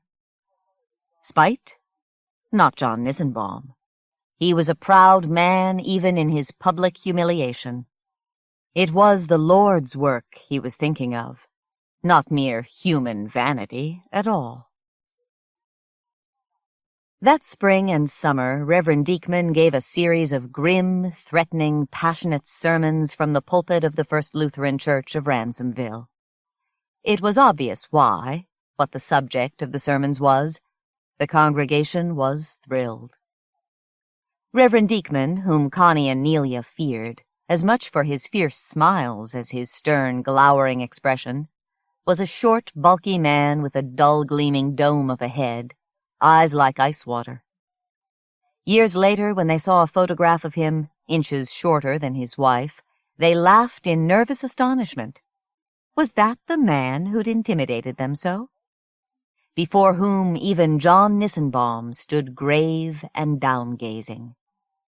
Yet, that ringing, vibrating voice of the God of Moses, the God of the Old Testament, you could not shut out of consciousness even hours, days later. Years later, pressing your hands against your ears and shutting your eyes tight, tight. "Unto the woman," he said, "I will greatly multiply thy sorrow and thy conception. In sorrow shalt thou bring forth children, and thy desire shall be to thy husband, and he shall rule over thee. And unto Adam he said, Because thou hast hearkened unto the voice of thy wife, and hast eaten of the tree, of which I commanded thee, saying, Thou shalt not eat of it. Cursed is the ground for thy sake. In sorrow shalt thou eat of it all the days of thy life. Thorns also and thistles shall it bring forth to thee, and thou shalt eat the herb of the field. In the sweat of thy face shalt thou eat bread, till thou return to the ground. For out of it thou wast taken, for dust thou art, and unto dust shalt thou return." Reverend Deacon paused to catch breath like a man running uphill. Greasy patches gleamed on his solid face like coins. Slowly his ice eyes searched the rows of worshippers until, as if by chance, they came to rest on the upturned yet cowering faces of John Nissenbaum's daughters, who sat in the family pew directly in front of the pulpit in the 5th row, between their rigid-backed father in his clothes somber as mourning, and their grandmother Nissenbaum, also in clothes somber as mourning, though badly round-shouldered, with a perceptible hump, this cheerless, dutiful grandmother who had come to live with them now that their mother was gone. Their other grandparents, the Hausers, who lived in Chautauqua Falls and whom they'd loved, the sisters would never see again. It was forbidden even to speak of these people. Gretel's people. The Hausers were to blame somehow for Gretel's desertion, though they would always claim, they knew nothing of what she'd done, and in fact feared something had happened to her. But the Hausers were a forbidden subject. Only after Constance and Cornelia were grown, no longer living in their father's house, did they see their Hauser cousins. But still, as Cornelia confessed, she felt guilty about it. Father would have been so hurt and furious if he'd known. Consorting with the enemy, he would deem it. Betrayal. In Sunday school, Mrs. Deacon took special pains with little Constance and little Cornelia. They were regarded with misty-eyed pity, like child lepers. Fattish little Constance, prone to fits of giggling, and hollow-eyed little Cornelia, prone to sniffles, melancholy. Both girls had chafed, reddened faces and hands, because their grandmother Nissenbaum scrubbed them so, with strong gray soap, never less than twice a day. Cornelia's dun-colored hair was strangely thin. When the other children trooped out of the Sunday school room, Mrs. Deacon kept the sisters behind to pray with them. She was very concerned about them, she said. She and Reverend Deacon prayed for them constantly. Had their mother contacted them since leaving? Had there been any hint of what their mother was planning to do? Any strangers visiting the farm? Any unusual incidents? The sisters stared blankly at Mrs. Deacon. She frowned at their ignorance, or its semblance, dabbed at her watery eyes, and sighed as if the world's weight had settled on her shoulders. She said, half chiding, "You should know, children. It's for a reason that your mother left you. It's God's will, God's plan. He is testing you, children. You are special in His eyes. Many of us have been special in His eyes and have emerged stronger for it, and not weaker." There was a breathy pause. The sisters were invited to contemplate how Mrs. Deacon, with her soft wattled face, her stout corseted body and fattish legs encased in opaque support hose, was a stronger and not a weaker person by God's special plan. "You will learn to be stronger than girls with mothers, Constance and Cornelia." These words, girls with mothers, enunciated oddly, contemptuously. "You are already learning. Feel God's strength coursing through you." Mrs. Diekman seized the girl's hands, squeezing so quick and hard that Connie burst into frightened giggles, and Nelia shrieked as if she'd been burnt, and almost wet her panties. Nelia acquired pride then. Instead of being ashamed, publicly humiliated, at the one-room country schoolhouse, for instance, where certain of the other children were ruthless, she could be proud like her father. God had a special feeling for me. God cared about me. Jesus Christ, his only Son, was cruelly tested too, and exalted. You can bear any hurt and degradation, thistles and thorns, the flaming sword, the cherubims guarding the garden. Mere girls with mothers. How could they know? 4. Of course, Connie and Nelia had heard their parents quarreling. In the weeks, months before their mother disappeared. In fact, all their lives. Had they been queried, had they had the language, they might have said, "This is what is done, a man, a woman, isn't it?" Connie, who was 3 years older than Nelia, knew much that Nelia would not ever know. Not words exactly, these quarrels, and of a tone different from their father's shouting out instructions to his farm hands. Not words, but an eruption of voices, ringing through the floorboards if the quarrel came from downstairs, reverberating in the window panes where wind thinly whistled. In bed, Connie would hug Nelia tight, pretending Nelia was Mama. Or Connie was herself Mama. If you shut your eyes tight enough, if you shut your ears. Always after the voices there came silence. If you wait. Once, crouched at the foot of the stairs, it was Connie or Nelia, gazing upward astonished as Mama descended the stairs, swaying like a drunk woman, her left hand groping against the railing, face dead white and a bright crimson rosebud in the corner of her mouth, glistening as she wiped furiously at it. And quick walking in that way of his that made the house vibrate, heavy-heeled behind her, descending from the top of the stairs, a man whose face she could not see. Fiery and blinding, God in the burning bush, God in thunder. "Bitch, get back up here. If I have to come get you, if you won't be a woman, a wife."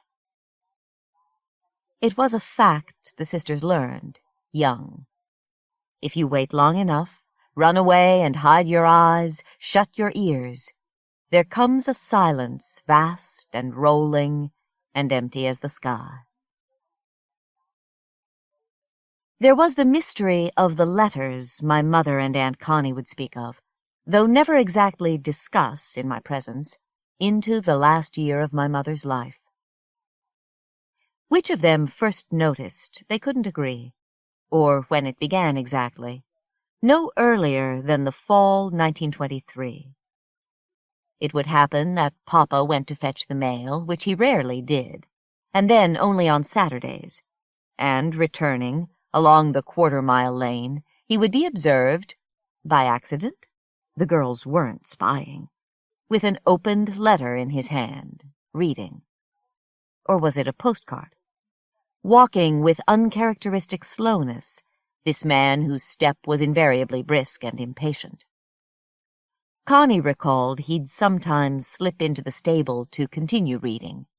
Papa had a liking for the stable, which was for him a private place where he'd chew tobacco, spit into the hay, run his calloused hands along a horse's flanks, think his own thoughts. Other times, carrying whatever it was, letter, postcard, the rarity of an item of personal mail, he'd return to the kitchen and his place at the table. There the girls would find him. By accident, they were not spying. Drinking coffee laced with top milk and sugar, rolling one of his clumsy cigarettes. And Connie would be the one to inquire, "Was there any mail, Papa?" keeping her voice low, unexcited. And Papa would shrug and say, "Nothing." On the table where he'd dropped them indifferently might be a few bills, advertising flyers, the Chautauqua Valley Weekly Gazette. Nelia never inquired about the mail at such times, because she would not have trusted her voice. But, young as 10, Connie could be pushy, reckless.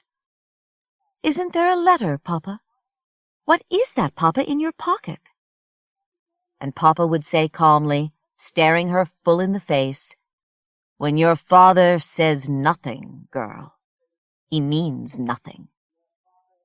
Sometimes his hands shook, fussing with the pouch of bugler and the stained cigarette roller. Since the shame of losing his wife, and everybody knowing the circumstances, John Nissenbaum had aged shockingly. His face was creased, his skin reddened and cracked, finally stippled with what would be diagnosed, when finally he went to a doctor, as skin cancer. His eyes, pouched in wrinkled lids like a turtle's, were often vague, restless. Even in church, in a row close to Reverend Diekman's pulpit, he had a look of wandering off. In what he called his earlier life, he'd been a rough, physical man, intelligent but quick-tempered. Now he tired easily, could not keep up with his hired men, whom he more and more mistrusted. His beard, once so trim and shapely, grew ragged and uneven, and was entirely gray-grizzled, like cobwebs. And his breath, it smelled of tobacco juice, wet, rank, sickish, rotted.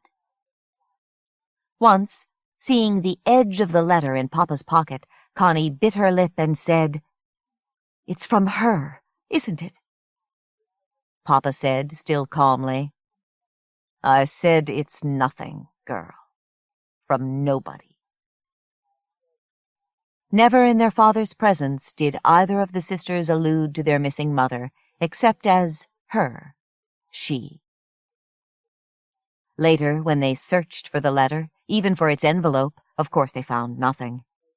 Papa had burned it in the stove, probably, or torn it into shreds, tossed into the garbage. Still, the sisters risked their father's wrath by daring to look in his bedroom, the stale-smelling room he'd moved to, downstairs at the rear of the house, when he was out. Even, desperate, knowing it was hopeless, poking through fresh-dumped garbage. Like all farm families of their day, the Nissenbaums dumped raw garbage down a hillside in the area of the outhouse. Once Connie scrambled across fly-buzzing mounds of garbage, holding her nose, stooping to snatch up. What? A card advertising a fertilizer sale that had looked like a picture postcard. "Are you crazy?" Nelia cried. "I hate you." Connie turned to scream at her, eyes brimming tears. "Go to hell, horse's ass! I hate you!"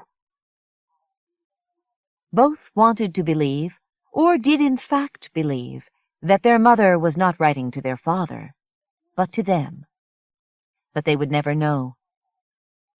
For years, as the letters came at long intervals, arriving only when their father fetched the mail, they would not know. This might have been a further element of mystery.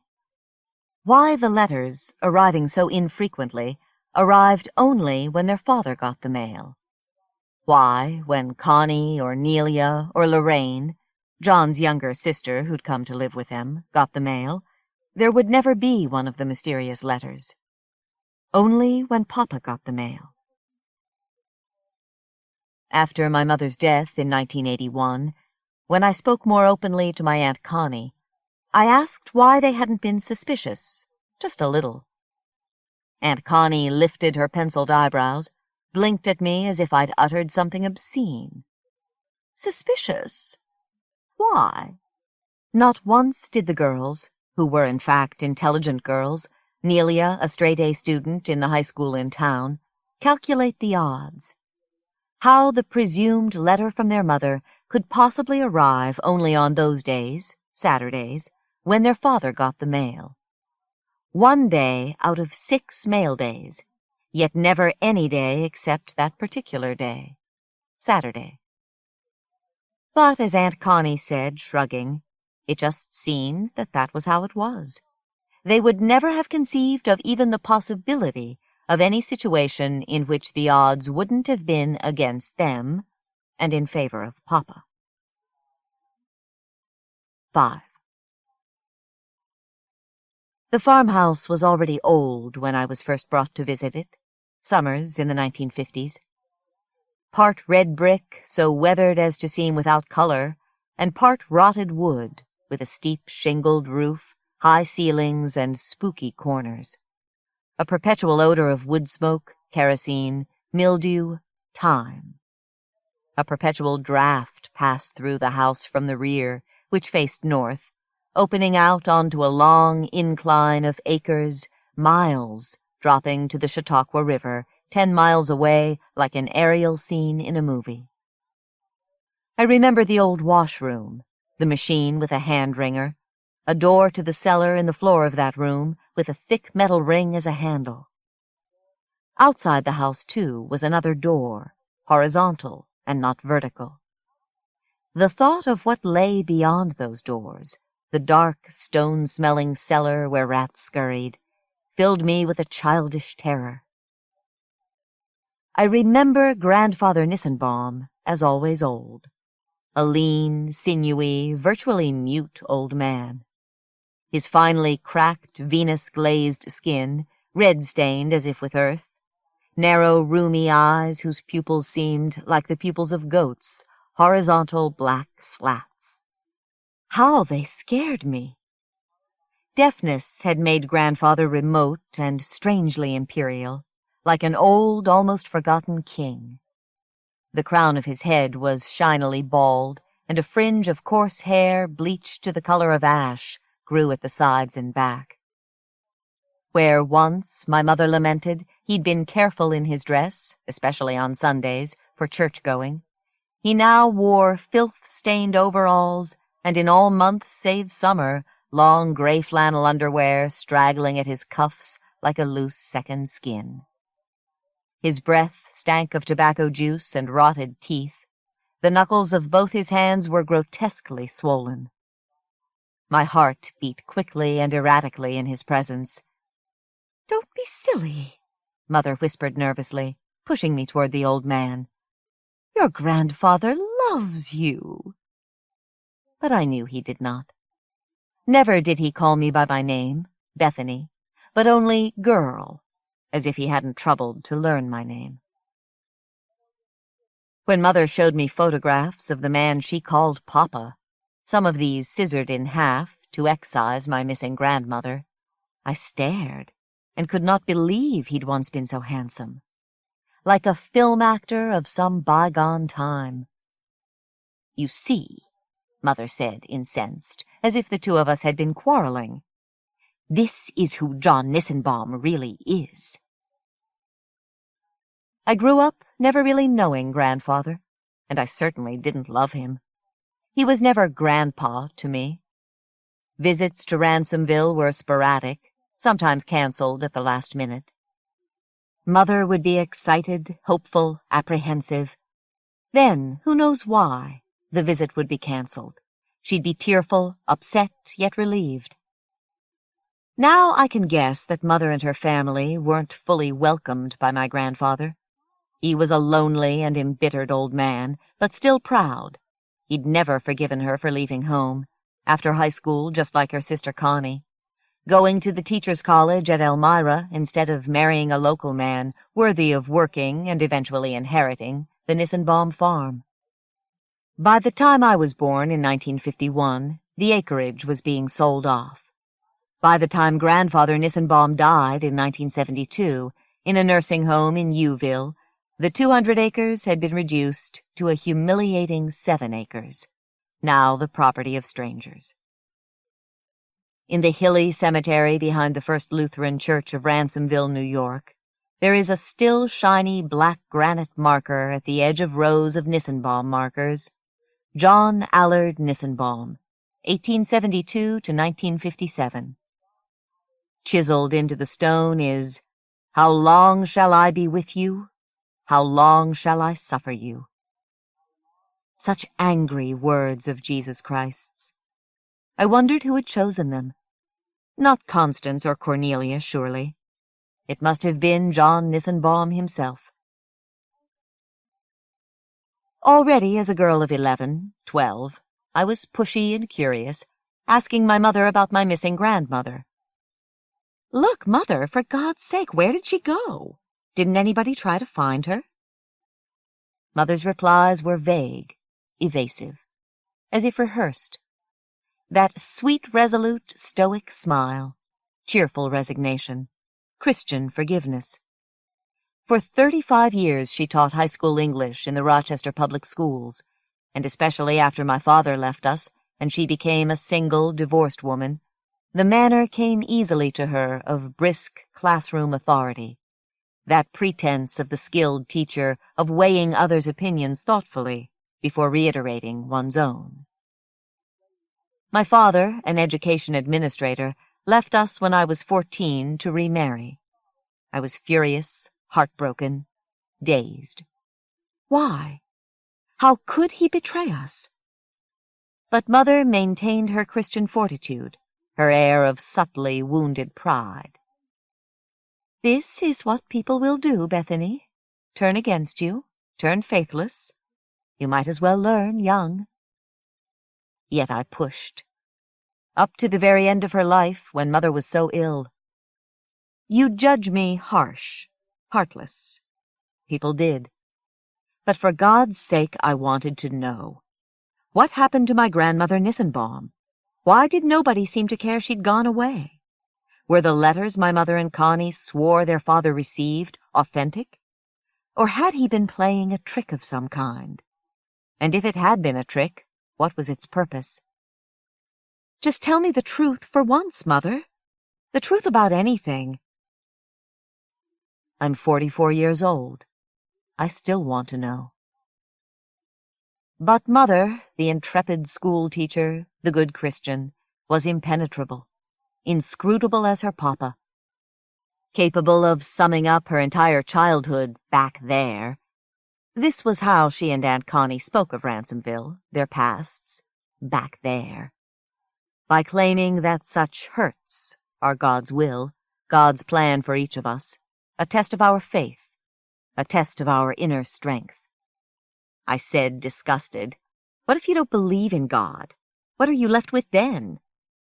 And Mother said, matter-of-factly, "You're left with yourself, of course, your inner strength. Isn't that enough?" That final time we spoke of this, I lost patience. I must have pushed Mother too far. In a sharp, stinging voice, a voice I'd never heard from her before, she said, "Bethany, what do you want me to tell you? About my mother? My father? Do you imagine I ever knew them? Either of them? My mother left Connie and me when we were little girls. Left us with him. Wasn't that her choice? Her selfishness? Why should anyone have gone looking for her? She was trash. She was faithless. We learned to forgive and to forget. Your aunt tells you a different story, I know, but it's a lie. I was the one who was hurt. I was the youngest. Your heart can be broken only once. You'll learn. Our lives were busy. Busy like the lives of us grown women today. Women who have to work. Women who don't have time to moan and groan over their hurt feelings. You can't know how Connie and I worked on that farm, in that house, like grown women when we were girls. Father tried to stop both of us going to school beyond 8th grade. Imagine! We had to walk 2 miles to get a ride with a neighbor, to get to the high school in Ransomville. There weren't school buses in those days. Everything you've had, you've taken for granted and wanted more. But we weren't like that. We hadn't money for the right school clothes. All our textbooks were used, but we went to high school. I was the only farm girl. That's exactly what I was known as, even by my teachers, in my class to take math, biology, physics, Latin. I was memorizing Latin declensions, milking cows at 5 in the morning, winter mornings. I was laughed at. Nelia Nissenbaum was laughable. But I accepted it. All that mattered was that I win a scholarship to a teacher's college, so I could escape the country. And I did win a scholarship, and I never returned to Ransomville to live. Yes, I loved Papa. I still love him. I loved the farm, too. You can't not love any place that's taken so much from you. But I had my own life. I had my teaching jobs. I had my faith, my belief in God. I had my destiny. I even got married. That was extra, unexpected. I've worked for everything I ever got, and I never had time to look back, to feel sorry for myself. Why then should I think about her? Why do you torment me about her? A woman who abandoned me when I was 5 years old. In 1923. I made my peace with the past, just like Connie in her different way. We're happy women. We've been spared a lifetime of bitterness. That was God's gift to us. Mother paused, breathing quickly. There was in her face the elation of one who has said too much that can never be retracted. I was stunned into silence. She plunged on, now contemptuously. What are you always wanting me to admit, Bethany? That you know something I don't know? What is your generation always pushing for from ours? Isn't it enough we gave birth to you, indulged you? Must we be sacrificed to you too? What do you want us to tell you? That life is cruel and purposeless? That there is no loving God and never was, only accident? Is that what you want to hear from your mother? That I married your father because he was a weak man, a man I couldn't feel much for, who wouldn't, when it came time, hurt me? And then there was silence. We stared at each other, mother in her glisten of fury, daughter Bethany so shocked she could not speak. Never again would I think of my mother in the old way. What Mother never knew. In April 1983, 2 years after her death, a creek that runs through the old Nissenbaum property flooded its banks, and several hundred feet of red clayey soil collapsed overnight into the creek bed, as in an earthquake. And in the raw, exposed earth, there was discovered a human skeleton, decades old but virtually intact. It had been apparently buried less than a mile behind the Nissenbaum farmhouse.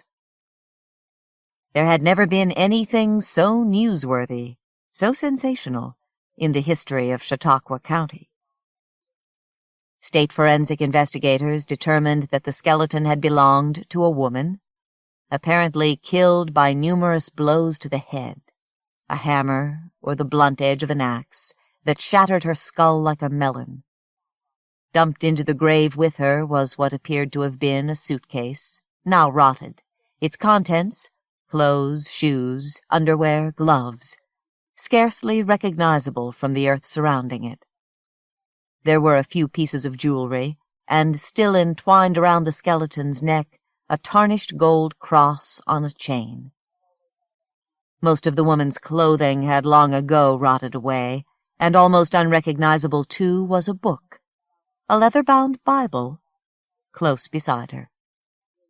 About the partly detached, fragile wrist and ankle bones were loops of rusted baling wire that had fallen loose, coiled in the moist red clay like miniature sleeping snakes. Peter Robinson. The Two Ladies of Rose Cottage. From Malice Domestic 6. In our village, they were always known as the Two Ladies of Rose Cottage, Miss Eunice with the white hair and Miss Teresa with the grey. Nobody really knew where they came from, or exactly how old they were, but the consensus held that they had met in India, America, or South Africa, and decided to return to the homeland to live out their days together. And in 1939, they were generally believed to be in or approaching their 90s. Imagine our surprise, then, one fine day in September, when the police car pulled up outside Rose Cottage, and when, in a matter of hours, rumors began to spread throughout the village. Rumors of human bones dug up in a distant garden, Rumours of mutilation and dismemberment. Rumours of murder. Lindgarth is the name of our village. It is situated in one of the most remote Yorkshire dales, about 20 miles from East Vale, the nearest large town. The village is no more than a group of limestone houses with slate roofs, clustered around a bumpy, slanted green that always reminded me of a handkerchief flapping in the breeze. We have the usual amenities: grocer's shop, butchers, newsagents, post office, school, 2 churches, 3 public houses, and proximity to some of the most beautiful countryside in the world. I was 15 in 1939, and Miss Eunice and Miss Teresa had been living in the village for 20 years, yet still they remained strangers to us.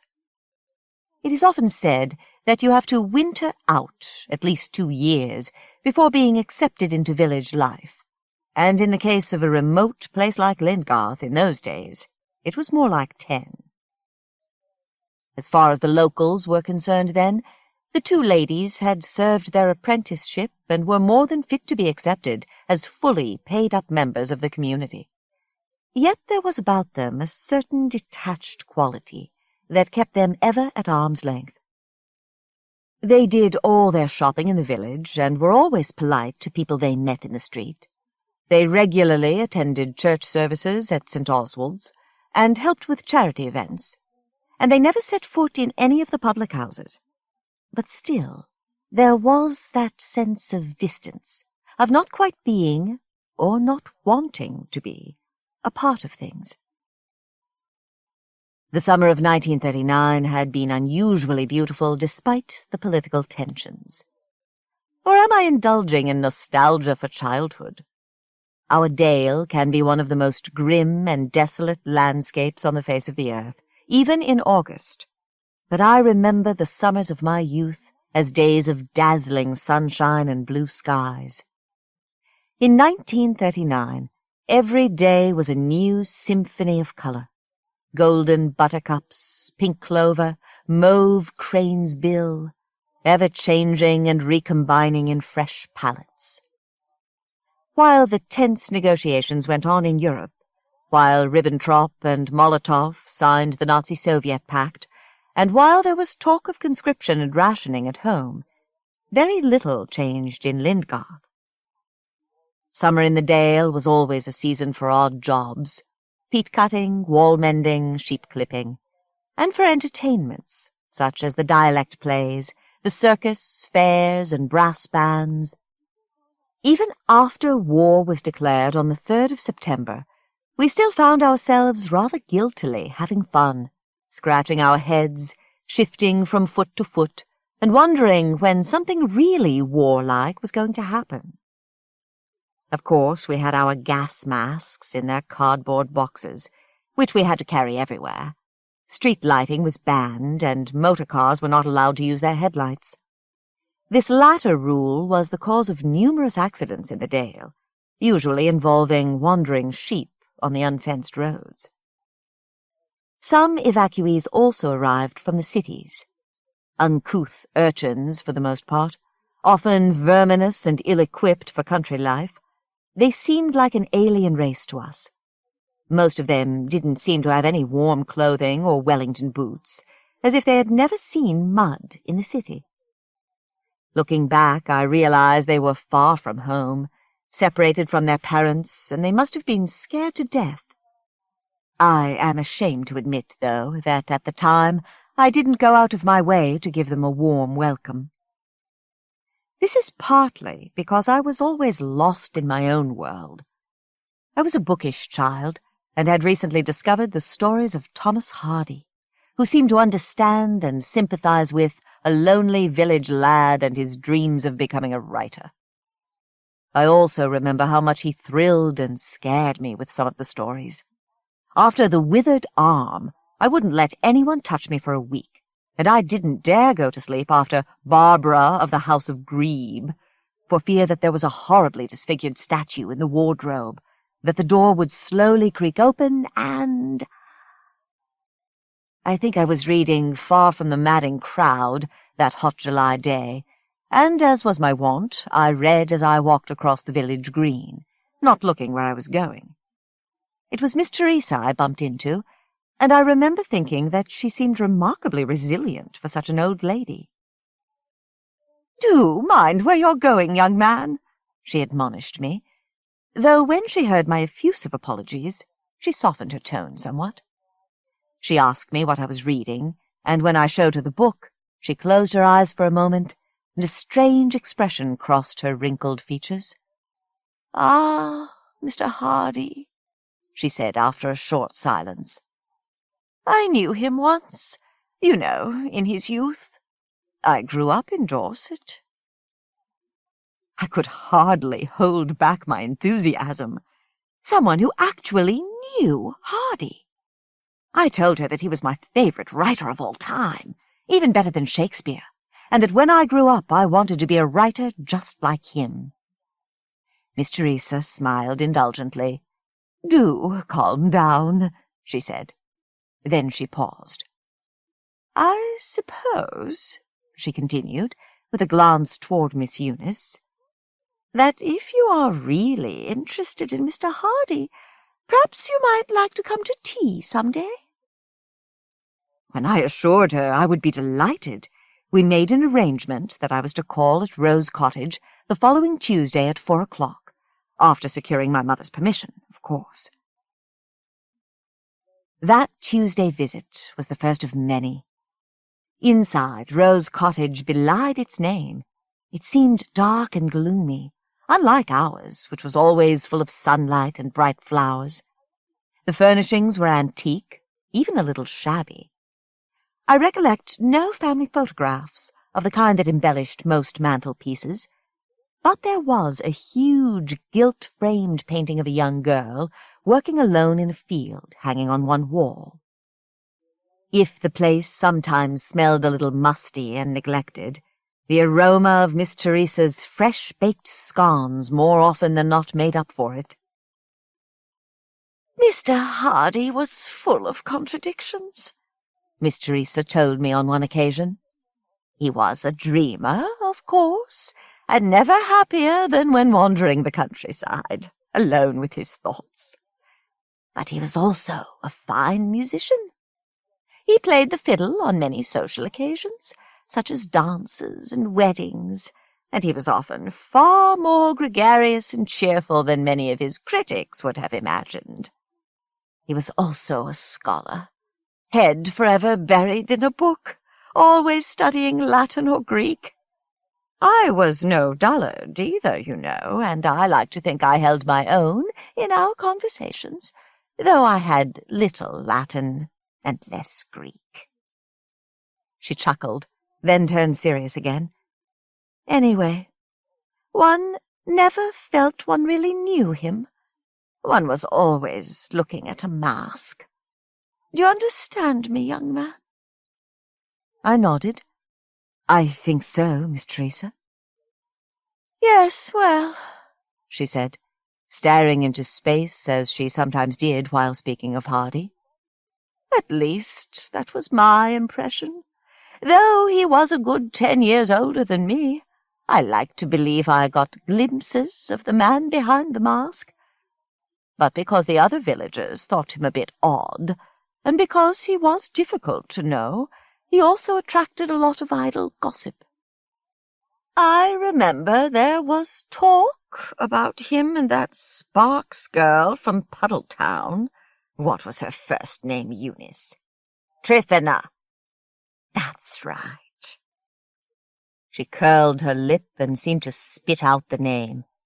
Tryphena Sparks. A singularly dull girl, I always thought. We were about the same age, you know, she and I. Anyway, there was talk of a child. Utter rubbish, of course."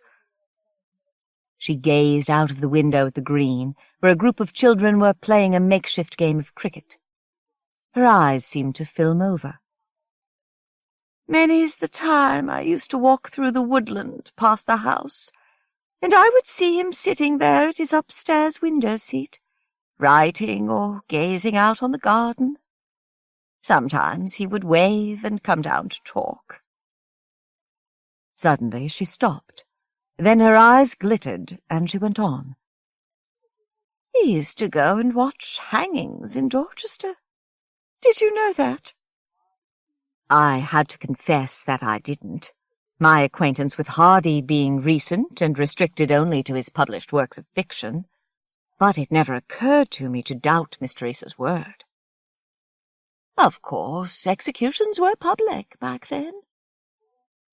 Again she paused, and I thought I saw, or rather sensed, a little shiver run through her. Then she said that was enough for today, that it was time for scones and tea. I think she enjoyed shocking me like that at the end of her little narratives, as if we needed to be brought back to reality with a jolt. I remember on another occasion she looked me in the eye and said, "Of course the doctor tossed him aside as dead at birth, you know. If it hadn't been for the nurse, he would never have survived. That must do something to a man, don't you think?" We talked of many other aspects of Hardy and his work, and for the most part Miss Eunice remained silent, nodding from time to time. Occasionally, when Miss Teresa's memory seemed to fail her on some point, such as a name or what novel Hardy might have been writing in a certain year, she would supply the information. I remember one visit particularly vividly. Miss Teresa stood up rather more quickly than I thought her able to, and left the room for a few moments. I sat politely sipping my tea, aware of Miss Eunice's silence and the ticking of the grandfather clock out in the hall. When Miss Teresa returned, she was carrying an old book, or rather 2 books, which she handed to me. It was a 2-volume edition of Far from the Madding Crowd, and though I didn't know it at the time, it was the first edition, from 1874, and was probably worth a small fortune. But what fascinated me even more than Helen Patterson's illustrations was the brief inscription on the flyleaf, "To Tess, with affection, Tom." I knew that Tess was a diminutive of Teresa because I had an Aunt Teresa in Harrogate, and it never occurred to me to question that the Tess in the inscription was the person sitting opposite me, or that the Tom was any other than Thomas Hardy himself. "He called you Tess," I remember saying. "Perhaps he had you in mind when he wrote Tess of the D'Urbervilles." Miss Teresa's face drained of colour so quickly I feared for her life, and it seemed that a palpable chill entered the room. "Don't be absurd, boy," she whispered. "Tess D'Urberville was hanged for murder." We had been officially at war for about a week, I think, when the police called. There were 3 men, 1 in uniform and 2 in plain clothes. They spent almost 2 hours in Rose Cottage, then came out alone, got in their car, and drove away. I never saw them again.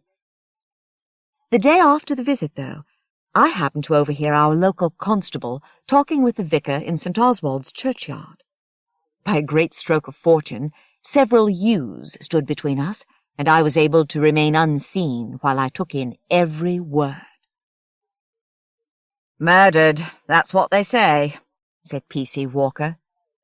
"Bashed his head in with a poker, then chopped him up in little pieces and buried him into garden. Near Dorchester it were. Village called Bockhampton. People who lived there were digging an air raid shelter when they found bones. Heck of a shock for the bands." Could they possibly mean Miss Teresa? That sweet old lady who made such delightful scones and had known the young Thomas Hardy. Could she really have bashed someone on the head, chopped him up into little pieces, and buried him in the garden? I shivered at the thought, despite the heat. But nothing more was heard of the murder charge. The police never returned. People found new things to talk about, and after a couple of weeks Miss Eunice and Miss Teresa reappeared in village life, much as they had been before. The only difference was that my mother would no longer allow me to visit Rose Cottage. I put up token resistance, but by then my mind was full of Spitfires, secret codes, and aircraft carriers anyway. Events seemed to move quickly in the days after the police visit, though I cannot be certain of the actual time period involved. 4 things, however, conspired to put the murder out of my mind for some time. Miss Teresa died, I think in the November of that same year.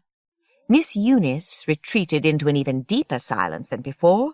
The war escalated, and I was called up to military service. The next time I gave any thought to the 2 ladies of Rose Cottage was in Egypt, of all places, in September 1942. I was on night watch with the 8th Army, not far from Alamein. Desert nights have an eerie beauty I've never found anywhere else since. After the heat of the day, the cold surprises one, for a start, as does the sense of endless space. But even more surprising is the desert scape of wrecked tanks, jeeps, and lorries in the cold moonlight, metal wrenched and twisted into impossible patterns, like some petrified forest or exposed coral reef. To spoil our sleep and shatter our nerves, Rommel's Africa Corps had got into the routine of setting up huge amplified speakers and blaring out Lily Marlene over and over all night long. It was on a night such as this, while I was trying to stay warm and awake, and trying to shut my ears to the music, that I struck up a conversation with a soldier called Sidney Ferris from one of the Dorset regiments. When Sid told me he had grown up in Piddlehinton, I suddenly thought of the 2 ladies of Rose Cottage.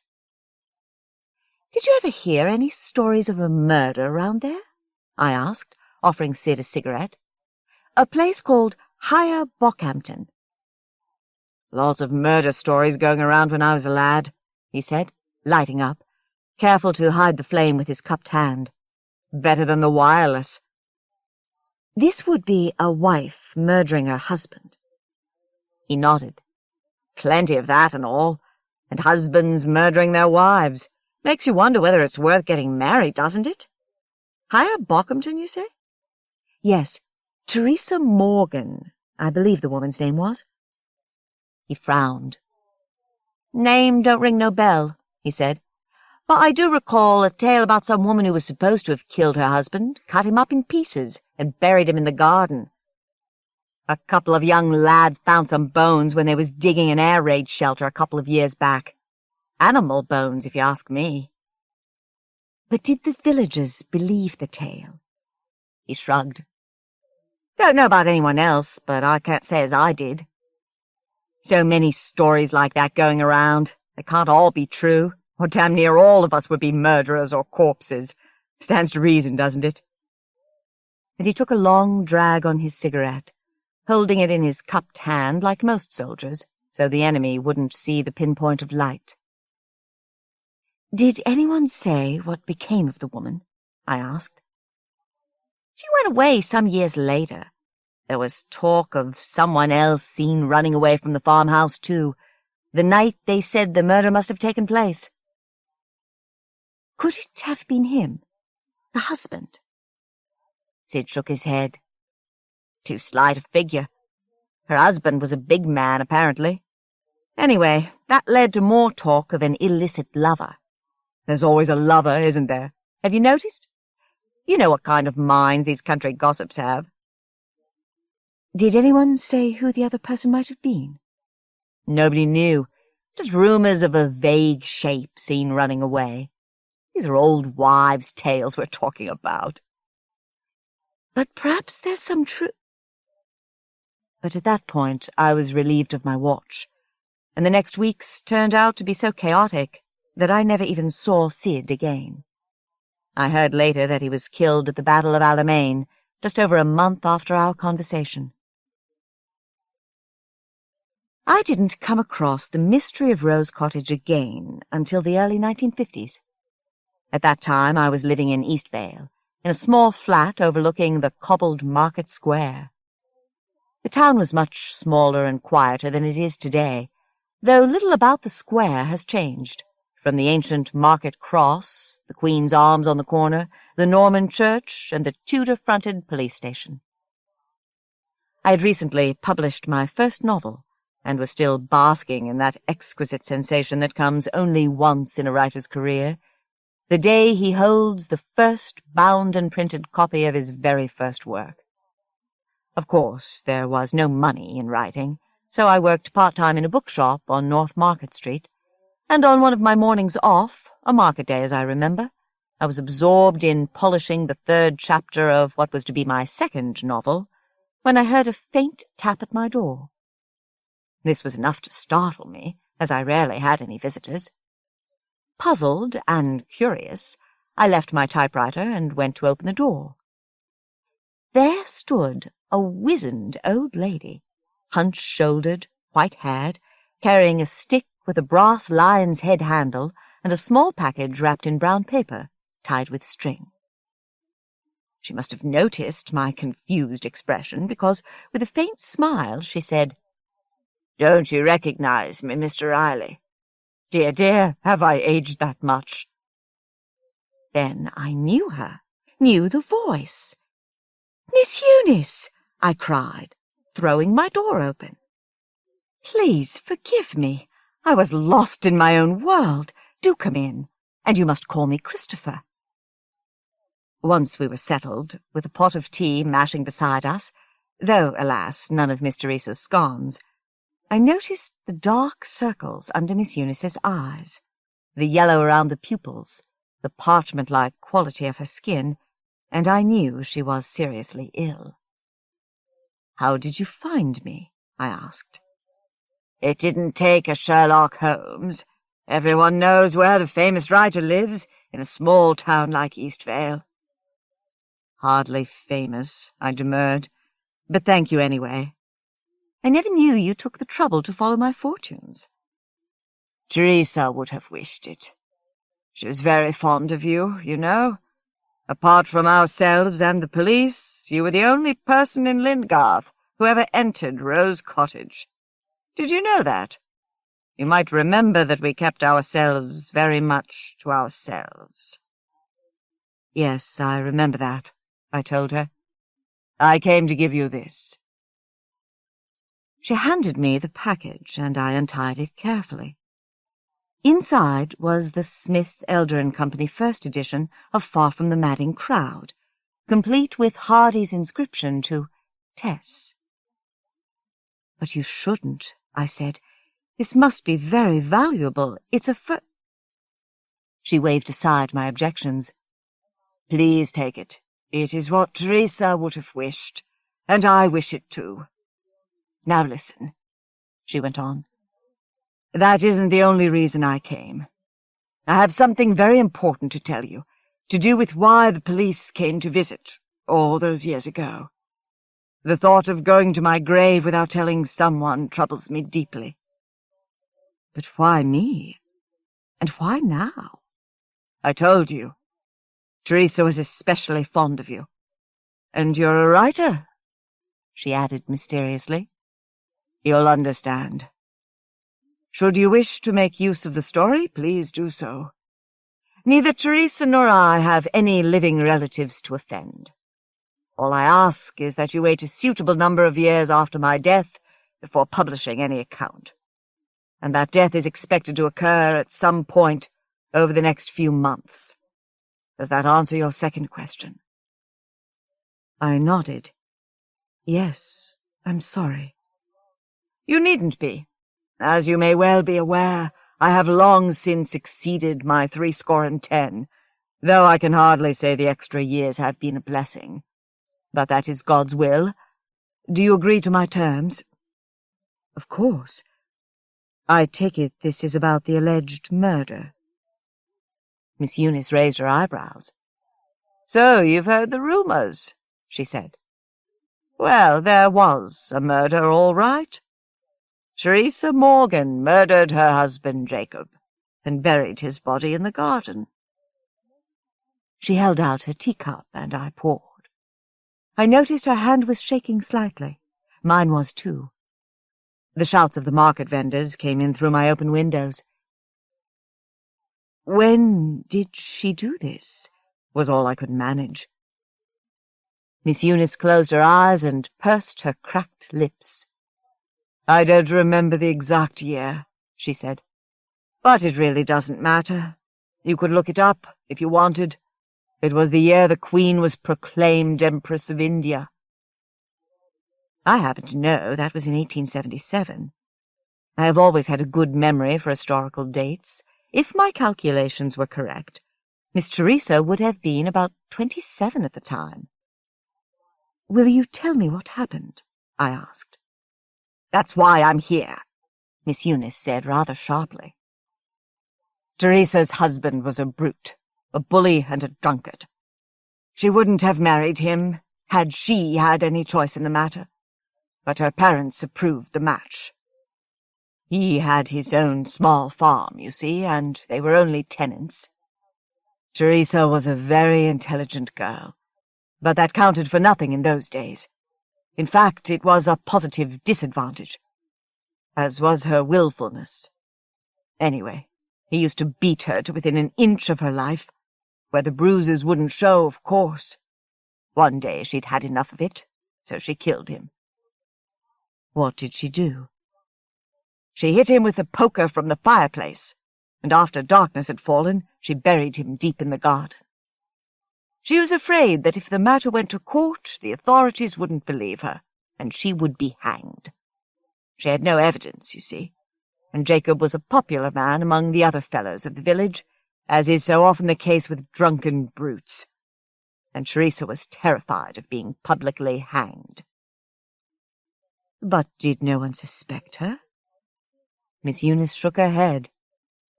Jacob was constantly talking about leaving his wife and heading for the New World. He used to berate her for not bearing him any children, specifically sons, and threatened that one day she would wake up and he would be gone to another country to find a woman who could give him the children he wanted.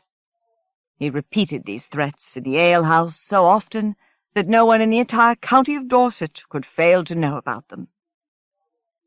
So when he disappeared, everyone assumed he had followed through on his threats to leave her? Exactly.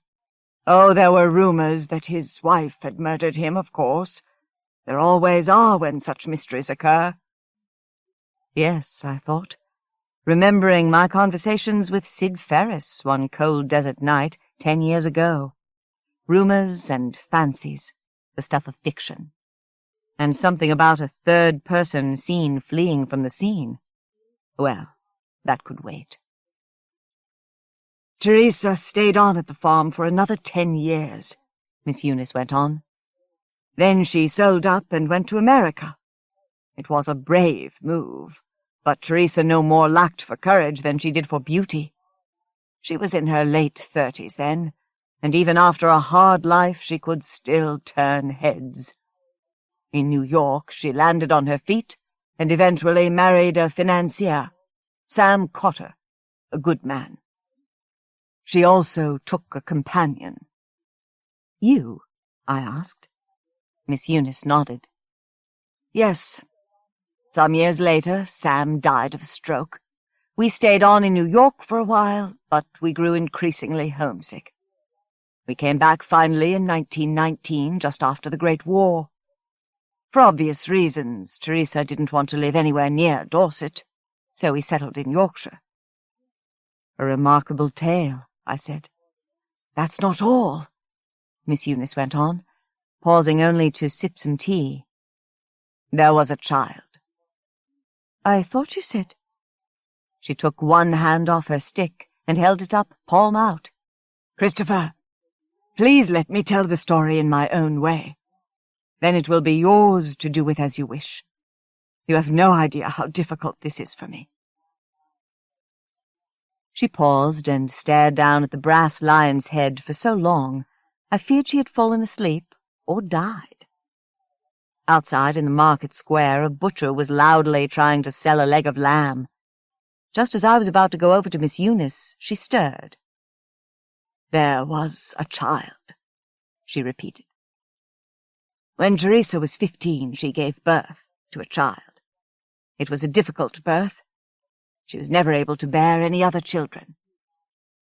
What happened to this child?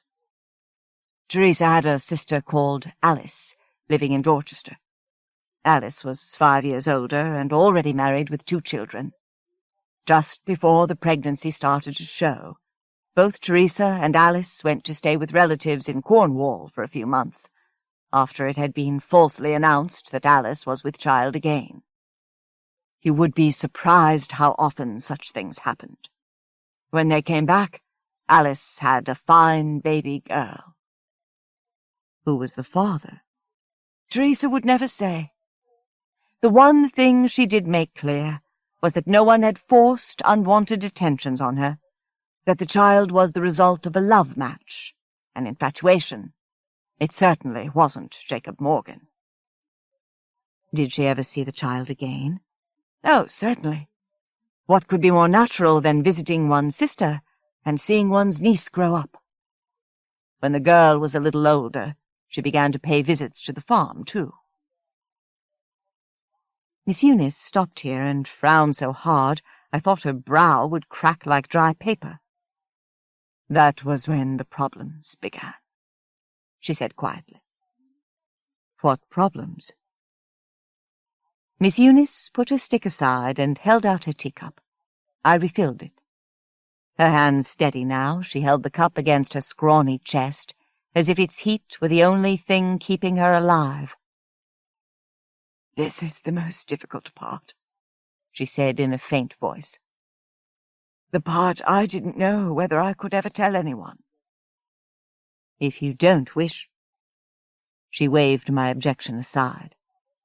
It's all right, Christopher. I didn't know how much I could tell you before I came here, but I know now. I've come this far. I can't go back now. Just give me a few moments to collect myself. Outside, the market was in full swing, and during the ensuing silence I could hear the clamor of voices selling and buying, arguing over prices. Did I ever tell you that Teresa was an extremely beautiful young girl? Miss Eunice asked after a while. I believe you mentioned it, yes. She nodded. Well, she was, and so was her daughter. When she began coming by herself to the house, she was about 12 or 13 years of age. Jacob didn't fail to notice her, how well she was filling out, as he used to say. One day Teresa had gone into the village for firewood, and the child arrived in her absence. Jacob, just home from the alehouse, was there alone to greet her. Need I say more, Mr. Riley? I shook my head. I don't mean to excuse him in any way, but I'm assuming he didn't know the girl was his stepdaughter. That is correct. He never knew. Nor did she know Teresa was her mother. Not until much later. What happened next?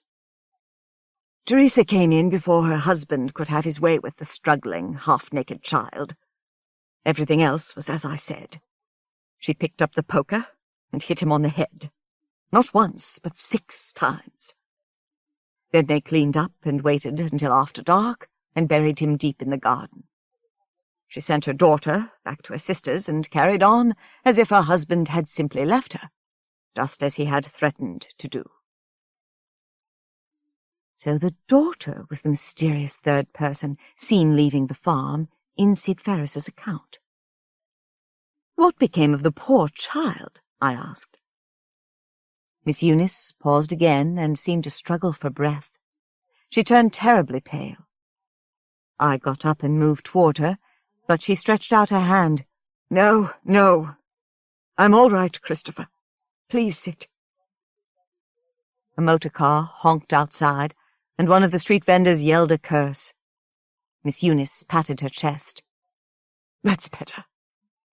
I'm fine now, really I am. Just a minor spasm. But I do feel ashamed. I'm afraid I haven't been entirely truthful with you. It's so difficult. You see, I am that child. For a moment, my mouth just seemed to flap open and shut, and I couldn't speak. Finally, I managed to stammer, You are Miss Teresa's daughter? But you can't be. That's not possible. I didn't mean to shock you, she went on softly. But really, you only have yourself to blame. When people see two old ladies together, all they see is two old ladies. When you first began calling on us at Rose Cottage 15 years ago, Teresa was 90 and I was 76. I doubt a 15-year-old boy could tell the difference, nor could most people. And Teresa was always remarkably robust and well-preserved. When I had regained my composure, I asked her to continue. There is very little left to say. I helped my mother kill Jacob Morgan and bury him. And we didn't cut him up into little pieces. That part is pure fiction, invented by scurrilous gossip-mongers. My foster parents died within a short time of one another, around the turn of the century, and Teresa wired me the money to come and live with her in New York. I had never married, so I had no ties to break. I think that experience with Jacob Morgan, brief and inconclusive as it was, must have given me a lifelong aversion to marital relations. Anyway, it was in New York where Teresa told me she was really my mother. She couldn't tell Sam, of course, so I remained there as her companion, and we always lived more as friends than as mother and daughter. She smiled. When we came back to England, we chose to live as two spinsters. The kind of relationship nobody really questions in a village, because it would be in bad taste to do so. How did the police find you after so long? We never hid our identities, nor did we hide our whereabouts. We bought Rose Cottage through a local solicitor before we returned from America, so it was listed as our address on all the official papers we filled in. She shrugged. The police soon recognized that Teresa was far too frail to question, let alone put on trial, so they let the matter drop. And to be quite honest, they didn't really have enough evidence, you know. You didn't know it, and Teresa would never have told you, but she already knew she was dying before the police came, just as I know I am dying now. And did she really die without telling you who your father was? Miss Eunice nodded. I wasn't lying about that, but I always had my suspicions. Her eyes sparkled for a moment, the way a fizzy drink does when you pour it. You know, Teresa was always unreasonably jealous of that Tryphonus Sparks, and Mr. Hardy did have an eye for young girls.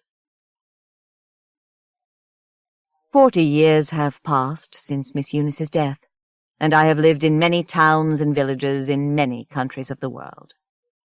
Though I have often thought of the tale she told me, I have never been moved to commit it to paper until today.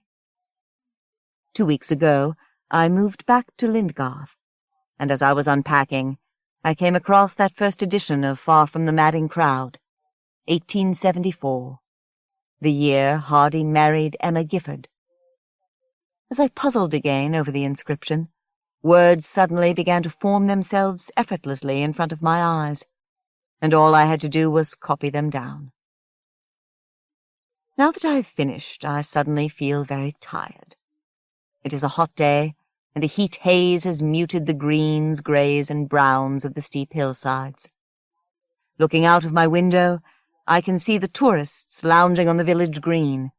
The young men are stripped to the waist, some bearing tattoos of butterflies and angels across their shoulder blades. The girls sit with them, in shorts and T-shirts, laughing, eating sandwiches, drinking from pop or beer bottles. One young girl notices me watching and waves cheekily, probably thinking I'm an old pervert. And as I wave back, I think of another writer, a a far, far greater writer than I could ever be, sitting at his window seat, writing. He looks out of the window and sees the beautiful young girl passing through the woods at the bottom of the garden. He waves, she waves back, and she lingers, picking wild flowers, as he puts aside his novel and walks out into the warm summer air to meet her. Dave Shaw, 12 Days Out of Traction. From South Dakota Review. I was 12 days out of traction in a 7-Eleven outside Poughkeepsie, cradling Slim Jims and a 6-pack of RCs, pretending to ponder the price of a 3-week-old loaf of Wonder, while I was deciding how to slip on the freshly mopped floor so that the unhidden video camera behind the front counter might give me the best possible out-of-court settlement, when in comes this hoss wearing a ski mask and sombrero, waving a .22 and telling everybody freeze or we'll be having our heads blown off. I'd just about settled on a basic ass-first Pratt, which would have been risky because sometimes they're unbelievable when they replay at slow frame, but I didn't really have my heart in one of those realistic, wrenching, twisting falls that actually does hurt when you land on a shoulder or something, because my left wrist and lower right leg were still casted, and my back was still sore from the traction and the memory of the Honda's bumper I had stepped into 3.5 months before, outside an Acme in Binghamton. Some old bat had decided to give me a love tap with the gas instead of braking, and that laid me up a little longer than it should have and gave me blackouts for a while and 6 total broken or fractured bones, not to mention fusing vertebrae numbers 7 and 8. It's a living, or so I thought. Then into the Poughkeepsie 7-Eleven came the bandit and his .22, which meant no falls for me that day with all the cops that'd be crawling around the place in a matter of minutes. All of them disturbed about missing the Mexican bandito, as everyone was calling him, even though he had a Canadian accent, and none of them having time to fill out a report on a guy who might have permanent back pain as a result of a slip on the negligently wet floor by the Wonder Bread. It was too bad, because by the time Prudential would have figured out that most of my injuries were old ones, I would have turned the settlement check into small bills and gotten a new P.O. box. Next thing I know, after the Poughkeepsie 7-Eleven, I'm thinking about retiring at the ripe old age of 41. When you think about it, there are a lot of disincentives to working your chosen profession in this country. Chief among them, in my case, being the occasional competition for attention with Mexican-Canadian gun waiver types, and the complete lack of benefits, too, such as health care. For instance, with the Acme run-in with the bumper, the whole hospital thing came to damn near 47 thou, and the settlement was only for 60, which meant I would have only netted $13K for 3 months of sucking pureed chicken out of rubber bags. I say would have, because when you don't have health care, you learn to tiptoe out of the hospital at midnight before everything's completely done healing, and the blue suit guy drops in to see about settling up. I'm sure in the end they'll just mail the bill to me, Earl Lester, Binghamton. Unfortunately for them, today I'm Lester Earl, Ithaca, living off 60 grand in 20s. I do have to share some of the pie. My lawyer is any number of men named Homer Pierce. They all go by Homer Pierce because of a little joke of ours, having originated 6 years ago from a newspaper story about a lawyer in Utica named, you guessed it, Homer Pierce, who had been cited by the state bar for 17 ethics violations and only been placed on probationary status. One night in Troy, while we played a little 7-card with 2s, 4s, 9s, one-eyed jacks, and suicide kings wild, I and 3 of the 11 future Homer Pierces decided why risk inadvertently tarnishing a good lawyer's name by using an alias other than Homer Pierce for all our lawsuits. The joke, of course, was that we knew full well there weren't any good lawyers. So far, Homer Pierce has represented me on 78 suits. He's been victorious in procuring settlements in 59 of these. A pretty nice rate of return for a lawyer, but you gotta have someone who knows how to fall, too. Homer Pierce's height varies from suit to suit, from 5'6" to 6'3", His weight from about 165 to 310. Like his size, his settlements vary too.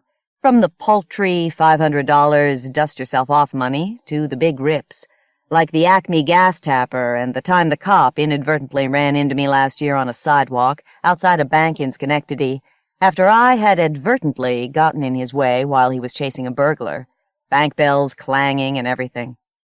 The burglar, of course, was wearing a sombrero, but he wasn't famous yet, and the police and everybody made time to pay me some attention while he got away.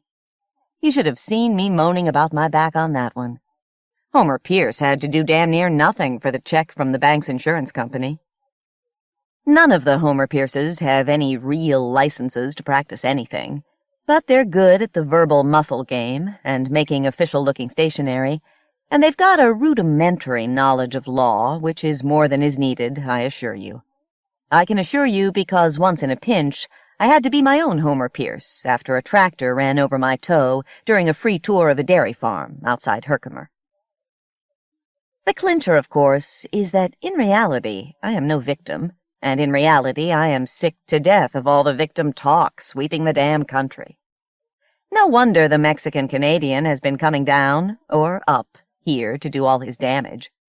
He probably thought the money would practically jump into his hands, this country full of victims we got just waiting to give it away, and so far it practically has. Kills me, really. The way I see it, if you don't have your own scam, that doesn't make you a goddamn victim. It only makes you a goddamn idiot. Case in point, Newt Gingrich. Genius. And since the Poughkeepsie episode, I've been thinking that this is at the root of what I think will make retirement a little harder to handle. Worrying about eventually feeling like the rest of the average ducks out there, blending in and not giving a damn, whining my ass away. I'd rather somebody just blow my goddamned head off if it comes to all that. Damn these back pains. The guy who certifies my injuries as 100% bona fide and worth the price of settlement is Dr. Richard Gregson, who got his degree through mail order from the Pacific Coast Institute of Medicine and Pharmacology. He's got 2 diplomas because, on occasion, circumstances arise which dictate him being Greg Richardson. Essentially, it's the same service either way, although sometimes Greg Richardson will throw a free 21-day Valium prescription into the deal, whereas Richard Gregson, who got a certificate of ethics via mail while I was in the hospital waiting for the clock to tick, will usually raise objection to the pills. Both Richard Gregson and Greg Richardson were delighted about the Acme gas tapper incident because there were actual broken bones involved. The 2 of them have so many repros of the hospital x-rays filed away that every settlement from here on out would start negotiations at a decent 5-figure minimum. Neither Richard Gregson, Greg Richardson, or Homer Pierce are happy, though, about my thinking about retiring. I am the key man in our little industry. But there have been aggravations, and not just what happened after the bandit walked into the Poughkeepsie 7-Eleven. For instance, Homer Pierce has been acting more like a real lawyer lately. Always greed, greed, greed. Where's my cut? Never any respect for the art of the fall. I get laid up and everybody gets delusions of seriousness. I met with the original 3 of him in a Burger King in Spectator the day before the Poughkeepsie incident, and it was all I could do to stop myself from punching his goddamn noses in. We sat at a window table and discussed why we were not going to actually litigate anything, even though that was where the big money was. Our primary problem was, of course, that none of him had any kind of license to litigate jack. And unlike the field of medicine, they do actually check things like that, especially when you actually take a case to trial. Why let that stop us? One of him snapped, his mouth full of whopper. Nothing stopped us yet, blah, blah, blah. Yeah, said another of him, we can beat some of these bastards big. I suggested that maybe we hadn't been stopped by anything because we had a proven method. Then I reminded each of him of that one time when I was him in Herkimer, and it'd be just as easy to do that from now on. Cut out the middle action. You could see who really needed who in his darting little eyes then. I also told him that the three of him were acting like real lawyers, to which each of him sort of looked at me like, yeah, well, what's your point? I had in fact forgotten the point, although I began to wonder if it might have something to do with why my goddamn lawyer couldn't have driven to visit me in the Binghamton's County Memorial. Then all of a sudden, the Arby's next door was being robbed by a gun-toting guy in a big sombrero, and people were standing around out front like they were thinking about clapping. Then they parted for him like the Red Sea when he darted for his car. That Mexican-Canadian must not ever sleep. Deep down, I'm sure Homer Pierce knew I wasn't going to leave him dry. There'd be too many ways for everything to fall apart if each fall was a one-man operation. And hell, what was I going to do, go back to hustling pool? I'd had my fill of that in Niskayuna, and it was the most boring, predictable, depressing thing in the world. Got so bad playing dumbass, hubris-filled, make-pretend sharks, I had to start giving people breaks, like, okay, if this asshole doesn't act like he knew he was going to hit this shot that he's never made before in his whole life, I won't run the table on him. Or, okay, if this pretender doesn't act pissed off after he's missed a three-banker, I won't take all of his money. Goddamn if most of the time the assholes didn't keep puffing out their chests and kissing away cash. It's like the ear-benders were all caught in raccoon traps, you know? Where you put a treat inside a can with a hole only big enough for a raccoon to get an unclenched paw in through, and when he grabs the treat, he's stuck, not knowing all he's got to do is let go of the treat and he can get his paw out. Raccoons don't ever have the wherewithal to let go. Same thing hustling pool suckers in Niskayuna. I had to get out. I'd always been good at taking a fall, ever since I used to go tumbling down the stairs just to get my father to glance up from his numbers. After a while, he got so used to my careening from step to step that he'd just say, "Earl, cut it out," without even raising his eyes. Sometimes I'd even lie in one place at the bottom of the stairway for 10 or 15 minutes, pretending I was paralyzed with my eyes stuck crossing toward my nose. Nothing. Not a peep from him. My mother found me that way once and nearly had a heart attack. "Lester! Lester, speak!" I was a natural making a living doing it. That is, until Poughkeepsie. It was after I met with Homer Pierce at the Burger King that day before Poughkeepsie that I first realized I was still in quite a bit of goddamn back pain from when the damn Honda had rolled me. I was hoping to find Dr. Greg Richardson in Albany to make me feel better, but instead Dr. Richard Gregson was in, who suggested, instead of Valium, maybe a steam bath or a whirlpool might do me a world of good, and he'd also read up on some new balms which could do miracles. He said this with a straight face, even crinkling up his high forehead, as if he'd been born to practice medicine all his life. I wondered if I should give him a black eye. Instead, I patiently asked him when Dr. Richardson might be back. He assured me it would not be for some time, his blue eyes dancing behind his fake non-prescription glasses. The IRS was looking for him. The drive to Poughkeepsie was a long, unpleasant, stiff one. I thought maybe I should start making a little book to tide me over until it would be easier to do proper falls. But if you think hustling's like setting raccoon traps, you haven't seen anything compared to taking bets.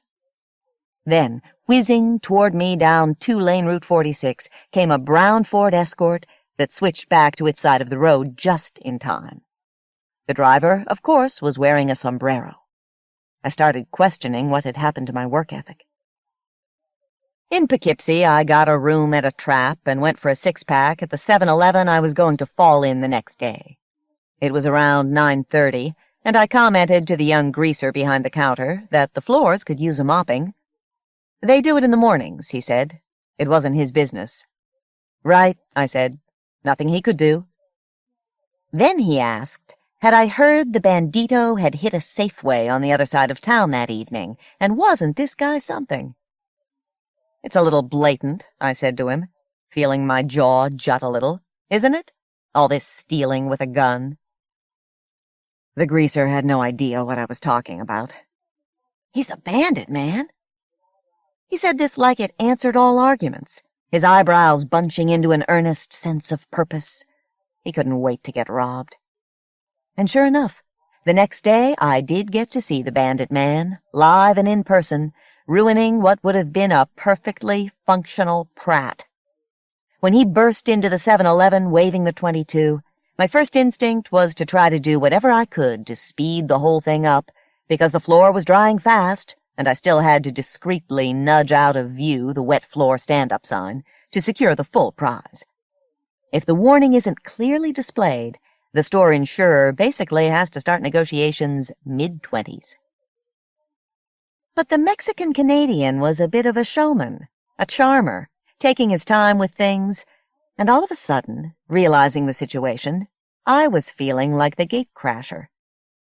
He spoke slowly through the black ski mask like he was everybody's friend, nodding the big sombrero in everybody's directions as he spoke, peppering his phrases with okays and a's and an occasional French word.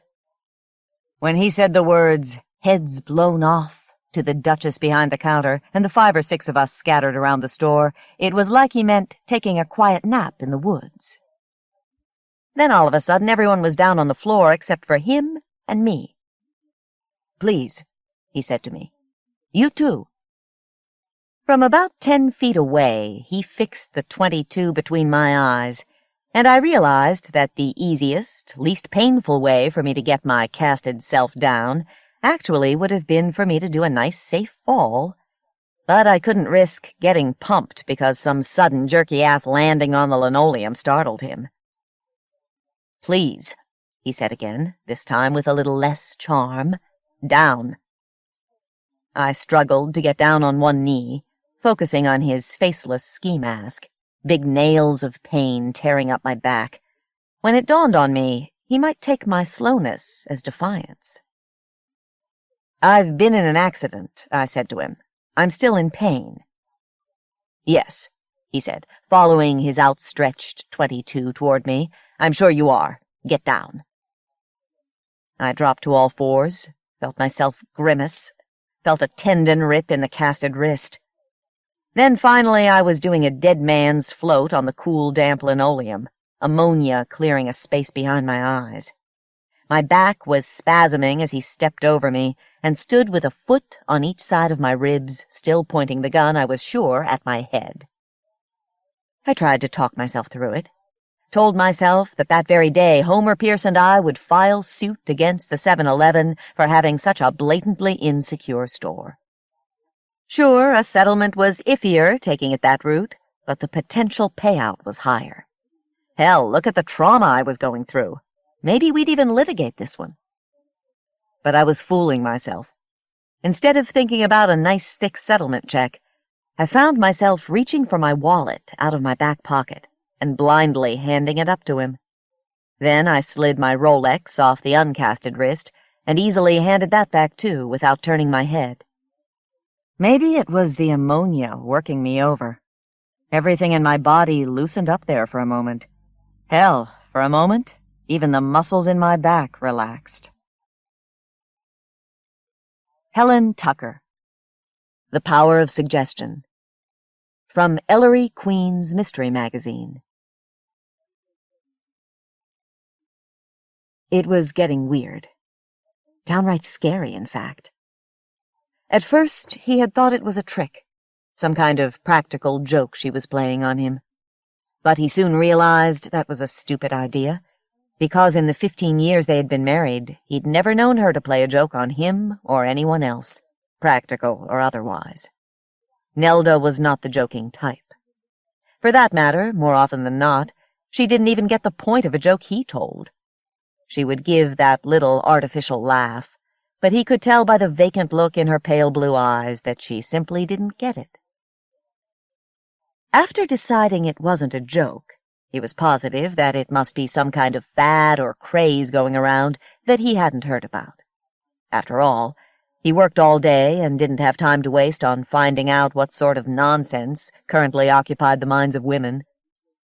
He was 42 years old, one of the leading designers in Belden and Nelm's architectural company, and before the year was out he expected to be made a partner in the firm. Sometimes he even worked at night, And sometimes he didn't, but Nelda thought he did. You didn't get to be a partner by staying home day and night to see what your wife was up to, or what kind of crap she was reading. Before all this weird stuff began, he'd never known Nelda to read anything but fashion magazines and books about the beautiful people, whoever the hell they were. He figured Nelda was pretty typical of the average 40-year-old housewife. She had a rinse put on her blonde hair, which she wore in a Dutch boy cut every so often to keep it that color. Her skin was still pretty good, probably thanks to whatever that stuff was she slapped on at regular intervals. And she didn't need a lot of makeup. She was tall, 5'8", and her figure was still good, though she had thickened a bit in the middle. She dressed sensibly, but always in style, and spent just about all the money he gave her on clothes. She could pass for, maybe 35 if you stretched your imagination a bit. She was interested in buying nice things for the house, trying out new recipes, her weekly bridge game with the girls, and lunching twice a week with some of her old college friends who lived in the city. To his knowledge, she had never been interested in occult mumbo-jumbo or reading books about same. The weird stuff started about 6 weeks ago and showed no signs of stopping or even letting up. It was, in fact, getting worse. Actually, it might have been going on for a while before he noticed. He first became aware of the spooky undertones one night after dinner when he sat down on the sofa, on the end by the three-way lamp, to catch up on the latest Architectural Digest. On the table, under the lamp, was a pile of books. The title of the top book was Psychic Experiences Through the Ages. What the hell was Nelda doing with a book like that? He took the second book off the pile, Early Spiritualism, the third book, Psychical Research, and the fourth, Telepathy in Everyday Life. Beneath that book was a bunch of brochures and pamphlets on clairvoyance, extrasensory perception, precognition, and altered states of consciousness. Jehovah's Jaguar, Nelda, where'd you get this stuff? She looked up briefly from her Queen Anne chair by the fireplace. The library. Then she was buried again in the book she held, the title of which was Hypnosis and Dream Telepathy. Why are you reading this junk? She looked up again, the epitome of patience. I don't think it's junk, Hugh. They were all written by experts in their field. Whatever. Why are you reading it? She lowered the book again. A couple of the girls think I may have ESP or something like it, and I thought if I read up on the subject, I could find out for sure. So now you're going to start telling fortunes? Hardly. She gave him a condescending smile. Some rather odd things have been happening lately, and I confess I've been a bit shaken by them. Like what? Well, at a recent bridge game, it occurred to me suddenly that I knew every card that was going to be played before it was played. When I realized that, I also sensed that I knew what cards were in the other 3 hands, even before the bidding began. Of course, with an advantage like that, I mopped up that afternoon. He laughed, first uproariously, then derisively. I'll take you with me to my next poker game. It isn't funny, Hugh. It's a little frightening. She paused, then said, The next thing that happened was a lunch a couple of days later. Ruth and Barb and I were to meet at the Tea Kettle. Ruth arrived at the same time, and I said to her, I don't know where I got the idea. Barb isn't coming. She's going to phone and tell the hostess to tell us she's ill. Sure enough, we had no sooner sat down than the hostess came over and said, Mrs. Long just called and said to tell you she's not feeling well and can't make it today. He couldn't think of a word to say. He just looked at her, wondering if his very practical, down-to-earth wife had all of a sudden run mad. He had planned to go to Sonia's that night. After all, he hadn't seen her for 3 days.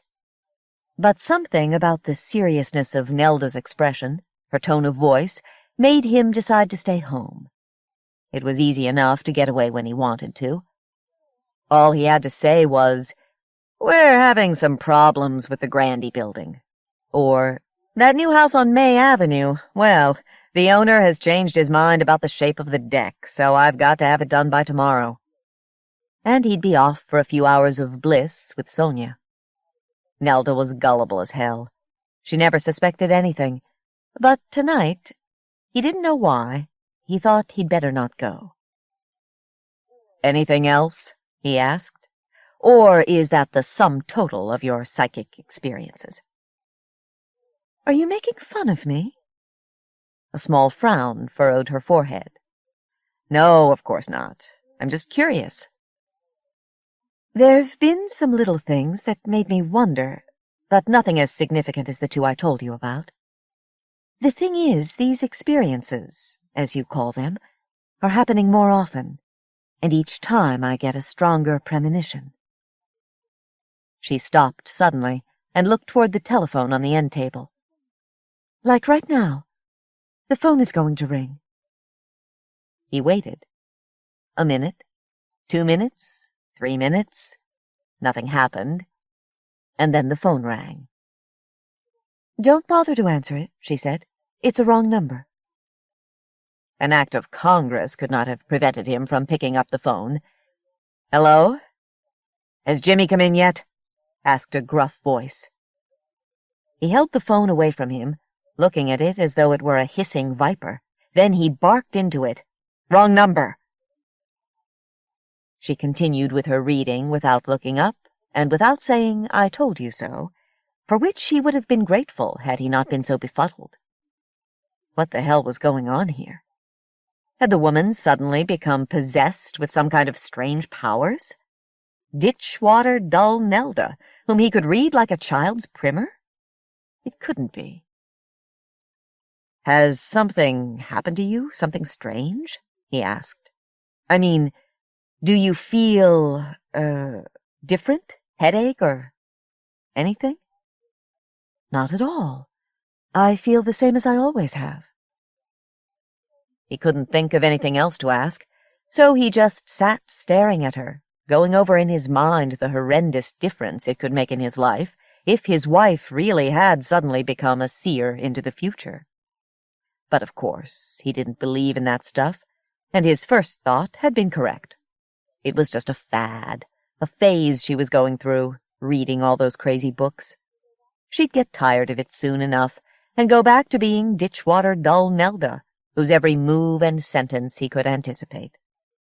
And that made him psychic in his own right, didn't it? But that didn't explain the telephone business. How had she known? It had taken him hours to get to sleep that night, but by the next morning he was ready to pooh-pooh the whole psychic business. If you played bridge with the same people week after week, year after year, you could tell by looking at their expressions what kind of cards they were holding, just as he could tell by the expressions or lack thereof on the faces of the members of his poker club. And it was a safe enough guess that Barbara Long wouldn't show up for a lunch date. That hypochondriac canceled half her social engagements because of some imaginary illness. As for the phone, what the hell? They never got any calls at night anyway, so if the phone rang, there was a 95% chance it was a wrong number. Nelda was getting ideas from all that crap she was reading. She'd lose interest pretty soon and go back to fashion magazines and the beautiful people, whoever the hell they were. He scrutinized himself in the mirror extra carefully while shaving. Had it been that long since he'd checked, or had his hairline receded a bit more overnight? And was that puffiness under his eyes the beginning of bags? He worked out at the gym once a week in an effort to keep a flat stomach, but there was nothing the gym could do about eyes and hair. He couldn't afford to let himself go in any way, not if he wanted to keep Sonia. She was a beaut. Statuesque brunette, heart-shaped face with sexy, pouty lips, skin that almost glowed in the dark, and she was 15 years younger than he. He'd already invested a fortune in her, All that jewelry, lingerie, champagne, and room service dinners. He couldn't afford to take her out and be seen by someone who knew him. It would jeopardize his partnership. So he paid her rent in the hotel suite on the 12th floor, and he hoped that he was the only one who visited her there. Had to be, he kept telling himself, because she was always available for him, even on the spur of the moment. Tonight he would see her for sure.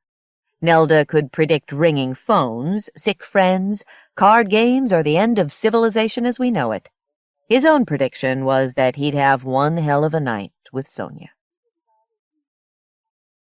It was about a week, possibly 10 days later, that he had to go home unexpectedly in the middle of the morning. He'd left plumbing estimates for the Grandy building in a folder on the bureau, just walked right out that morning without seeing it. The house was quiet when he entered. No TV or radio talk shows or CDs playing golden oldies. And his first thought was that Nelda wasn't home, but then he remembered seeing her car in the driveway. He found her sitting at her little antique desk in a corner of the living room. She was studying something, her concentration so great that she did not even hear him as he approached. As he bent over her, he saw what she was studying so intently. A sheet of white paper, completely blank. "What?" he began, but at the sound of his voice she started violently, let out a little scream, and turned in her chair. "Good Lord, Hugh, what are you doing home now? You just about scared me into apoplexy." "Sorry," he said. "I forgot that folder on the bureau. Had to come back for it." "What are you doing?" he added, although it was perfectly obvious she wasn't doing a damn thing. I was just thinking." She had a guilty look about her, as though she had been caught doing something underhanded. "About what?" She hesitated a second or two, then, looking down at the oriental rug, as though counting figures in the design, said, "It's gotten worse, Hugh. Much more prevalent." He really didn't have time to stand there and jaw with her about the trivialities of her life. "What are you talking about, Nelda?" "The ESP. Clairvoyance, or whatever you want to call it." He didn't want to call it anything. He'd prefer to ignore it, forget it altogether. She was still reading those stupid books all the time, and he'd certainly done a good job of ignoring that. "What now?" he asked, with as much civility as he could manage. "You see something written on that blank paper?" She nodded, then shook her head. "Not really. But when I first saw this piece of paper, it came to me that I'm going to get a letter today from someone I haven't heard from in years, someone I'd completely forgotten about. When you came in, I was trying to figure out who it could be." He laughed at her. "Why waste time? Just wait till the postman comes and you will know." He laughed again. "It's just your imagination working overtime because of those lunatic books you read. You're turning into a real Looney Tune, you know that?" He didn't wait for an answer. He went up to the bedroom, got his folder, and went back down to the living room door. "I may be a little late coming in tonight," he told her. "There's a dinner meeting followed by some business. Maybe 11 or after before it breaks up." She didn't look around, just nodded. As he was getting in his car, he saw the postman's red, white, and blue Jeep turn the corner. Ha! He would wait for the mail, take it to her, and convince her that this ESP she thought she had was nothing but pure, unadulterated rubbish. He took the handful of mail from the postman, and without even looking through it, rushed back into the house and dropped it on the desk in front of her. "There," he said. "Show me the letter from your long-lost friend, or whoever." She went through the mail slowly. Bills, advertisements, an envelope of coupons, and a letter addressed to her in a strange circular handwriting. She looked up at him, a somewhat frightened expression on her face, then opened the letter. He leaned over her shoulder and read as she did. "Dear Nelda, it's been years and you probably don't even remember me, but we were acquainted in college. I hesitate to say friends because we didn't see that much of each other. My husband and I have just moved here from Kansas City, and I would like very much to see you again and get reacquainted. We don't know any people here yet except those Jack works with. I would appreciate it so much if you would call me sometime. Sincerely, Nita Conway Delahan. There was a P.S. which gave the phone number. He couldn't get it out of his mind. Had his average, dull, ordinary wife really become possessed of some kind of psychic powers? Impossible. He didn't believe it for a minute. And yet, what else could explain the strange goings-on? That night when he went to his dinner meeting, with Sonia, he was still trying to find some logical explanation. "What's the matter with you?" Sonia complained after she had rolled the room service dinner trolley out into the hall. "You haven't spoken a dozen words since you came in. I ordered your favorite meal, your favorite wine, and I'm wearing the negligee you brought me last week. You haven't commented on anything or even noticed anything." He knew if there was anything Sonia couldn't stand, it was being ignored. He'd had some disappointing evenings. She had sent him home after about 30 minutes, when she'd been convinced she did not have his absolute and unconditional attention. "My dear, beautiful girl," he said quickly, pulling her down beside him on the small, flowered chintz sofa. "Forgive me if I sometimes take all this perfection for granted. You see, I've come to expect nothing less from you. The way you look, the things you do, you are the ideal in every way." The words were so far removed from his usual pattern of conversation or compliments that he felt he was speaking a foreign tongue. It was almost funny, a joke, but it seemed to satisfy, even please her, for she smiled and snuggled closer to him. "Problems at work?" she asked. That, too, was unusual, because they always talked about her, not him. "No, nothing like that," he said. And then he decided to tell her. "Nelda has been acting, I don't know, sort of strange lately. Well, not strange, maybe, but bizarre things have been happening." "She's found out about us?" "Oh, no, no way that could happen. I'm too careful." And then he told her about the phone call and the letter, and about all the books Nelda had been reading. Anything Sonia didn't understand was dismissed with a little shrug and a change of subject, as was this. "All those crazy books," she said. "That would send anybody around the bend. How do you like my new perfume? Do I smell like Elizabeth Taylor?" "I don't know how Elizabeth Taylor smells," he said, laughing. And from then on they had an exemplary evening. It was almost 11:30 when he went home. He expected to find Nelda fast asleep in her twin bed, possibly with the bedside lamp still on, and one of those nutty books lying open beside her. What he found was Nelda sitting up in bed, her fingers pressed against her temples, her eyes closed. "What's the matter?" he asked. "You got a headache or something?" She opened her eyes slowly and looked around as though coming out of a trance or regaining consciousness after a coma. He almost expected her to say, "Where am I?" For a long time she didn't say anything, and then, "Hugh, I have been seeing the oddest thing. A series of pictures in my mind, all in still life." "Nelda, what the hell are you talking about?" He sat down on his bed and removed his shoes. Christ! He hoped she wasn't going to start her Looney Tune business now. He was wiped out. Sonia had had the agility of an Olympic gymnast tonight. He smiled, remembering. "I was trying to read," she said, "but these pictures kept flashing across my mind. Then, I'm not sure what happened, but I seemed to go outside myself. Maybe it was an altered state of consciousness. The pictures became much clearer. Much." He'd be damned if he'd ask her what kind of pictures. He didn't even want to know. She told him anyway. "I saw a room. It was like a hotel room, a suite, maybe, but it was furnished better than the average hotel room. There were some pictures, family pictures, I suppose, on a table, and there was a little sofa or love seat with flowered upholstery, and you were sitting there. You were by yourself, but your mouth was moving as though you were talking to someone.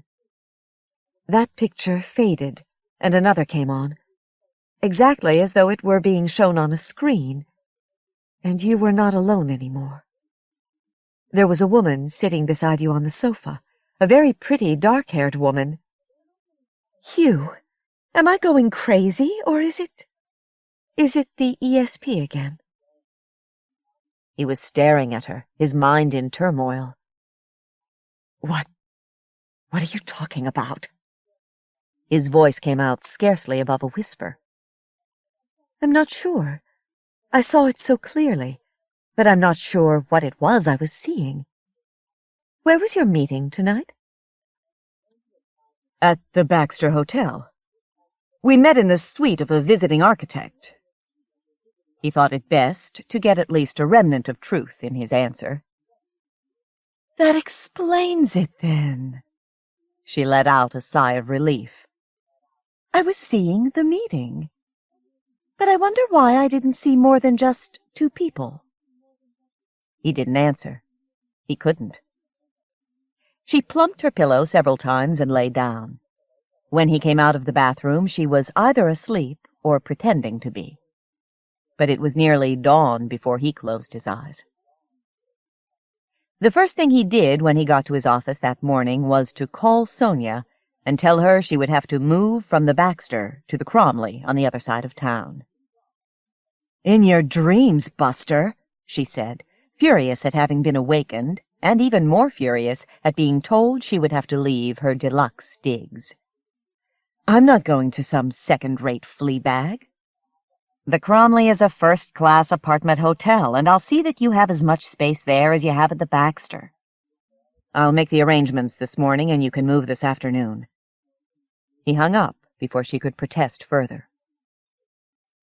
He didn't have a clue what had happened to Nelda, or what was going on in her mind, but obviously she didn't know, or hadn't seen pictures of his intimate moments with Sonia.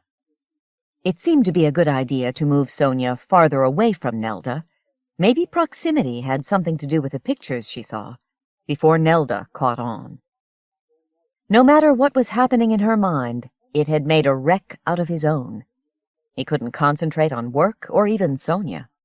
All he could do was stare at Nelda when he was with her, and wonder and wonder. And when he was away from her, he wondered even more. He was going bat crazy. He was obsessed with it, couldn't get his mind on anything else. He had never believed in all that psychic stuff. It was a hoax, a rip-off, like fortune-tellers at a county fair. There had to be some logical explanation for the things that had happened rather than the psychological mumbo-jumbo that Nelda kept mouthing. Extrasensory perception, altered states of consciousness, precognition, horse hockey. Yet he couldn't come up with anything that even partially explained how Nelda knew the phone was going to ring, that it would be a wrong number, or that the postman was going to deliver a letter from someone she hadn't heard from in years, or how, and this was the really scary one, she could describe a hotel room she'd never been in and even see him sitting beside Sonia on the sofa. Could she have followed him that night, peeped through the keyhole? Common sense said no, that he was becoming paranoid. Nevertheless, he began seeing Sonia at lunchtime on the days when he knew Nelda was either playing bridge or meeting someone for lunch. For a while, maybe a week, nothing unusual happened, except that Nelda kept reading those damn books. She would sit in her chair by the fireplace, a book in her hands, and every so often she'd look up with a strange little smile on her face, as though she knew an amusing joke on him which he wasn't privy to. Then one night, the phone thing happened again. He was watching the Bulls go down in inglorious defeat. What could they expect without Air Jordan? and she was reading a book entitled Authentic Witchcraft. Witchcraft, for God's sake. Wouldn't you know? The phone rang, and he reached for it, but she said, "Don't bother, it's for me. Sheila wants to tell me that our bridge game has been postponed until next week because her daughter's just been taken to the hospital. The baby will be born tonight." He froze, his hand extended in mid-air, while she picked up the phone. "Hello, Sheila," she said at once. "Yes, as soon as the phone rang, I knew it was you. You're going to the hospital to be with Linda, aren't you?" "Uh-huh, just my ESP at work." She gave a little laugh. "Give Linda my love. No, I can't tell you if it will be a boy or a girl, but it will be perfect. Yes, see you next week. Bye." He turned the TV off. He couldn't focus on the game anymore. All he could do was stare at Nelda, his mind going round and round like a carousel, round and round and round in the same dizzying circle, getting nowhere. She was bending over the bed, shaking him. "Hugh, wake up! Wake up! It's almost 9 o'clock. You've overslept." He turned over and groaned, opened his eyes, then closed them again. "Go away," he mumbled. "You're already late," she persisted. "Get up." "I'm not going to the office today." "Are you sick?" Instead of answering, he pulled the sheet up over his head. He was sick, yes. Sick of all the craziness that had taken over his life. He felt that last night had been the ultimate blow to what was left of his sanity. He wasn't sure at this moment whether he could distinguish reality from fantasy anymore. Yesterday, he had decided that he was being overly cautious in seeing Sonia only during lunch. So after he left the office at 5, he dropped in on her at the Cromley. It was nearly 8 when he got home, and Nelda met him at the door. "Hugh, the most peculiar thing," she began. "Maybe you can explain it for me." "What?" He was totally enervated, and the last thing he wanted right now was conversation. "When you didn't get home at the usual time, I started worrying. And then, suddenly, my mind went blank for a second or two. And after that, I started seeing those still life pictures again.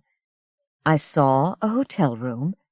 Not the same one I saw before, but, and this is what's peculiar, there were the same family pictures around the room that I saw in that other room where you had the meeting.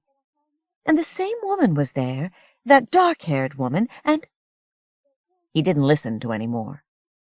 He started trembling and knew that if he didn't get out of her sight at once, she would notice that he was having an acute attack of anxiety. He rushed upstairs, calling as he went, "I've already eaten, so don't make any dinner for me." He went straight to bed. The trembling lasted a long time. It was as though he were having a hard chill. Finally it stopped, and he took long, deep breaths. Something had to be done. Things couldn't continue this way. He didn't want to give up Sonia, but he couldn't afford any scandal in his life right now. And Nelda would sure as hell divorce him if she found out, because Jim Belden and Harry Nelms were both strong family men and absolute Puritans about practically everything.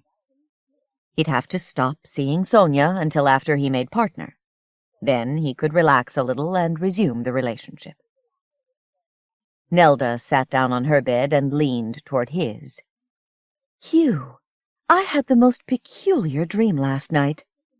"Christ, please." He didn't want to hear about her dream. "You were in that room, the one I told you about with the pictures and the dark-haired woman. And all of a sudden a man came bursting in, wearing a mask and with a gun in his hand. He said, 'You don't belong here. This is my territory.' And he shot you right through the heart.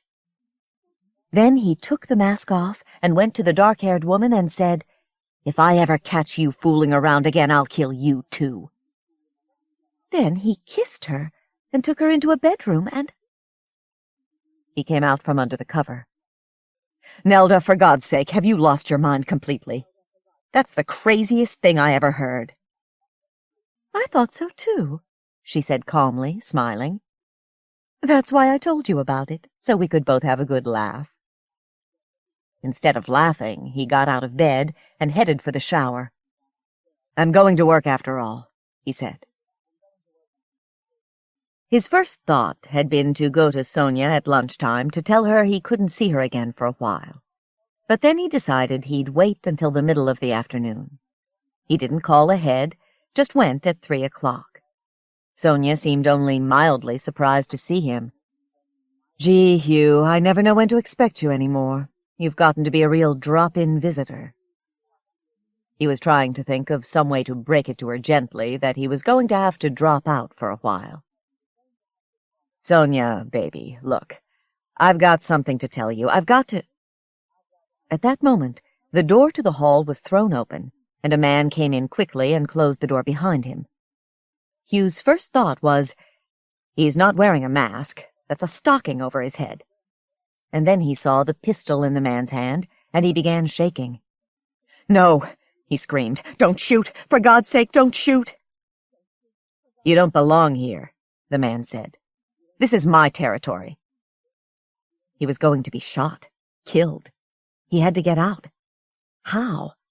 The man was between him and the door, and it would do no good to go to the bedroom because the man would follow. Sonia had backed against the far wall and was cringing there like a terrified animal. The hell with Sonia. Her other lover wouldn't shoot her. Nelda had said as much. He remembered the fire escape just under the balcony. If he could make it to that before the man pulled the trigger— He ran to the balcony and was climbing over when he saw the man coming out on the balcony, the gun aimed at his head. "Don't shoot! Please don't shoot!" he cried, reaching for the fire escape. His foot slipped on the first rung, and he tried to catch hold of the balcony rail, but missed. He fell 14 stories, landing on the concrete beside the Cromleys' pint-sized swimming pool. The last sound he heard was Sonia's scream. Or was it his own? He was already sitting in the back booth when she arrived at the tea kettle. His name was Ivan. He was 40 years old, had blonde hair turning gray, which looked the color of pale sand, brown eyes, a mottled complexion, which probably was a result of teenage acne, and he was tall and skinny as a telephone pole. He had been a private investigator until his license was revoked 3 years ago. Now he clerked part-time in a furniture store and took on special jobs, investigating whenever one turned up, which was infrequently. She slid in the booth across from him, and without a word took a long white envelope out of her pocketbook and slipped it across the table to him. Without opening the envelope, he pocketed it.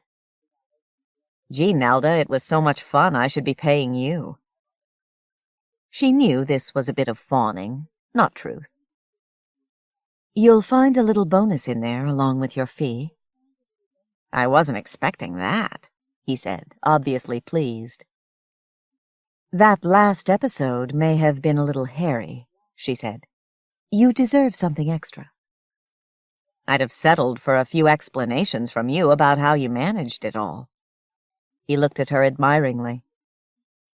"I couldn't have done it without your help," she told him. "Not just any PI would have suited. Did I tell you I interviewed 3 before someone recommended you?" "I get most of my jobs word of mouth." "What'll you have?" he asked as a waitress stopped at the booth. "My treat today. Shall we celebrate?" "I'll just have a cup of tea and an English muffin," she said.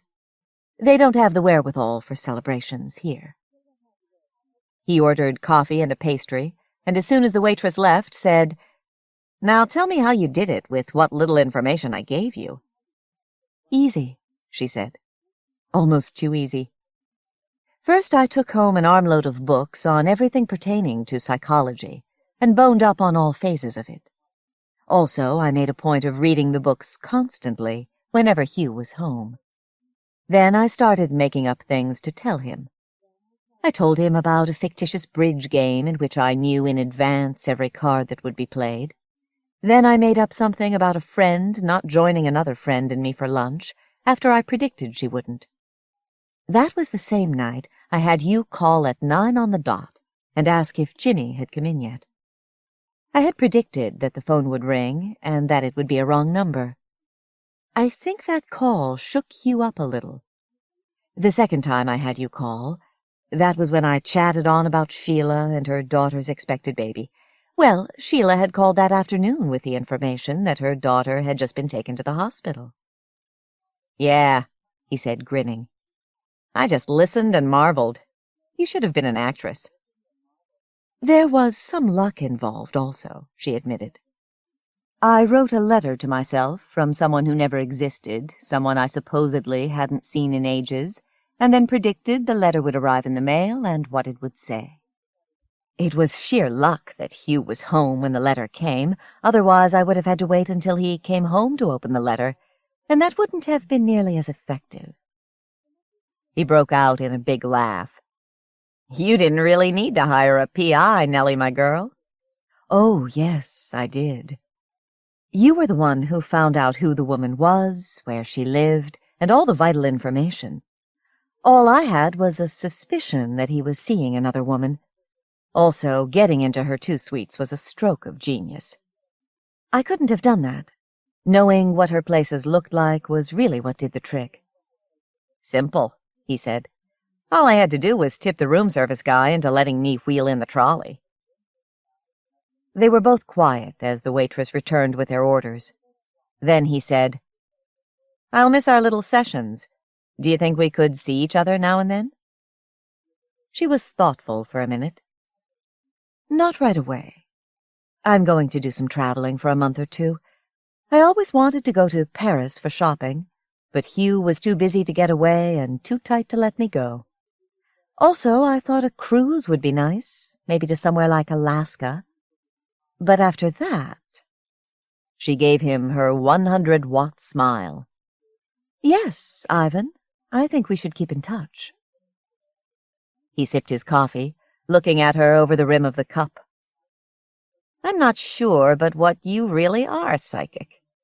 How did you know your husband was going to rush out to the balcony and fall and kill himself when I went in there with a stocking over my head and a gun in my hand? All I said was what you told me to. This is my territory. You don't belong here." "I didn't know," she said. "I thought he might have a heart attack or maybe a stroke. It never occurred to me he'd try to get away." "But I never would have shot him or the woman. Murder's not my thing. What made him panic like that?" She gave a little shrug, then laughed. "It must have been the power of suggestion." Donald E. Westlake. Take It Away. From Mary Higgins Clark, Mystery Magazine. "Nice night for a stakeout." Well, that startled me, let me tell you. I looked around and saw I was no longer the last person online. Behind me now was a goofy-looking guy, more or less my age, 34, and height, 6 feet, but maybe just a bit thinner than me, 190 pounds. He wore eyeglasses with thick black frames and a dark blue baseball cap turned around backward, with bunches of carroty red hair sticking out under it on the sides and back. He was buck-toothed and grinning, and he wore a gold and purple high school athletic jacket with the letter X hugely on it in day-glow white, edged in purple and gold. It was open a bit at the top to show a bright lime-green polo shirt underneath. His trousers were plain black chinos, which made for a change, and on his feet were a pair of those high-tech sneakers, complete with inserts and gores and extra straps, and triangles of black leather here and there, that look as though they were constructed to specifications for NASA. In his left hand he held an X-Men comic book, folded open to the middle of a story. He was not, in other words, anybody on the crew, or even like anybody on the crew. So what was this about a stakeout?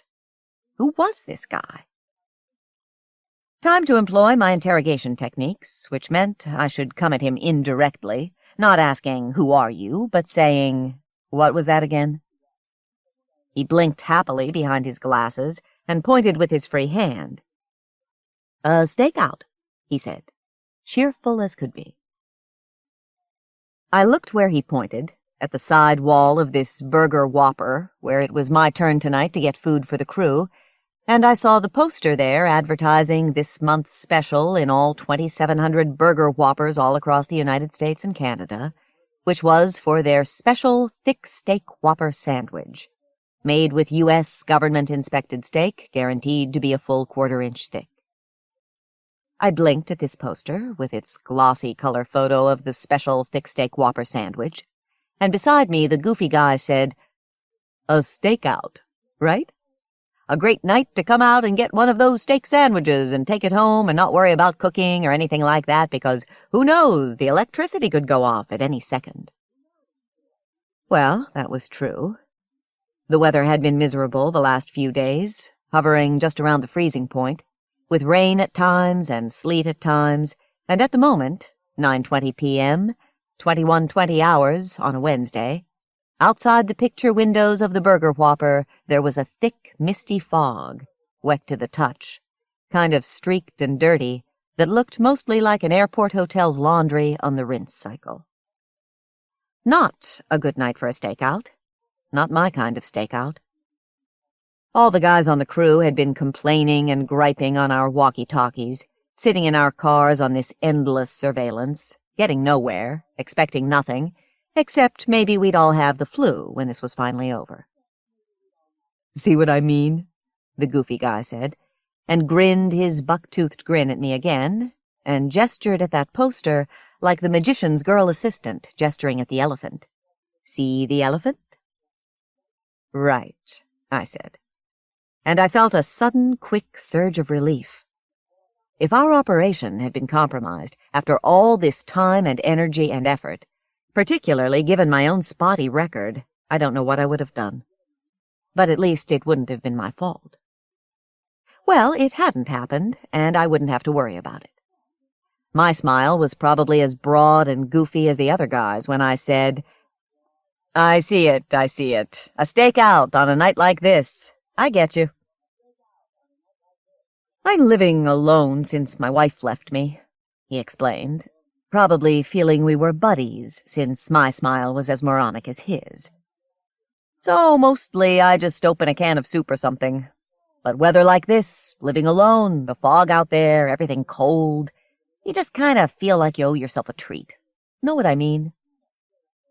Mostly, I was just astonished that this guy had ever had a wife, though not surprised she'd left him. I've never been married myself, never been that fortunate, my life being pretty much tied up with the bureau, but I could imagine what it must be like to have been married, and then she walks out, and now you're not married anymore. And what now? It would be like if I screwed up real bad, much worse than usual, and the bureau dropped me, and I wouldn't have the bureau to go to anymore. I'd probably come out on foggy nights for a steak sandwich myself, and talk to strangers in the line at the burger whopper. Not that I'm a total screw-up. Don't get me wrong. If I were a total screw-up, the bureau would have terminated me. Not with prejudice, just the old pink slip, a long time ago. The bureau doesn't suffer fools, gladly or otherwise. But it's true I have made a few errors along the way, and had luck turn against me and so on, which in fact was why I was on this stakeout detail in the first place. All of us. The whole crew, the whole night shift, 7 guys in 7 cars blanketing 3 square blocks in the Meridian Hills section of Indianapolis. Or was it Ravenswood? How do I know? I don't know anything about Indianapolis. The burger whopper was a long drive from the stakeout site. That's all I know. And we 7 guys, we'd gotten this assignment, with no possibility of glory or advancement, with nothing but boredom and dyspepsia. The burger whopper is not my first choice for food, and chills and aches, and no doubt the flu before it's over, because all 7 of us had a few little dings and dents in our curricula vitae. Second-raters together. That's what we had to think about, losing self-esteem by the minute as we each sat alone there in our cars in the darkness, waiting in vain for Francois Figuier to make his move. Art smuggling. Has there ever been a greater potential for boredom? Madonna and child, Madonna and child, Madonna and child. Who cares what wall they hang on, as long as it isn't mine, those cow-faced Madonnas and fat-kneed childs.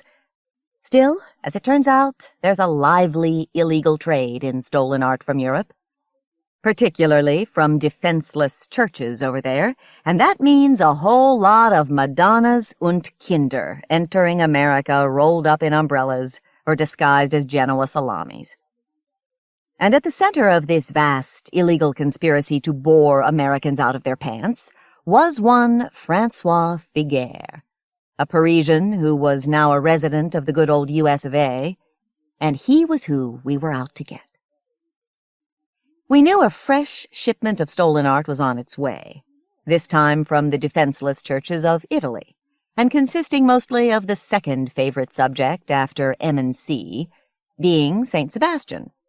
You know, the bird condo, the saint with all the arrows sticking out of him for the birds to perch on.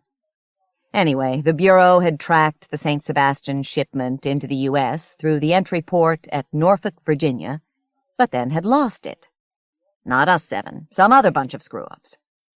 It was on its way to Figuier and whoever his customer might be, which is why we were there, blanketing his neighborhood, waiting for him to make his move. Meanwhile, it was, as my goofy new friend had suggested, a good night for a stakeout. 7 men in 7 cars trying to outweight and outwit one wily art smuggler. In each car we had a police radio, in case we needed local backup. We had our walkie-talkie, and we had a manila folder on the passenger seat beside us, containing a map of the immediate area around Figuier's house, and a blown-up surveillance photo of Figuier himself, with a written description on the back. We sat in our cars, and we waited, and for 5 days nothing had happened. We knew Figuier was in the house, alone. We knew he and the courier must eventually make contact. We watched the arrivals of delivery men from the supermarket and the liquor store and the Chinese restaurant, and when we checked, they were all 3 the normal delivery men from those establishments. Then we replaced them with our own delivery men, and learned only that Figuier was a lousy tipper. Did he know he was being watched? No idea, but probably not. In any event, we were here, and there was no alternative. If the courier arrived with a package that looked like a Genoa salami, we would pounce. If instead Figuier were to leave his house and go for a stroll or a drive, we would follow. In the meantime, we waited, with nothing to do. Couldn't read, even if we were permitted to turn on a light. We spoke together briefly on our walkie-talkies. That's all. And every night around 9, one of us would come here to the Burger Whopper to buy everyone's dinner. Tonight was my turn. Apparently, everybody in the world felt thick fog created a good night to eat out, to counteract a foggy night's enforced slowness with some fast food. The line had been longer than usual at the Burger Whopper when I arrived, and now it stretched another dozen people or so behind my new friend and me. A family of 4, small, sticky-looking children, dazed father, furious mother. A young couple giggling and rubbing each other's bodies. Another family, a hunched fellow with his hands moving in his raincoat pockets. And now more in line beyond him. Ahead, however, the end was in sight. Either the Whopper management hadn't expected such a crowd on such a night, or the fog had kept 1 or more employees from getting to work. Whatever the cause, there was only 1 cash register in use, run by an irritable fat girl in the clownish garnet-and-gray Burger Whopper costume. Each customer, upon reaching this girl, would sing out his or her order, and she would punch it into the register as if stabbing an enemy in his 1,000 eyes. My new friend said, "It can get really boring sitting around in the car, can't it?" I'd been miles away, in my own thoughts, brooding about this miserable assignment, and without thinking I answered, "Yeah, it sure can." But then I immediately caught myself and stared at the goof again and said, "What?" "Boring sitting around in the car," he repeated. "And you get all stiff after a while." This was true. But how did he know? Thinking, what is going on here, I said, "What do you mean, sitting around in the car? What do you mean?" And at the same time thinking, should I take him into protective custody? But the goof spread his hands, gesturing at the burger whopper all around us, and said, "That's why we're here, right? Instead of 4 blocks down the street at Radio Special." Well, yes. Yes, that was true. Radio Special, another fast food chain with a franchise joint not far from here, was set up like the drive-in deposit window at the bank. You drove up to the window, called your order into a microphone, and a staticky voice told you how much it would cost. You put the money into a bin that slid out and back in, and a little later the bin would slide out a second time with your food and your change.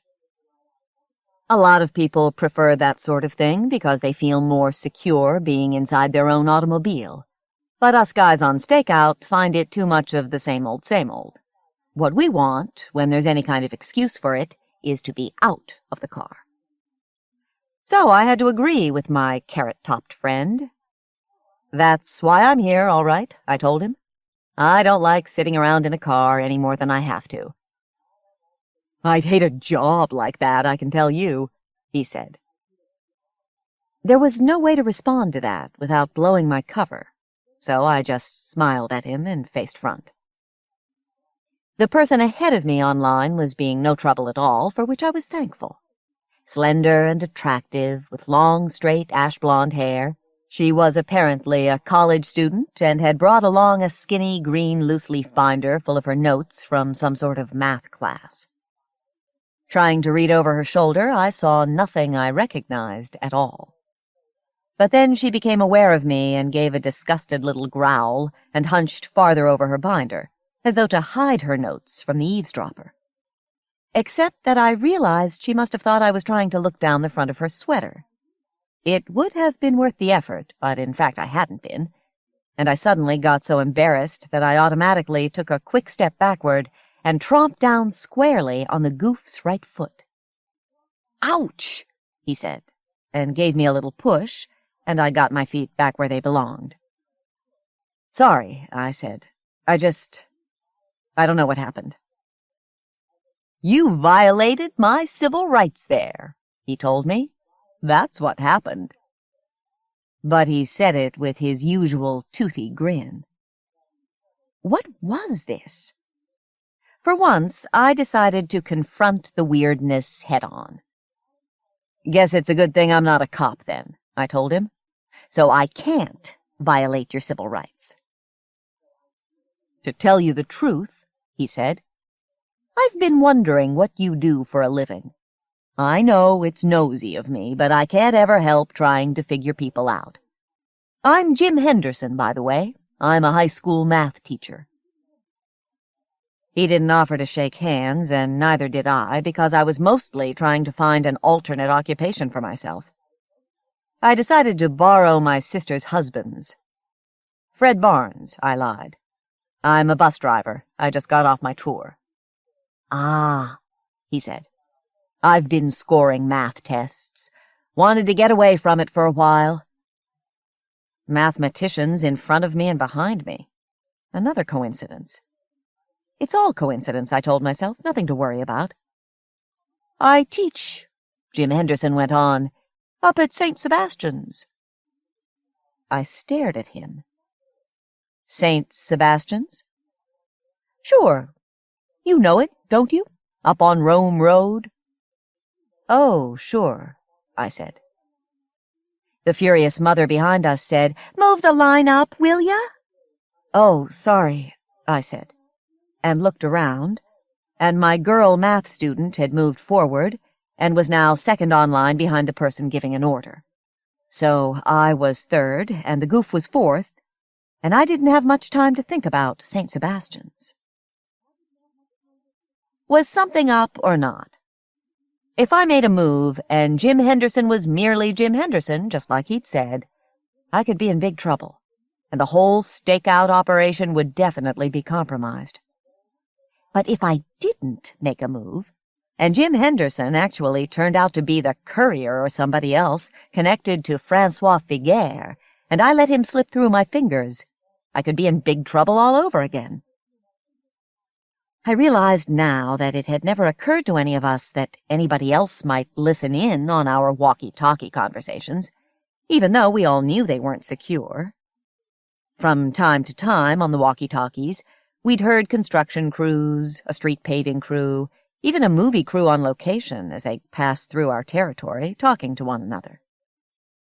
But the idea that Francois Figuier, inside his house, might have his own walkie-talkie, or even a scanner, and might listen to us had never crossed our minds. Not that we talked much on duty, back and forth, except to complain about the assignment or arrange for our evening meal. Our evening meal. Who was Jim Henderson? What was he? I wished now I'd studied the picture of Francois Figuier more closely, but it had always been nighttime in that damn car. I'd never even read the material on the back of the picture. Who was Francois Figuier? Was he the kind of guy who would do whatever this was? Was all this, please God, after all, just coincidence? The customer at the counter got his sack of stuff and left. The math girl stood before the irritable Whopper girl and murmured her order, her voice too soft for me to hear, on purpose, I think. She didn't want to share anything, that girl. I didn't have much more time to think, to plan, to decide. Soon it would be my turn at the counter. What did I have to base a suspicion on? Coincidence, that's all. Odd phrases, nothing more. If coincidences didn't happen, we wouldn't need a word for them. All right. I'm ahead of Jim Henderson. I'll place my order. I'll get my food. I'll go outside. I'll wait in the car. When he comes out, I'll follow him. We'll see for sure who he is and where he goes. Relieved, I was smiling when the math girl turned with her sack. She saw me, saw my smile, and gave me a contemptuous glare. But her good opinion was not as important as my knowing I now had a plan. I could now become easier in my mind. I stepped up to the counter, fishing the list out of my pants pocket. 7 guys, and we all wanted something different. I announced it all, while the irritable girl spiked the register as though wishing it were my eyes, and throughout the process I kept thinking. Where did Jim Henderson live? Could I find out by subtle interrogation techniques? Well, I would say to him, we're almost done here. You got far to go? I turned. Well, I said, and watched the mother whack one of the children across the top of the head, possibly in an effort to make him as stupid as she was. I saw this action very clearly, because there was no one else in the way. Henderson. Whoever. Where was he? All this time online, and just when he's about to reach the counter, he leaves? That man! I spluttered at the furious mother, and pointed this way and that way, more or less at random. Where? The whole family gave me a look of utter, unalterable, tree-like incomprehension. They were going to be no help at all. Oh, hell. Oh, damn. Oh, gall darn it. Henderson, my eye. He's either Figuier himself or somebody connected to him, and I let the damn man escape. When he send for 3? I started around the family, toward the distant door. The line of waiting people extended almost all the way down to the exit. Henderson was nowhere in sight. Hey! Hey! The first hey was from the irritable Whopper girl, who'd also been the one who'd said, when he send 43, and the second hey was from the furious mother. Neither of them wanted me to complicate the routine. You got pay for this? Oh, God, time is fleeting. Where's he gotten to? I grabbed at my hip pocket for my wallet, and it wasn't there. He'd picked my pocket. Probably when I stepped on his foot. Son of a gun. Money. ID. "Cancel the order," I cried and ran for the door. Many people behind me shouted that I couldn't do what I was already doing. I ignored them, pelted out of the burger whopper, ran through the swirling fog toward my car, my face and hands already clammy when I got there, and unlocked my way in. Local police backup, that's what I needed. I slid behind the wheel, reached for the police radio microphone, and it wasn't there. I scraped my knuckles on the housing, expecting the microphone to be there, and it wasn't. I switched on the interior light. The curly black cord from the mic to the radio was cut and dangling. He'd been in the car. Damn him! I slapped open the manila folder on the passenger seat and wasn't at all surprised that the photo of Francois Figuier was gone. Would my walkie-talkie reach from here to the neighborhood of the stakeout? I had no idea, but it was my last means of communication, so I grabbed it up from its leather holster, dangling from the dashboard. At least he hadn't taken that. Thumbed the side down and said, "Tome here, do you read me? Calling anybody. Tome here." And then I noticed, when I thumbed the side down to broadcast, the little red light didn't come on. Oh, that bastard. Oh, that French. I slid open the panel on the back of the walkie-talkie, and of course the battery pack that was supposed to be in there was gone. But the space wasn't empty. Oh, no. A piece of paper was crumpled up inside there, where the battery pack usually goes. I took the paper out of the walkie-talkie and smoothed it on the passenger seat beside me. It was the Figuier photo. I gazed at it. Without the thick black eyeglasses, without the buck teeth, without the carroty hair sticking out all around from under the turned-around baseball cap, this was him. It was him. I turned the paper over, and now I read the back, and the words popped out at me like neon. Reckless, daring, fluent, unaccented American English, strange sense of humor. And across the bottom, in block letters in blue ink, had very recently been written, "They forgot to mention Master of Disguise. Enjoy your stakeout. FF." Steve Yarbrough. The Rest of Her Life. From Missouri Review.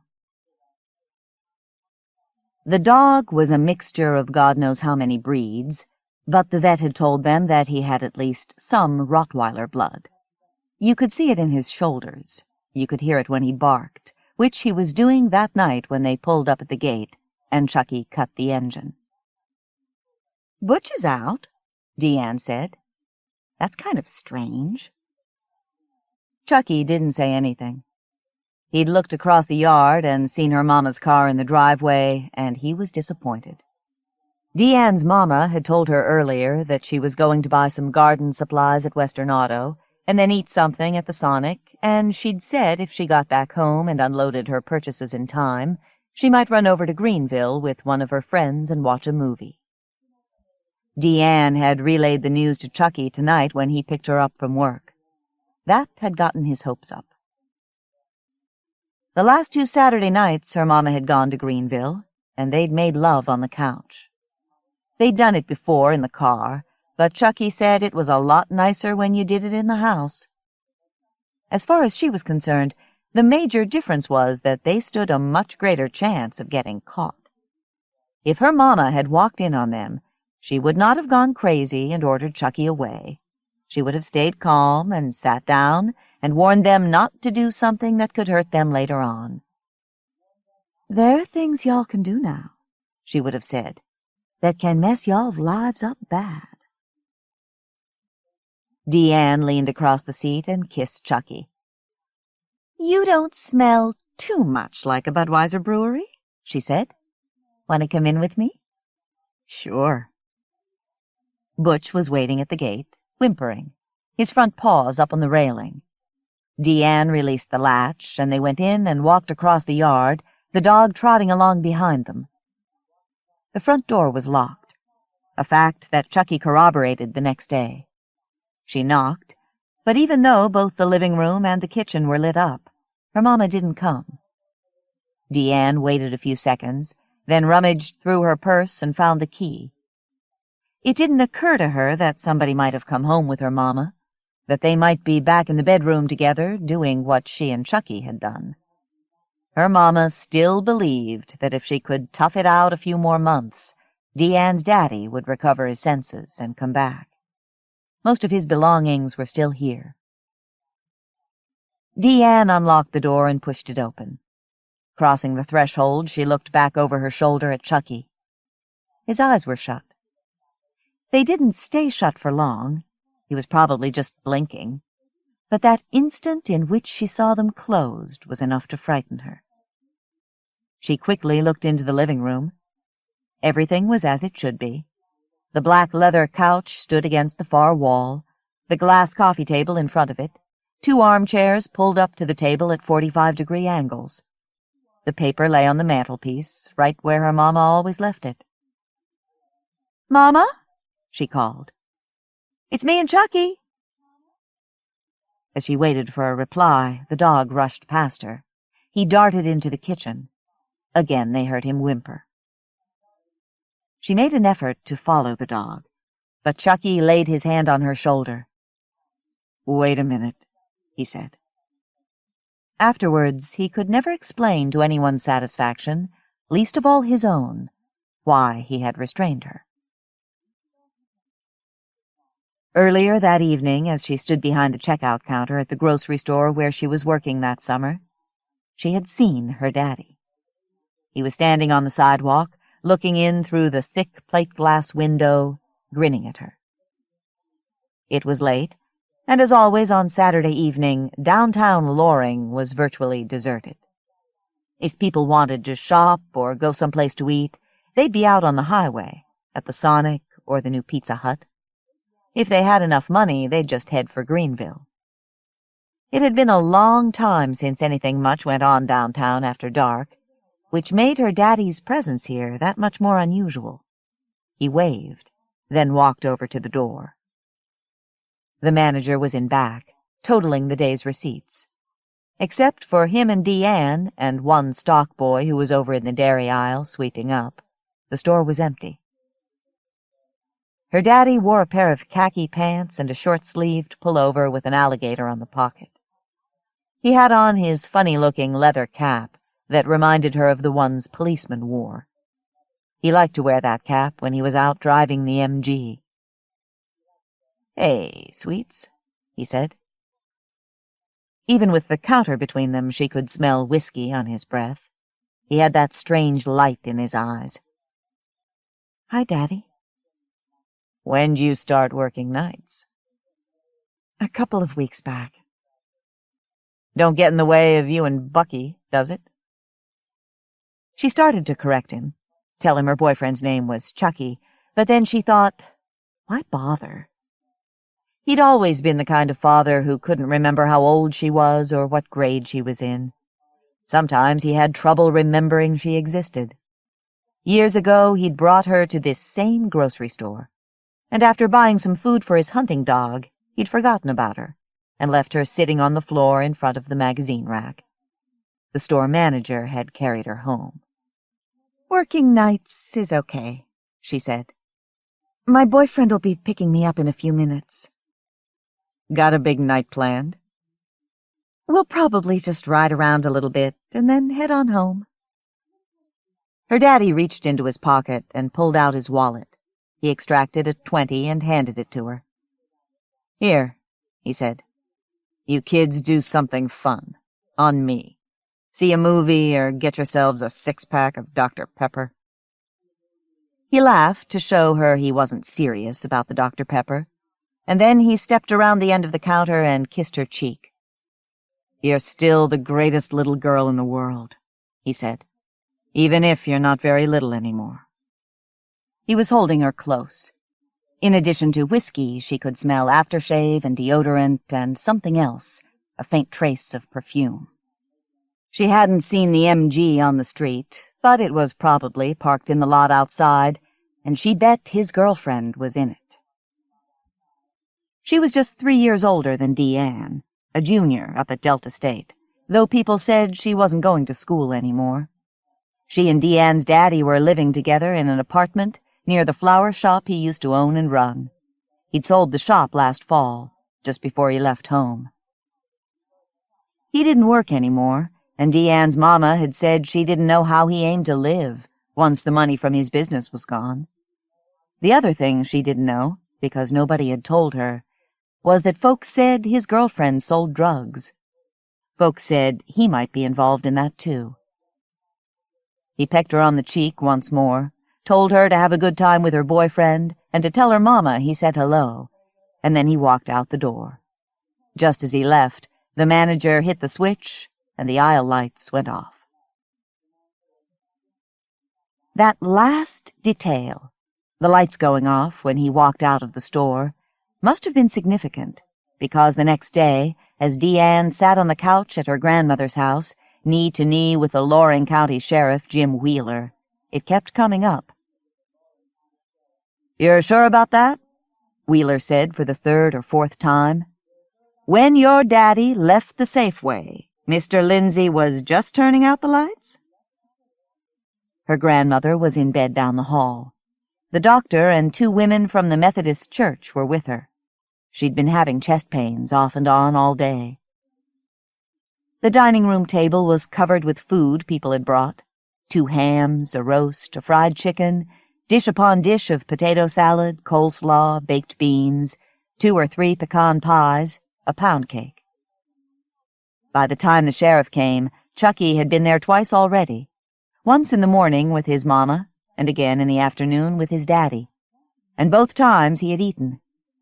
While his mother sat on the couch with Deanne, sniffling and holding her hand, and his father admired the knickknacks on the mantelpiece, Chucky had parked himself at the dining-room table and begun devouring one slice of pie after another, occasionally glancing through the doorway at Deanne. The distance between where he was and where she was could not be measured by any known means. She knew it, and he did, but he apparently believed that if he kept his mouth full, they wouldn't have to acknowledge it yet. "Yes, sir," she told the sheriff. "He just left when Mr. Lindsay turned off the lights." A pocket-sized notebook lay open on Wheeler's knee. He held a ballpoint pen with his stubby fingers.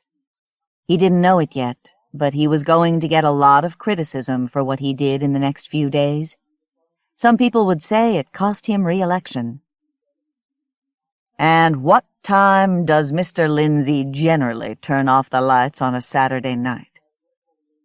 "Right around 8 o'clock. "And was that when he did it last night?" "Yes, sir." "You're sure about that?" "Yes, sir." "Well, that's what Mr. Lindsay says, too," Wheeler said. He closed the notebook and put it in his shirt pocket. "Course, being as he was in the back of the store, he didn't actually see you talking with your daddy." "No," she said. "You can't see the checkout stands from back there." Wheeler stood, and she did too. To her surprise, he pulled her close to him. He was a compact man, not much taller than she was. She felt his warm breath on her cheek. "I sure am sorry about all of this, honey," he said. "But don't you worry. I guarantee you I'll get to the bottom of it, even if it kills me." Even if it kills me. She remembers that phrase in those rare instances when she sees Jim Wheeler on the street downtown. He's an old man now, in his early 60s, white-haired and pot-bellied. For years he's worked at the catfish plant, though nobody seems to know what he does. Most people can tell you what he doesn't do. He's not responsible for security. He doesn't carry a gun. He's not front office. He's not a foreman or a shift supervisor, and he has nothing to do with the live haul trucks. Chucky works for Delta Electric, and once a month he goes to the plant to service the generators. He says Wheeler is always outside, wandering around, his head down, his feet scarcely rising off the pavement. Sometimes he talks to himself. "I was out there last week," Chucky told her not long ago, and I'd just gone through the front gates and there he was. He was off to my right, walking along the fence, carrying this bucket. What kind of bucket? Looked like maybe it had some kind of caulking mix in it. There was this thick white stuff sticking to the sides. Anyway, he was shuffling along there, and he was talking to beat the band. What was he saying? They were at the breakfast table when they had this conversation.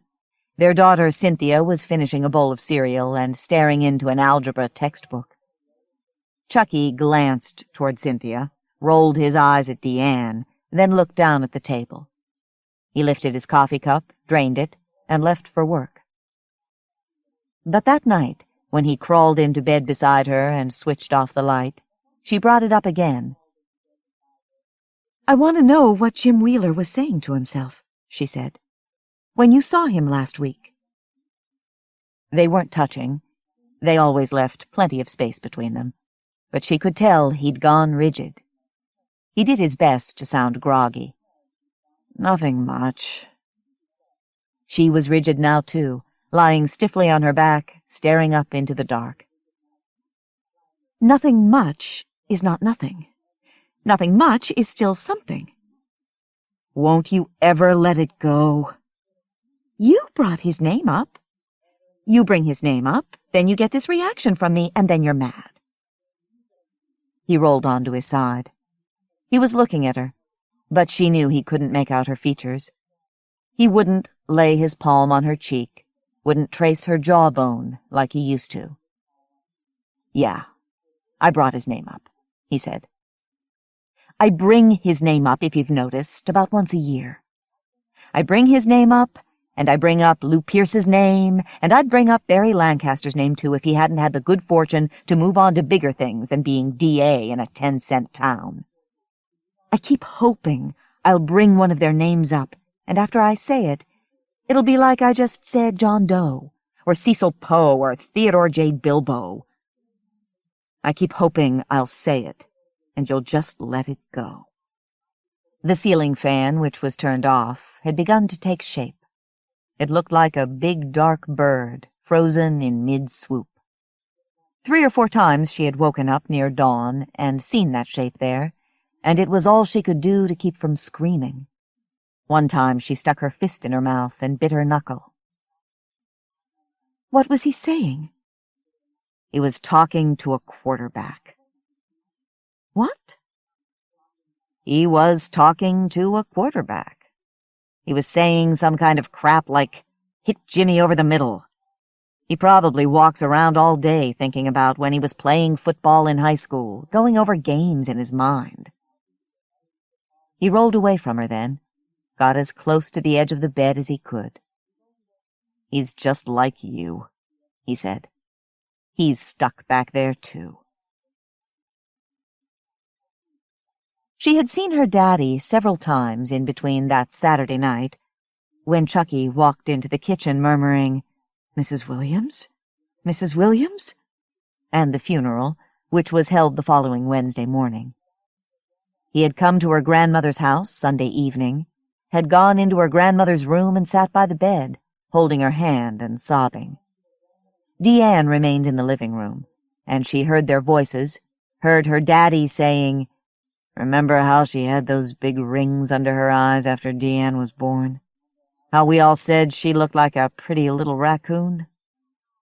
Her grandmother, whose chest pains had finally stopped, said, "Oh, Alan, I raised her from the cradle, and I know her well. She never would have stopped loving you."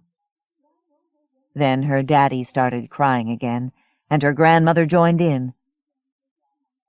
When he came out and walked down the hall to the living room, he had stopped crying, but his eyes were red-rimmed and his face looked puffy. He sat down in the armchair, which was still standing, right where the sheriff had left it that afternoon. For a long time he said nothing. Then he rested his elbows on his knees, propped his chin on his fists, and said, "Were you the one that found her?" "Chucky did." "Did you go in there?" She nodded. He's an asshole for letting you do that. She didn't bother to tell him how she'd torn herself out of Chucky's grasp and bolted into the kitchen, or what had happened when she got in there. She was already starting to think what she would later know for certain. In the kitchen, she had died. When she saw the pool of blood on the linoleum, saw the streaks that shot like flames up the wall, a 1,000-volt jolt hit her heart. She lost her breath, and the room went dark, and when it relit itself, she was somebody else. Her mama's body lay in a lump on the floor over by the door that led to the back porch. The shotgun that had killed her, her daddy's Remington Wingmaster, stood propped against the kitchen counter. Back in what had once been called the game room, the sheriff would find that somebody had pulled down all the guns, 6 rifles, the other shotgun, both of her daddy's .38s, and thrown them on the floor. He'd broken the lock on the metal cabinet that stood nearby, and he'd removed the box of shells and loaded the Remington. It was hard to say what he'd been after, this man who for her was still a dark, faceless form. Her mama's purse had been ransacked, her wallet was missing, but there couldn't have been much money in it. She had some jewelry in the bedroom, but he hadn't messed with that. The most valuable things in the house were probably the guns themselves, but he hadn't taken them. He'd come in through the back door, the lock was broken, and he'd left through the back door. Why Butch hadn't taken his leg off was anybody's guess. When the sheriff and his deputies showed up, it was all Chucky could do to keep the dog from attacking. She wouldn't have wanted you to see her like that, her daddy said. Nor me either. He spread his hands and looked at them, turning them over and scrutinizing his palms, as if he intended to read his own fortune. I reckon I was lucky, he said, letting his gaze meet hers. Anything you want to tell me about it? She shook her head no. The thought of telling him how she felt seemed somehow unreal. It had been years since she'd told him how she felt about anything that mattered. Life's too damn short, he said. Our family's become one of those statistics you read about in the papers. You read those stories and you think it won't ever be you. Truth is, there's no way to insure against it. At the time, the thing that struck her as odd was his use of the word family. They hadn't been a family for a long time, not as far as she was concerned. She forgot about what he'd said until a few days later. What she remembered about that visit with him on Sunday night was that for the second time in 24 hours, he pulled her close and hugged her and gave her $20. She saw him again Monday at the funeral home, and the day after that, and then the next day at the funeral, she sat between him and her grandmother, and he held her hand while the preacher prayed. She had wondered if he would bring his girlfriend, but even he must have realized that would be inappropriate. He apparently did not think it inappropriate, though, or unwise either, to present himself at the offices of an insurance company in Jackson on Friday morning, bringing with him her mother's death certificate and a copy of the coroner's report. When she thinks of the morning, a Saturday, on which Wheeler came to see her for the second time, she always imagines her own daughter sitting there on the couch at her grandmother's place instead of her. She sees Cynthia looking at the silver badge on Wheeler's shirt pocket, sees her glancing at the small notebook that lies open in his lap, at the pen gripped so tightly between his fingers that his knuckles have turned white. Now, the other night, she hears Wheeler say, your boyfriend picked you up at what time? Right around 8 o'clock. Her voice is weak, close to breaking.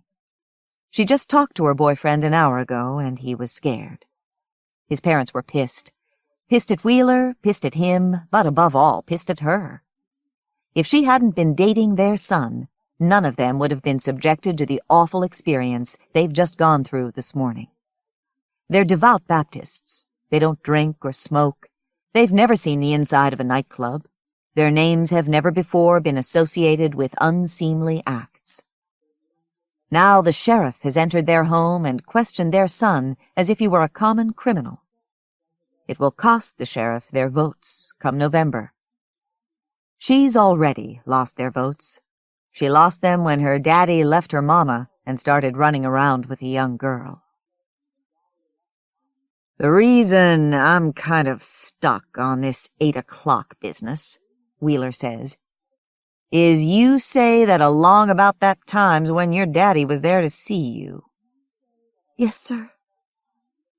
"Now, your boyfriend claims he didn't see your daddy leaving the store. Says he didn't even notice the MG on the street." "Daddy'd been gone a few minutes already. Plus, I think he parked around back." "Parked around back," the sheriff says. "Yes, sir." "In that lot over by the bayou?" Even more weakly. "Yes, sir." "Where the delivery trucks come in. Ain't that where they usually park?" "I believe so. Yes, sir." Wheeler's pen pauses. He lays it on his knee. He turns his hands over, studying them as her daddy did a few days before. He's looking at his hands when he asks the next question.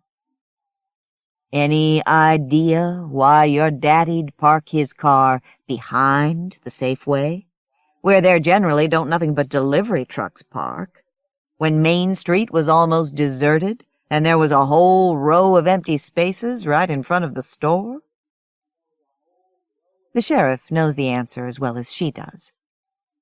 When you're with a woman you're not married to, you don't park your car on Main Street on a Saturday night, particularly if it's a little MG with no top on it, and your daughter's just a few feet away with nothing but a pane of glass between her and a girl who's not much older than she is.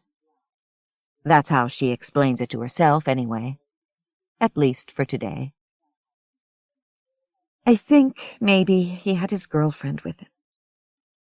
"Well, I don't aim to hurt your feelings, honey," Wheeler says, looking at her now. "But there's not too many people that don't know about his girlfriend." "Yes, sir."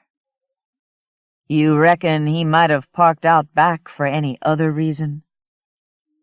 She can't answer that question, so she doesn't even try. "There's not any chance, is there," he says, "that your boyfriend could have been confused about when he picked you up?" "No, sir." "You're sure about that?" She knows that Wheeler has asked Chucky where he was between 7:15, when several people saw her mother eating a burger at the Sonic Drive-In, and 8:30, when the two of them found her body. Chucky has told Wheeler he was at home watching TV between 7:15 and a few minutes till 8, when he got in the car and went to pick up Deanne. His parents were in Greenville eating supper at that time, so they can't confirm his story. "Yes, sir," she says. "I'm sure about it." "And you're certain your daddy was there just a few minutes before 8? "Yes, sir." "Because your daddy," the sheriff says, "remembers things just a little bit different. The way your daddy remembers it, he came by the Safeway about 7:30 and hung around there talking with you for half an hour. Course, Mr. Lindsay was in the back, so he can't say yea or nay, and the stock boy don't seem to have the sense God give a Betsy bug. Your daddy was over at the VFW drinking beer at 8 o'clock. Stayed there till almost 10, according to any number of people. And his girlfriend wasn't with him. Fact is, his girlfriend left the country last Thursday morning. Took a flight from New Orleans to Mexico City, and from there, it looks like she went on to Argentina." Deanne, imagining this scene in which her daughter reprises the role she once played, sees Cynthia's face go slack as the full force of the information strikes her. She's still sitting there like that, hands useless in her lap, face drained of blood, when Jim Wheeler tells her that 6 months ago, her daddy took out a life insurance policy on her mama that includes double indemnity in the event of accidental death. "I hate to be the one telling you this, honey," he says, "because you're a girl who's had enough bad news to last the rest of her life. But your daddy stands to collect $500,000 because of your mama's death, and there's a number of folks, and I reckon I might as well admit I happen to be among them, who are starting to think that ought not to occur." Chucky gets off work at Delta Electric at 6 o'clock. A year or so ago, she became aware that he'd started coming home late. The first time it happened, he told her he'd gone out with his friend Tim to have a beer. She saw Tim the next day buying a case of motor oil at Walmart, and she almost referred to his and Chucky's night out, just to see if he looked surprised. But if he'd looked surprised, it would have worried her. And if he hadn't, it would have worried her even more. She would have seen it as a sign that Chucky had talked to him beforehand. So in the end, she nodded at Tim and kept her mouth shut. It began happening more and more often. Chucky ran over to Greenville to buy some parts for his truck. He ran down to Yazoo City for a meeting with his regional supervisor. He ran up into the north part of the county because a fellow there had placed an interesting ad in National Rifleman. He was selling a shotgun with fancy scroll work on the stock. On the evenings when Chucky isn't home, she avoids latching on to Cynthia. She wants her daughter to have her own life, to be independent, even if independence in a 16-year-old girl manifests itself as distance from her mother. Cynthia is on the phone a lot, talking to her girlfriends, to boyfriends too. Through the bedroom door, Deanne hears her laughter. On the evenings when Chucky isn't home, she sits on the couch alone, watching TV, reading, or listening to music. If it's a Friday or Saturday night and Cynthia is out with her friends, Deanne goes out herself. She doesn't go to movies, where her presence might make Cynthia feel crowded if she happened to be in the theater too, and she doesn't go out and eat at any of the handful of restaurants in town. Instead, she takes long walks. Sometimes they last until 10 or 11 o'clock. Every now and then, when she's on one of these walks, passing one house after another where families sit parked before the TV set, she allows herself to wish she had a dog to keep her company.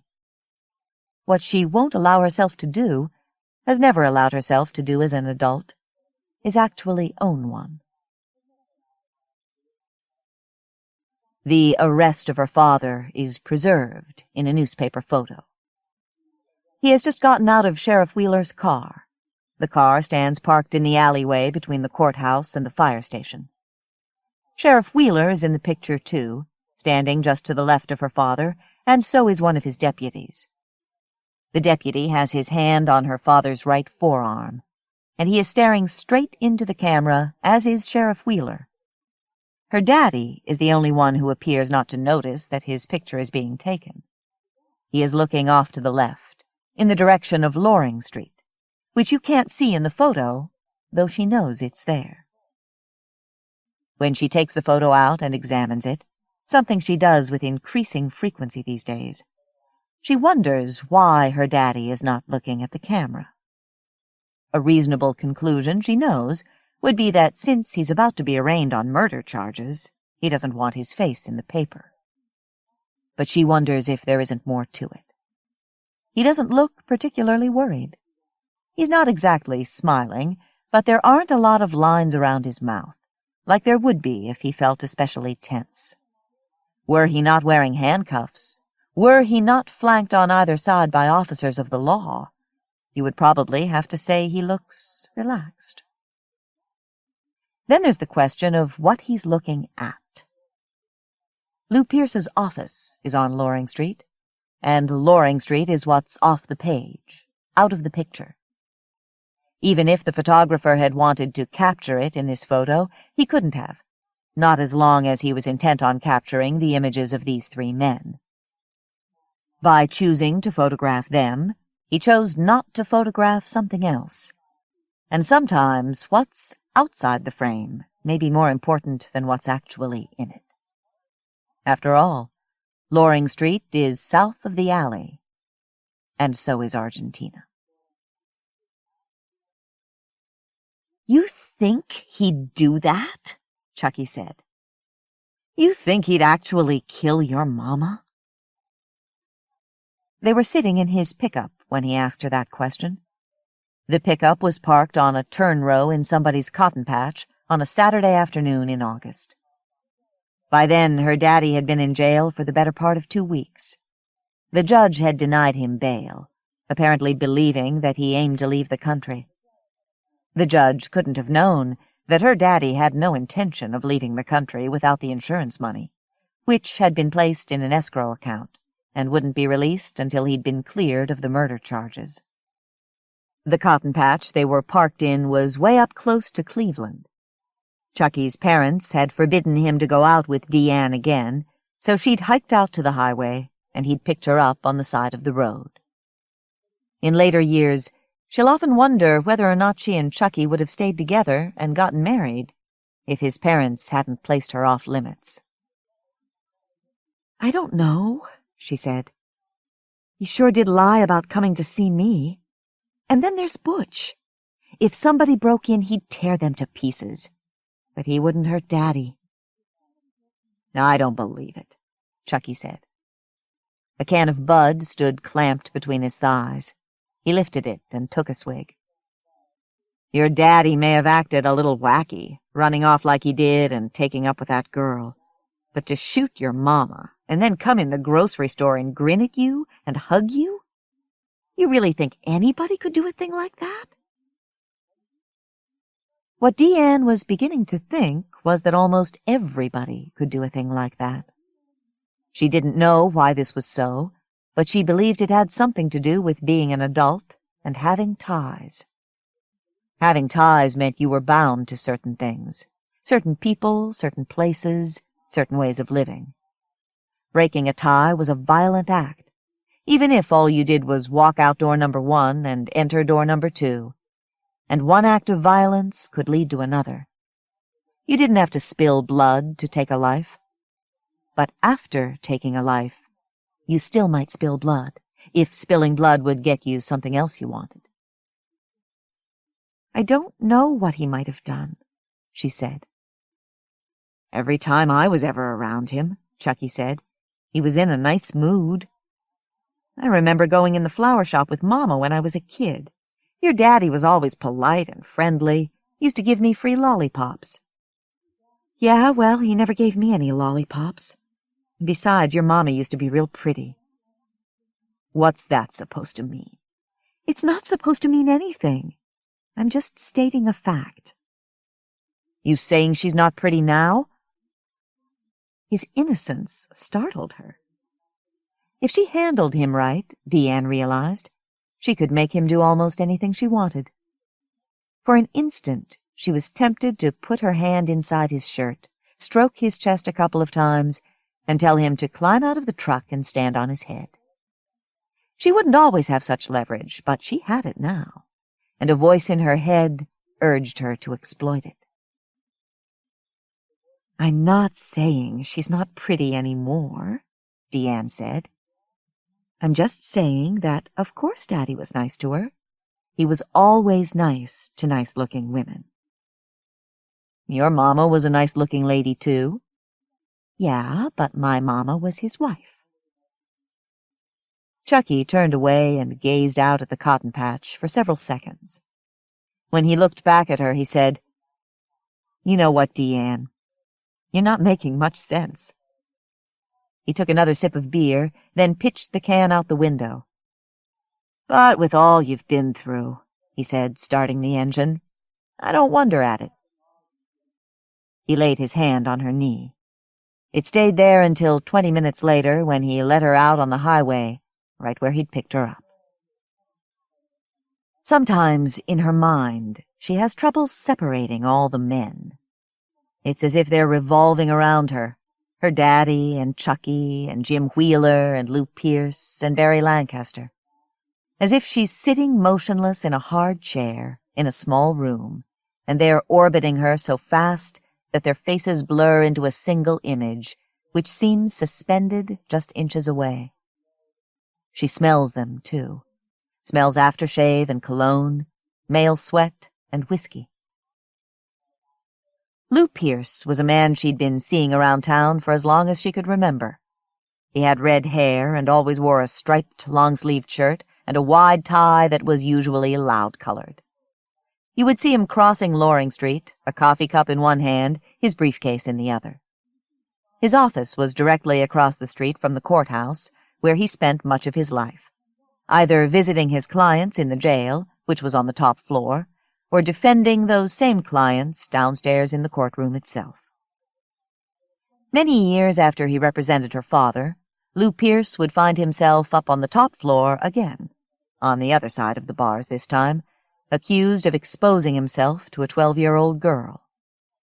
After the story made the paper, several other women, most in their 20s or early 30s, would contact the local police and allege that he had also shown himself to them.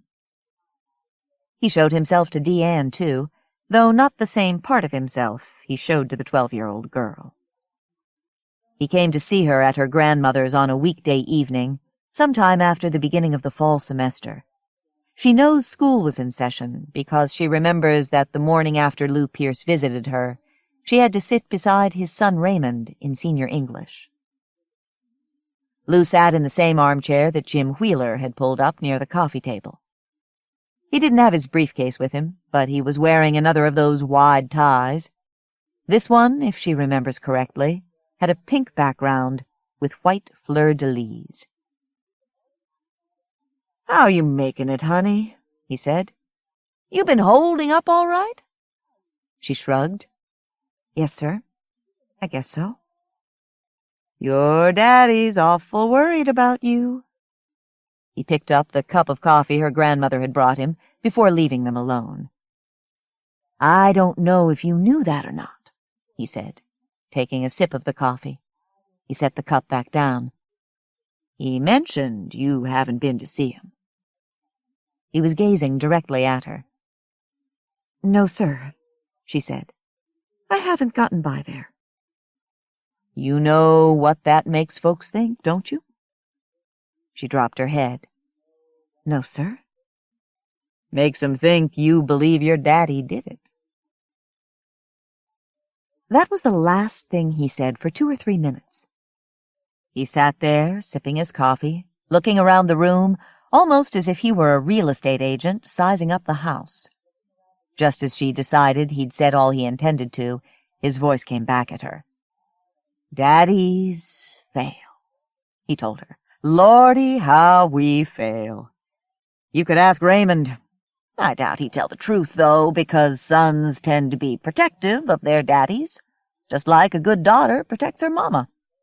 But the truth, if you wanted to dig into it, is that I've failed that boy nearly every day he's been alive. You notice he's in the band?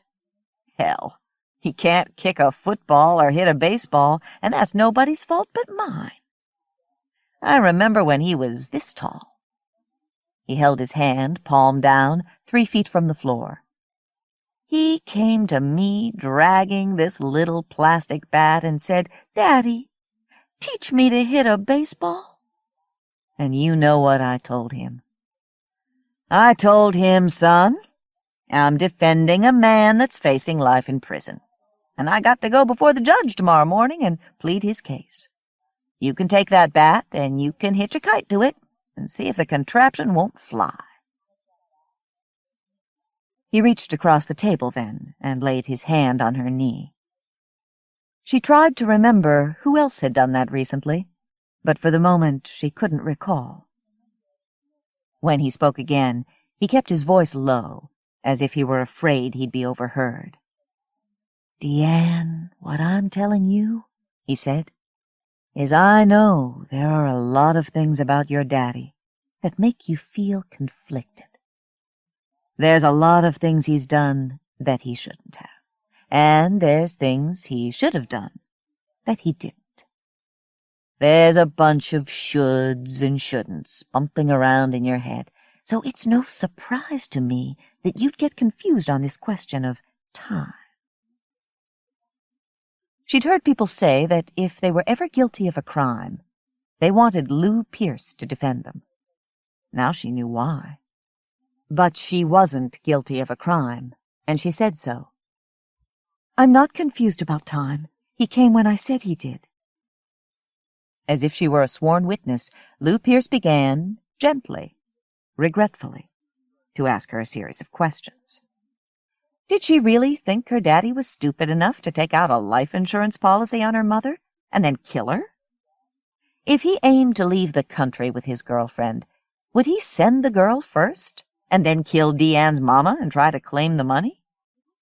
Did she know that her daddy intended to put the money in a savings account for her? Did she know that her daddy and his girlfriend had broken up, that the girl had left the country chasing some young South American who, her daddy had admitted, probably sold her drugs? When he saw that she wasn't going to answer any of the questions, Lou Pierce looked down at the floor. "Honey," he said softly, "did you ever ask yourself why your daddy left you and your mama?" That was one question she was willing and able to answer. He did it because he didn't love us. When he looked at her again, his eyes were wet, and she hadn't learned yet that wet eyes tell the most effective lies. "He loved y'all," Lou Pierce said. "But your mama, who was a wonderful lady, angel, she wouldn't give your daddy a physical life. I guarantee you he wishes to God he hadn't needed one, but a man's not made that way. And even though it embarrasses me, I guess I ought to add that I'm speaking from personal experience."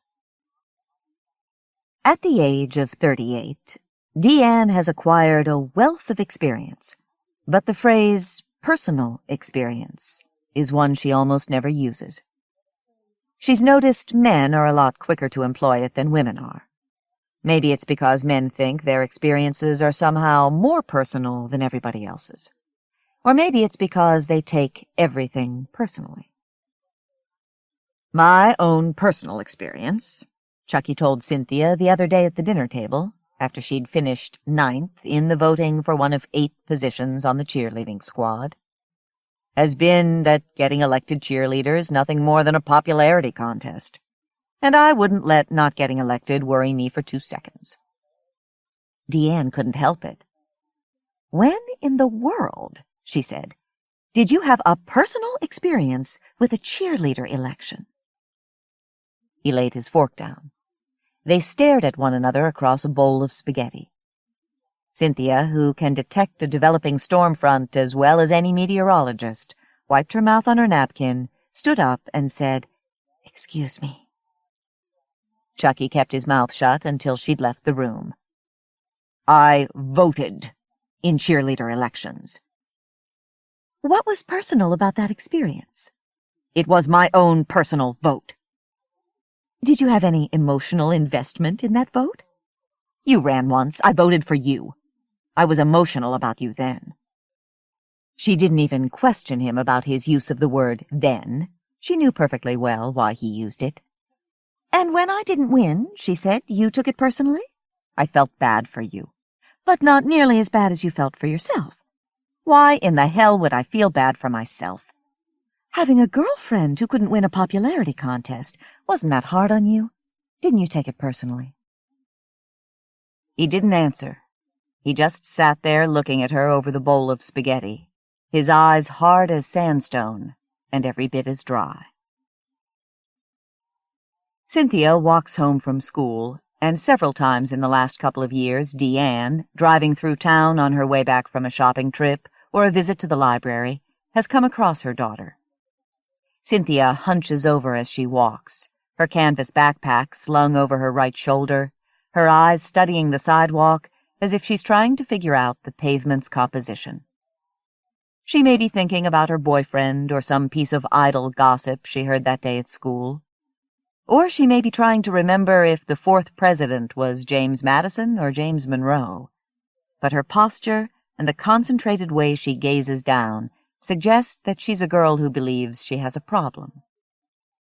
Whether or not this is so, Deanne doesn't know, because if her daughter is worried about something, she's never mentioned it. What Deanne does know is that whenever she's out driving and she sees Cynthia walking home, she always stops the car, rolls her window down, and says, "Want a ride?" Cynthia always looks up and smiles, not the least bit startled, and she always says yes.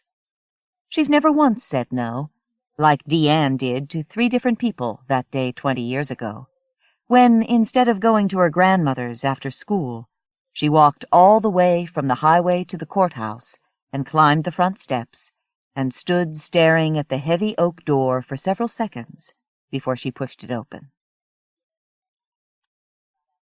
Her daddy has gained weight. His cheeks have grown round, the backs of his hands are plump. He's not getting any exercise to speak of. On Tuesday and Wednesday nights, he tells her, the prisoners who want to keep in shape are let out of their cells, one at a time, and allowed to jog up and down 3 flights of stairs for 10 minutes each. He says an officer sits in a straight-back chair down in the courthouse lobby with a rifle across his lap to make sure that the prisoners don't jog any farther. Her daddy is sitting on the edge of his cot. He's wearing blue denim pants and a shirt to match, and a patch on the pocket of the shirt says Loring County Jail. The shoes he has on aren't really shoes. They look like bedroom slippers. Downstairs, when she checked in with the jailer, Jim Wheeler heard her voice and came out of his office. While she waited for the jailer to get the right key, the sheriff asked her how she was doing. "All right, I guess." "You may think I'm lying, honey," he said, "but the day'll come when you'll look back on this time in your life, and it won't seem like nothing but a real bad dream." Sitting in a hard plastic chair, looking at her father, she already feels like she's in a bad dream. He's smiling at her, waiting for her to say something, but her tongue feels like it's fused to the roof of her mouth. The jail is air-conditioned, but it's hot in the cell, and the place smells bad. The toilet over in the corner has no lid on it. She wonders how in the name of God a person can eat in a place like this. And what kind of person could actually eat enough to gain weight? As if he knows what she's thinking, her father says, "You're probably wondering how I can stand it." She doesn't answer. "I can stand it," he says, "because I know I deserve to be locked up." He sits there a moment longer, then gets up off the cot and shuffles over to the window, which has 3 bars across it. He stands there looking out. "All my life," he finally says, "I've been going in and out of all those buildings down there, and I never once asked myself what they looked like from above. Now I know. There's garbage on those roofs, and bird shit. One day I saw a man sitting up there drinking from a paper bag, right on top of the jewelry store." He turns around then and walks over and lays his hand on her shoulder. "When I was down there," he says, "scurrying around like a chicken with its head cut off, I never gave myself enough time to think. That's one thing I've had plenty of in here. And I can tell you, I've seen some things I was too blind to see then." He keeps his hand on her shoulder the whole time he's talking. "In the last few weeks," he says, "I asked myself how you must have felt when I told you I was too busy to play with you. How you probably felt every time you had to go to the theater by yourself, and you saw all those other little girls waiting in line with their daddies and holding their hands." He says he's seen all the ways in which he failed them both, her and her mother, and he knows they both saw them a long time ago. He just wishes to God he had.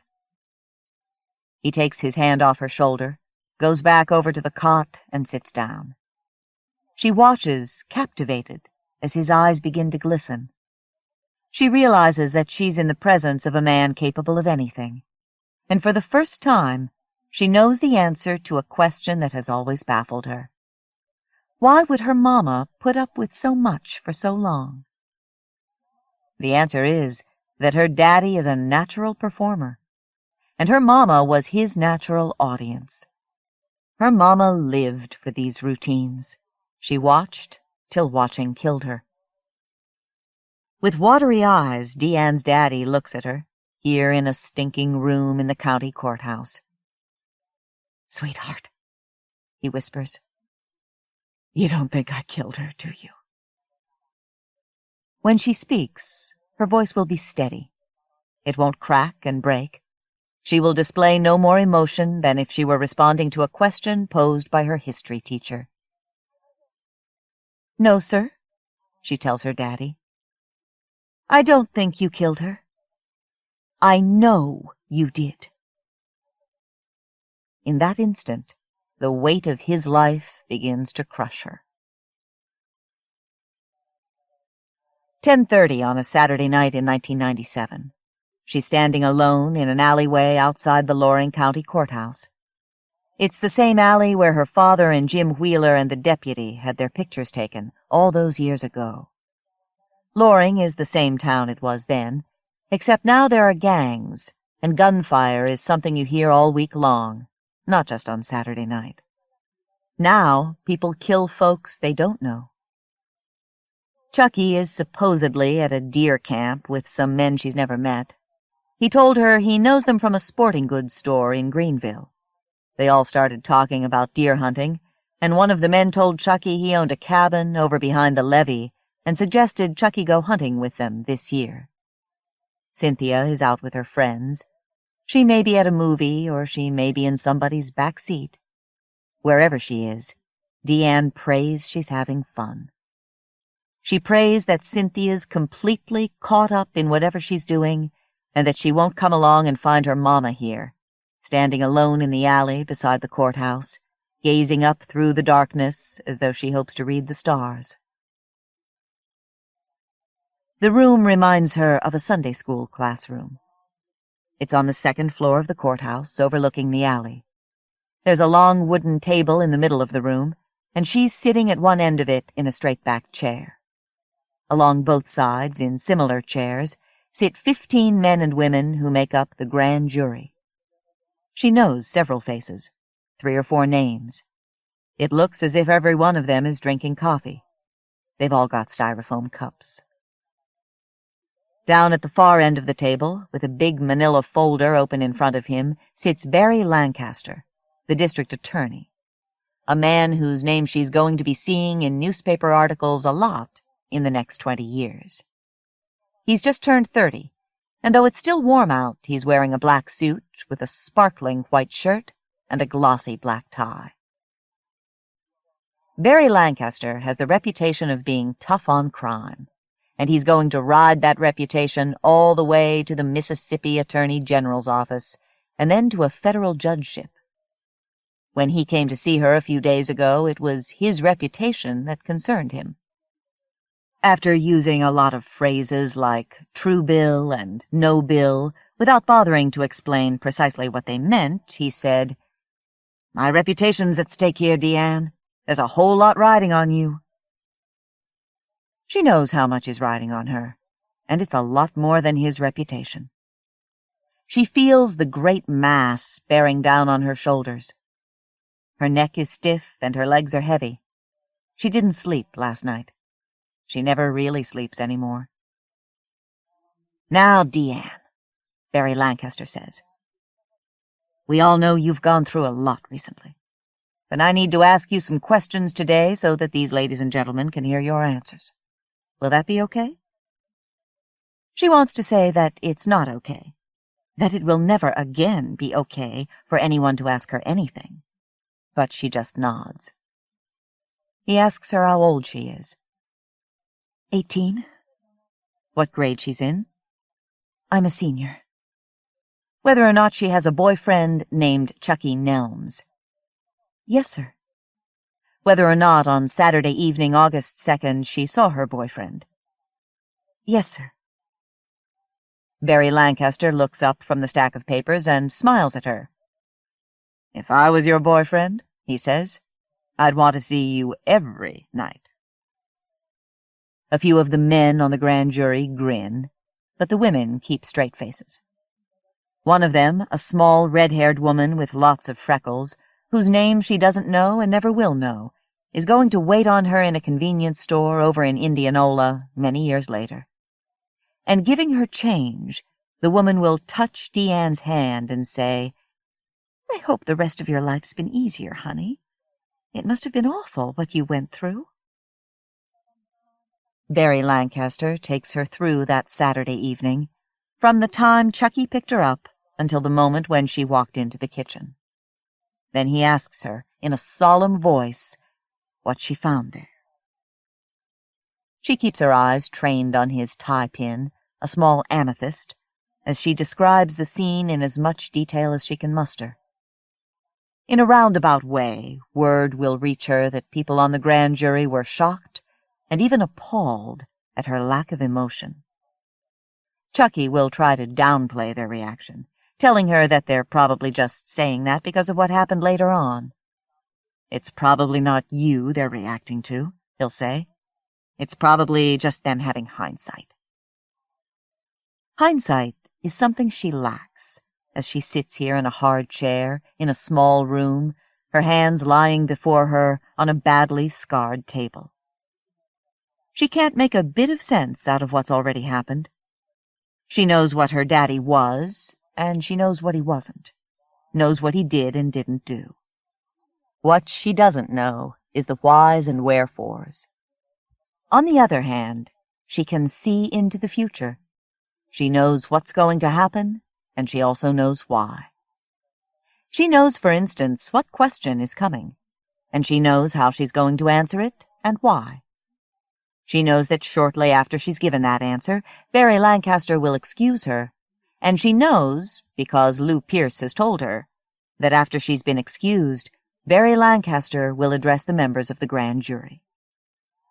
He will tell them what they have and haven't heard.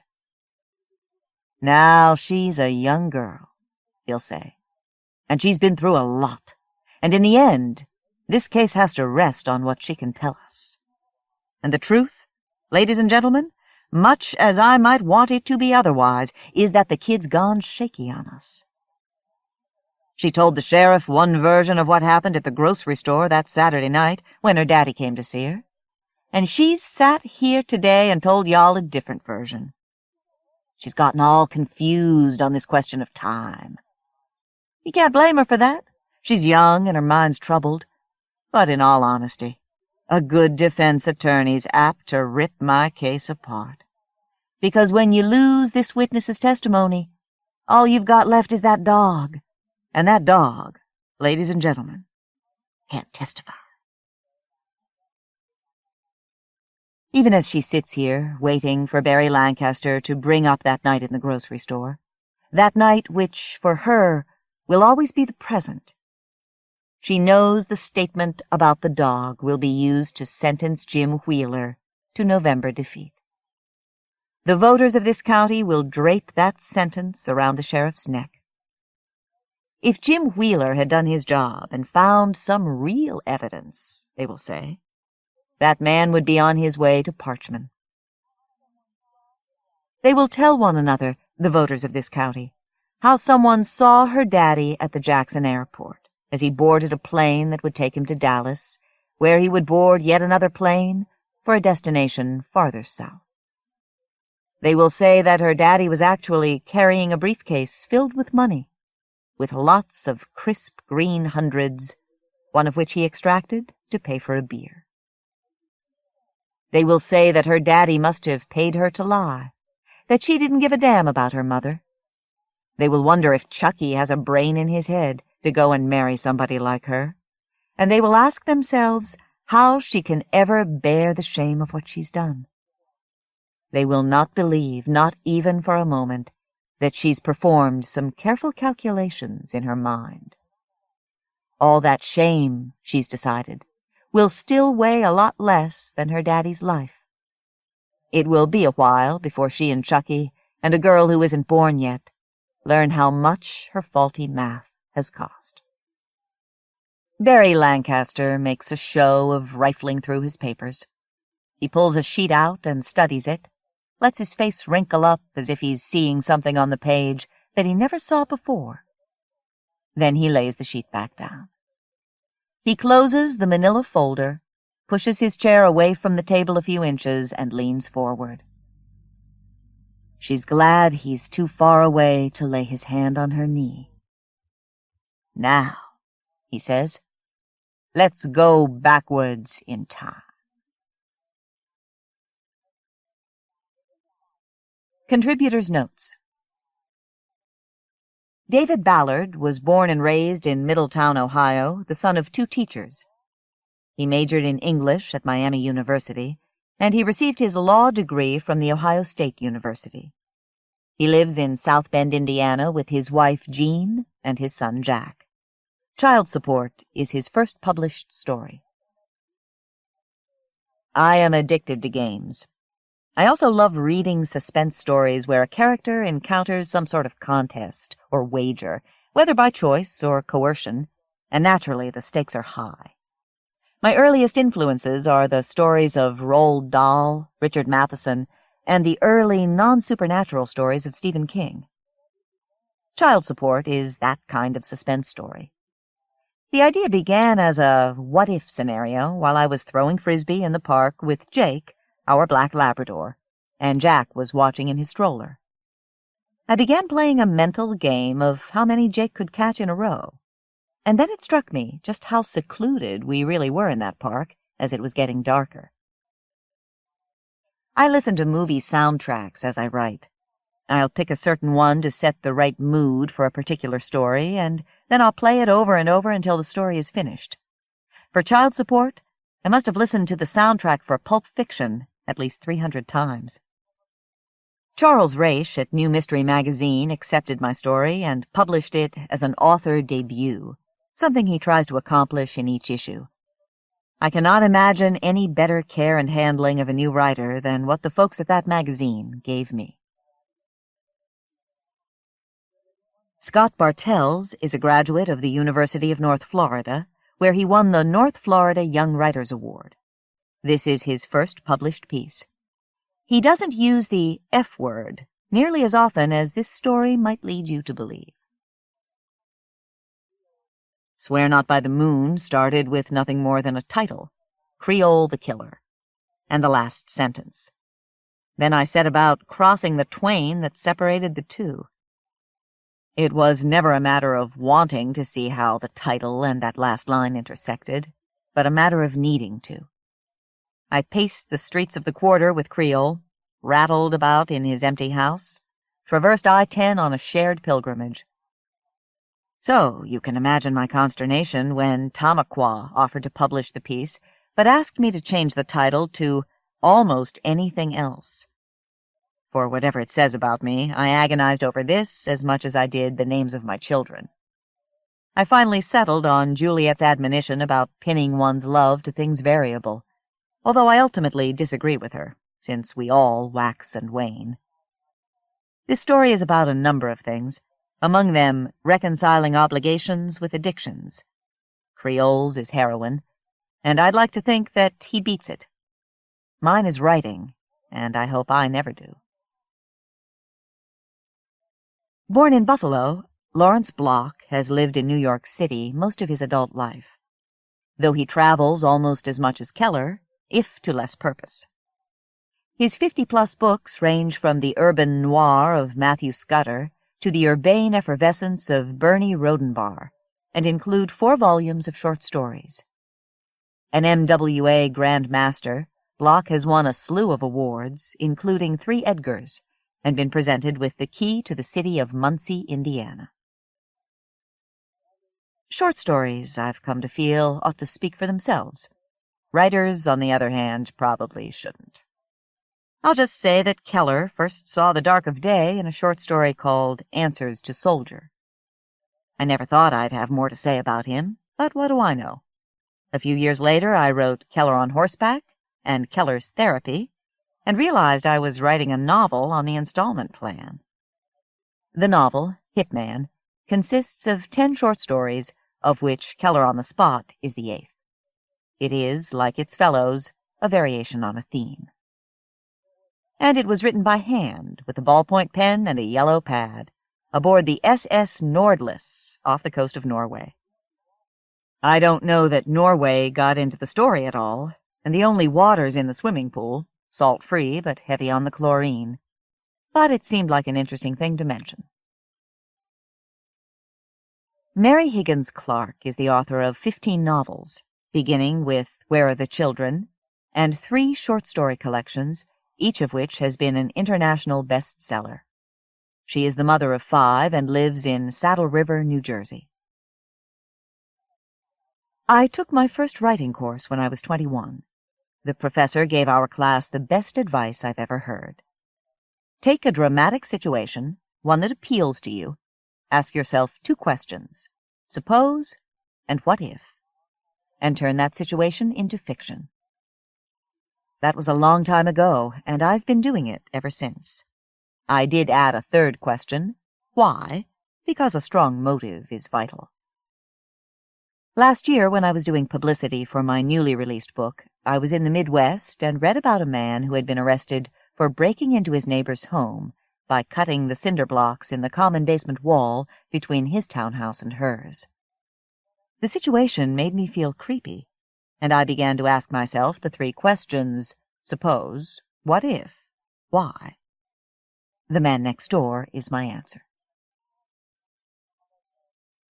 Meryl Joan Gerber has published 5 novels, among them King of the World, which won the Pushcart Editor's Book Award for a book of literary distinction, and The Kingdom of Brooklyn, which was awarded the Ribelow Prize from Hadassah Magazine for the best English-language book of fiction on a Jewish theme. She has also published 4 volumes of short stories. The most recent, Anna in Chains, was published in 1998 by Syracuse University Press. Her stories have appeared in The New Yorker, The Atlantic, Redbook, The Sewanee Review, The Chattahoochee Review, The Virginia Quarterly Review, and elsewhere. I Don't Believe This was included in the O. Henry Prize Stories, 1986. A recent essay was published in Commentary magazine. She studied writing with Andrew Little at the University of Florida, held a Wallace Stegner Fiction Fellowship at Stanford, and now teaches writing at the California Institute of Technology. More about Meryl Joan Gerber can be seen on her website at http://www.cco.caltech.edu/MJGERBER. There are all kinds of mysteries in life, and one of the most puzzling to me is the failure of friendship, or worse, the betrayal of friendship. In This Is a Voice from Your Past, I examine the circumstances of such a failure and its terrifying consequences. Edward D. Hoke, past president of the Mystery Writers of America and winner of its Edgar Award for Best Short Story, is a native of Rochester, New York, where he still lives with his wife Patricia. He is the author of some 800 published short stories and has appeared in every issue of Ellery Queen's Mystery Magazine for more than 25 years. For 20 years, Hoke edited Best Detective Stories of the Year and its successor, Year's Best Mystery and Suspense Stories.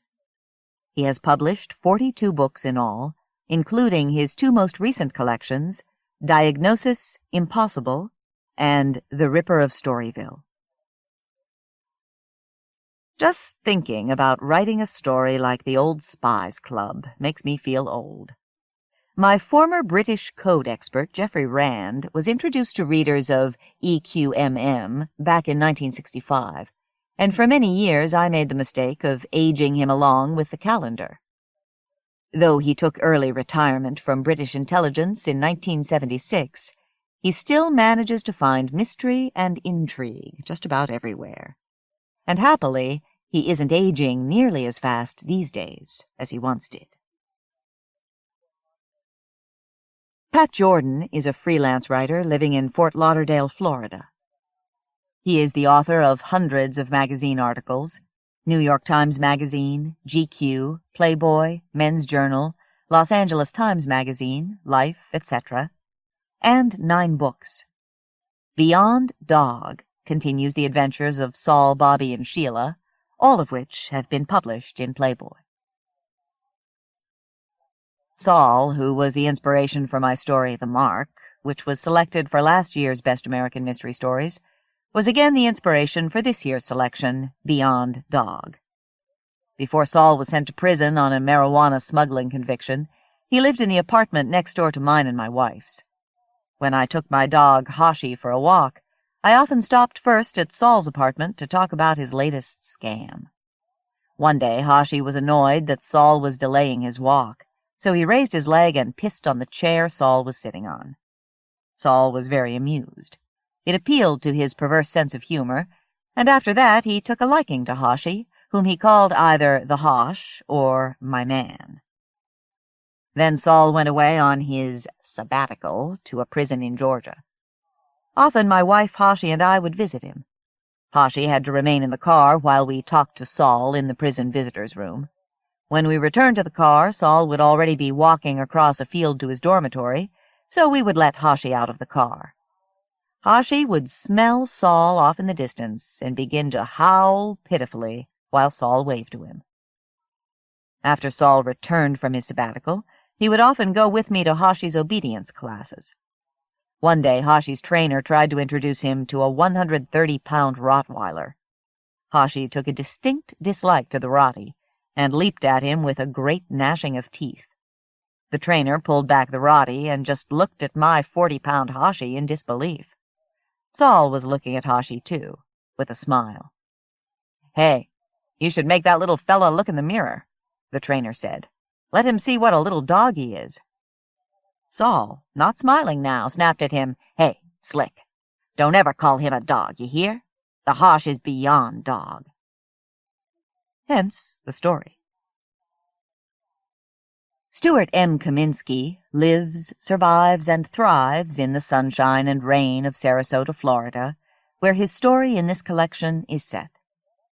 Nominated 5 times for Edgar Awards, he has written a dozen works of nonfiction and more than 40 novels, including series books about Toby Peters, Porfiry Petrovich Rostnikov, Abraham Lieberman, and Jim Rockford. His film work includes writing credits for Once Upon a Time in America, Hidden Fears, Enemy Territory, and A Woman in the Wind. Kaminsky has a B.S. in journalism and an M.A. in English from the University of Illinois and a Ph.D. in speech, film theater, from Northwestern University, where he taught for 2 decades. He is currently on leave from Florida State University. I've been writing short stories since I was 14, and long ago found that the effort was relatively easy for me. I learned early that there was no correlation, however, between how long a story took to write and how good it might be. My short story writing was influenced by Jesse Stewart, Anton Chekhov, Raymond Chandler, and a brilliant teacher at the University of Illinois named George Skoufis. Now everything I read influences me. This morning I read about Arthur Ashe on my box of Wheaties and the legend of Dundee marmalade on the familiar white jar on the breakfast table. Both were fascinating. The story in this collection features Lou Finesca, who has settled in Sarasota as a result of his car breaking down. Lou is a process server, a finder of people, and an easy mark for a sad story. This is neither the first nor the last of my stories about Lou and his friends. Janice Law lives with her sportswriter husband in rural northeastern Connecticut. She has taught extensively at all levels, from junior high school to college, and is currently an instructor at the University of Connecticut. She has published 14 books, 10 of them mysteries, plus short stories and both popular and scholarly articles. She has been nominated for an Edgar. The germ of secrets, as of so many of my short mystery stories, came from a newspaper brief.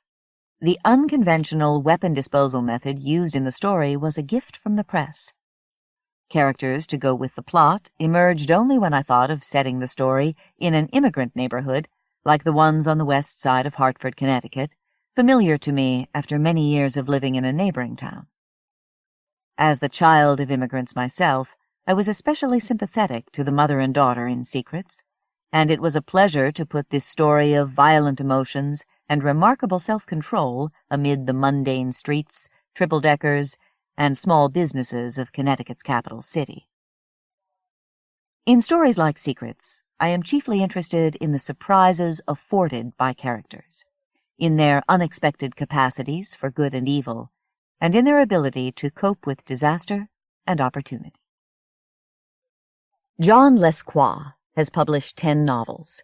The first, Sunburn, was a paperback original that won the Joseph Henry Jackson Award for Best Novel by a California author. The following 2 books, Son of Holmes and Rasputin's Revenge, are historical mysteries set in World War I, featuring Master Sleuth Auguste Lupin, the son of Sherlock Holmes, who was perhaps the young Nero Wolfe.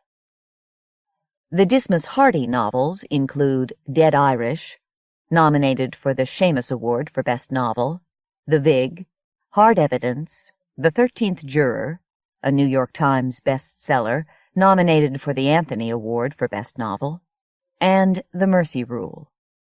Lescroart's other novels are urban thrillers and include A Certain Justice, which explores the themes of race and politics in America, and Guilt, the story of a successful and cultured man who is also a killer.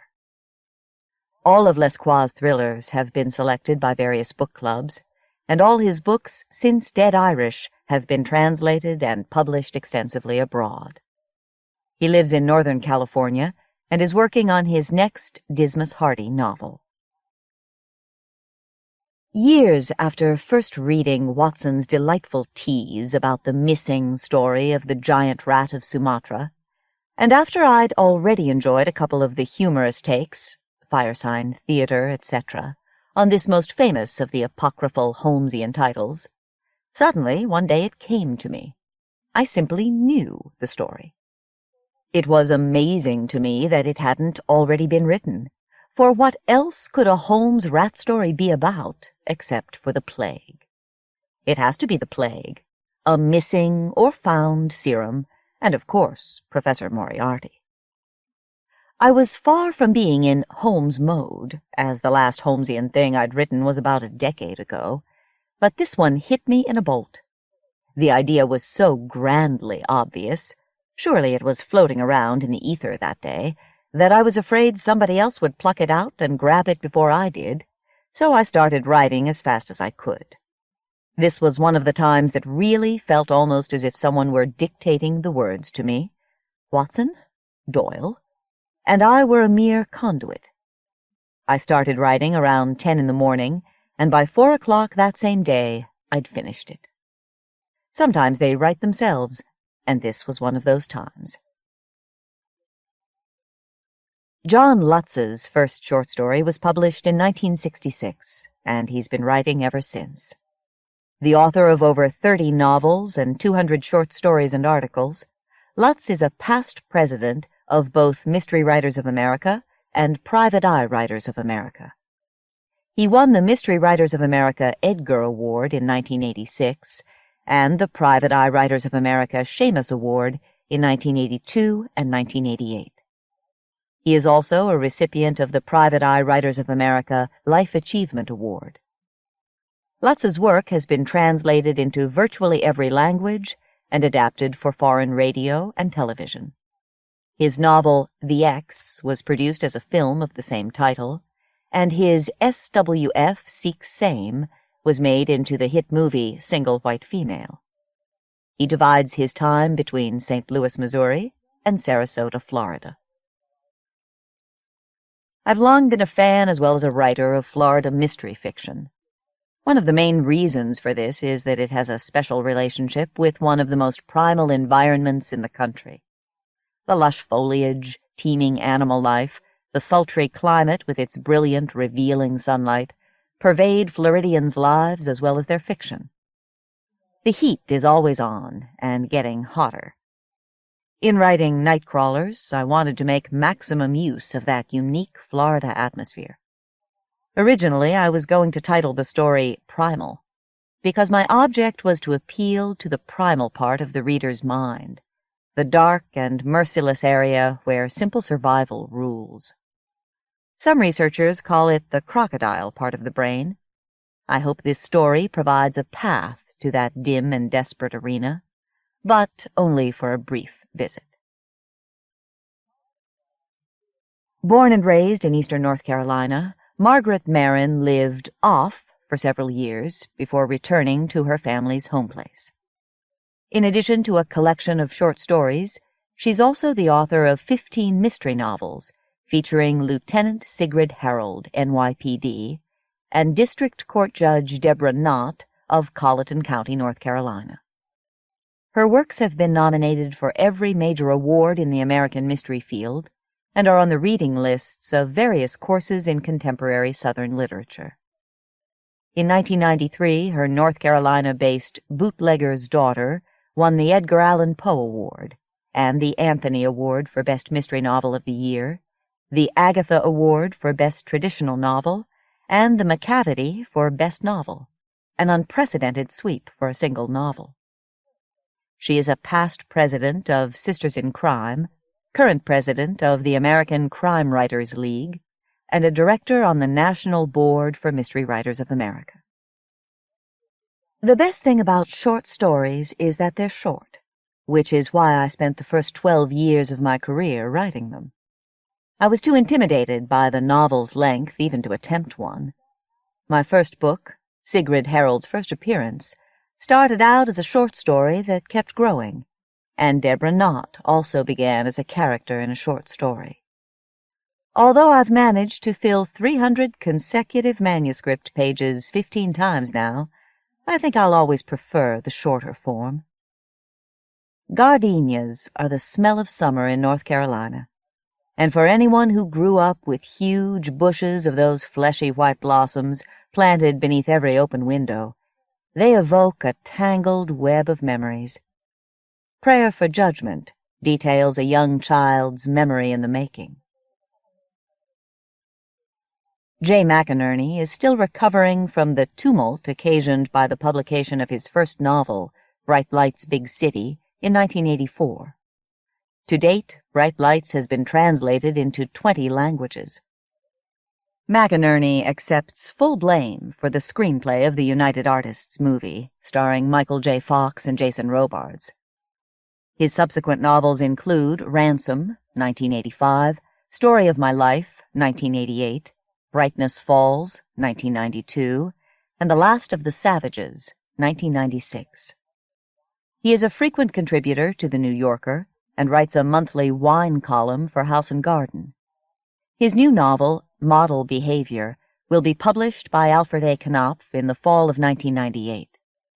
With his wife, Helen Bransford, and their twins, Maisie and Barrett, Mcinerney oscillates between New York City and Franklin, Tennessee. Condoctor has its origins in a trip to a privately run prison outside of Nashville, Tennessee. A friend of mine who was the prison doctor invited me to spend a day making the rounds with him. I posed as an intern. It was an eye-opening and stomach-turning experience. The maladies and injuries described in the story were those we encountered over the course of the day. Whether I have done justice to the brooding malevolence of the place, I can't say. Walter Mosley is the author of 6 best-selling Easy Rawlins mysteries, the first of which, Devil in a Blue Dress, was filmed with Denzel Washington in the titular role. His work has been translated into 20 languages. Much of Always Outnumbered, Always Outgunned, in which Black Dog first appeared, was initially published in Black Renaissance Noir, Buzz, Emerge, Esquire, GQ, Los Angeles Times, Mary Higgins Clark Mystery Magazine, Story, and Whitney Museum. The central character and some elements of that book were converted into a film script by Mosley and televised by HBO. Born in Los Angeles, he now lives in New York City. Born and raised in upstate New York, the setting for Faithless and much of her fiction, Joyce Carol Oates now lives in Princeton, New Jersey, where she is a professor of humanities at Princeton University and co-edits the Ontario Review with her husband Raymond Smith. She is the author of a number of works of fiction, poetry, drama, and criticism, and a member of the American Academy of Arts and Letters. Under the pseudonym Rosamund Smith, she has published 6 mystery suspense novels, including, most recently, Double Delight. A number of her stories have appeared in Ellery Queen's Mystery Magazine, and a story of hers was reprinted in the Best American Mystery Stories, 1997. Faithless was originally imagined as a mysterious tale in which a family is haunted by the absence of a woman who, it eventually turns out, has never really been absent. For years in my notes, I would come across this enigmatic situation. In time, it evolved into Faithless, which I've thought of as a miniature novel. At the heart of mystery is the profoundly obdurate, utterly stubborn, and implacable refusal of certain individuals to see what is staring them in the face. And, if they're forced to see, to deny it. This is called faith, blind faith. My alliance is with the doomed but defiant heroine of my story, and with faithlessness. Peter Robinson was born in Castleford, Yorkshire.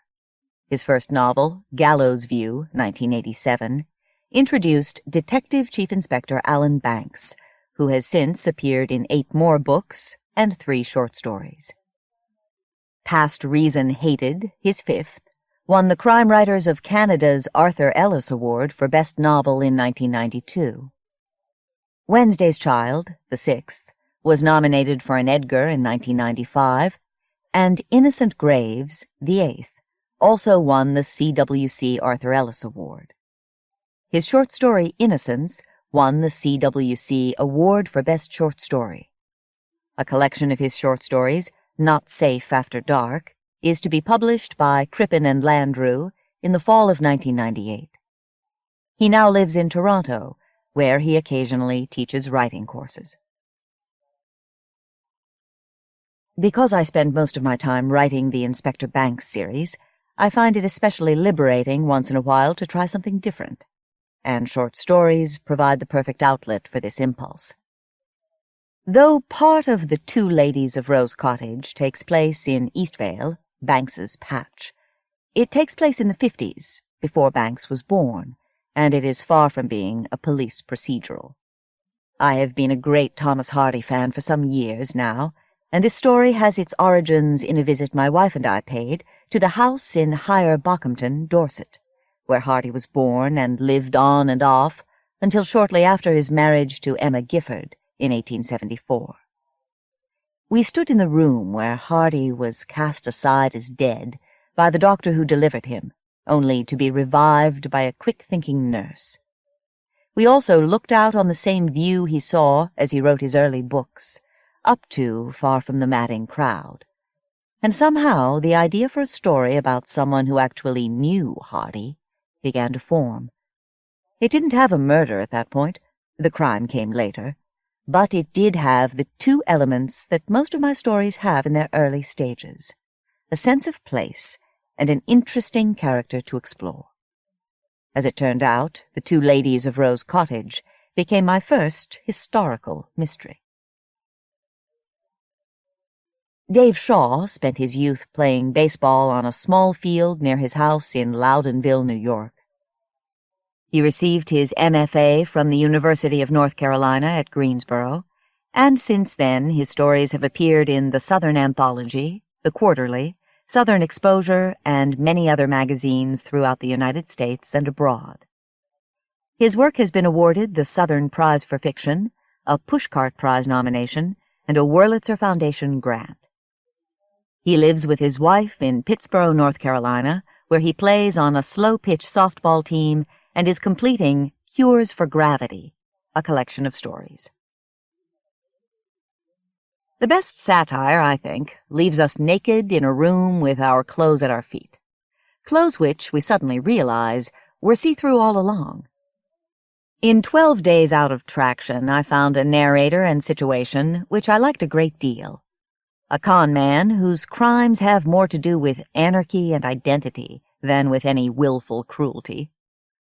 I also found a happy marriage between humor and anarchy. Laughter, I think, often is anarchy, an open acknowledgement of personal and societal foibles. At the same time, laughter also can be an acknowledgement that each of us perhaps desires, to some extent, that which is the object of our ridicule. I hoped 12 Days ultimately would work as a story about surrender, in the process describing some of those odd, transparent garments to which we all cling.